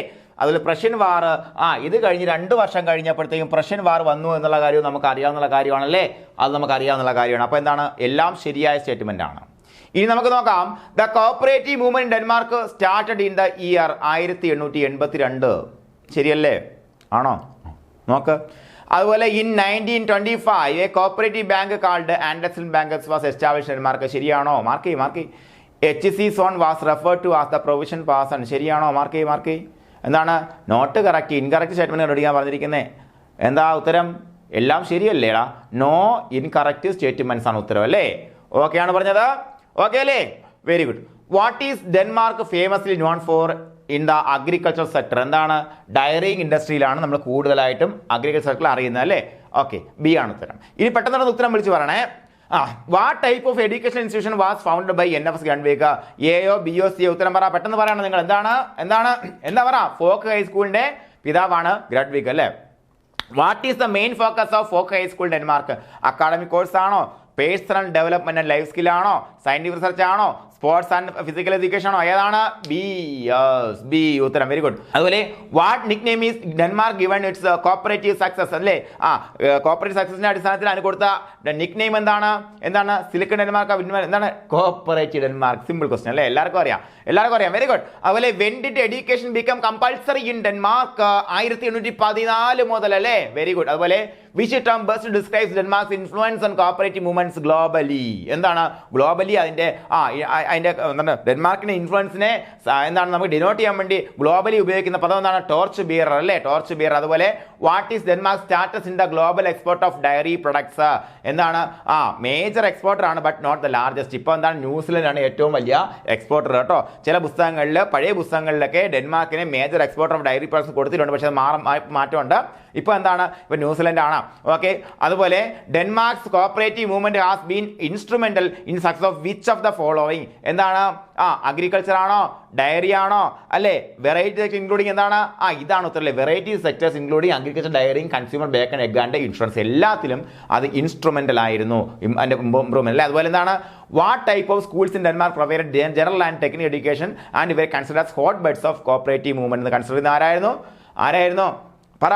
ഫോക്ക് ആൻഡ് അഗ്രികൾച്ചർ സ്കൂൾസിനാണ് അങ്ങനെ ഹോട്ട് ബെഡ്സ് എന്ന് കൺസിഡർ ചെയ്യുന്നത് അല്ലേ? ഓക്കെ, ഉത്തരം വേഗം പറയണം നിങ്ങൾ കേട്ടോ. മിടുക്കരായിട്ടില്ല നിങ്ങൾ. നോക്കാം. What was central theme taught in Danish folk high school? Advanced mathematics ആണോ? Principles and practices of cooperation ആണ് പ്രധാനപ്പെട്ട തീം അല്ലേ? അതുപോലെ ബി ആണ് ഉത്തരം. അതുപോലെ in what year were folk high schools establish in Denmark? വർഷം ഏതാണ്? 1840. അതുപോലെ folk high schools in Denmark are unique because they എന്താണ്? ഫോക്കസ് ഓൺ എന്താടാ പറ? നോക്ക്. Have a strict academic curriculum? തെറ്റ്. ഫോക്കസ് ഓൺ വൊക്കേഷണൽ തെറ്റ്. Emphasis personal development and over formal education അല്ലേ, എക്സാമിനേഷൻ ഫോമൽ എഡ്യൂക്കേഷനേക്കാളും എന്താണ് പേഴ്സണൽ ഡെവലപ്മെന്റ് ഇംപ്രൂവൈസേഷൻ കൊടുക്കുന്നുള്ളതാണ് അല്ലേ. അതുപോലെ നോക്കാം, what aspect of Danish folk high schools contribute to their status as hot beds for the cooperative movement.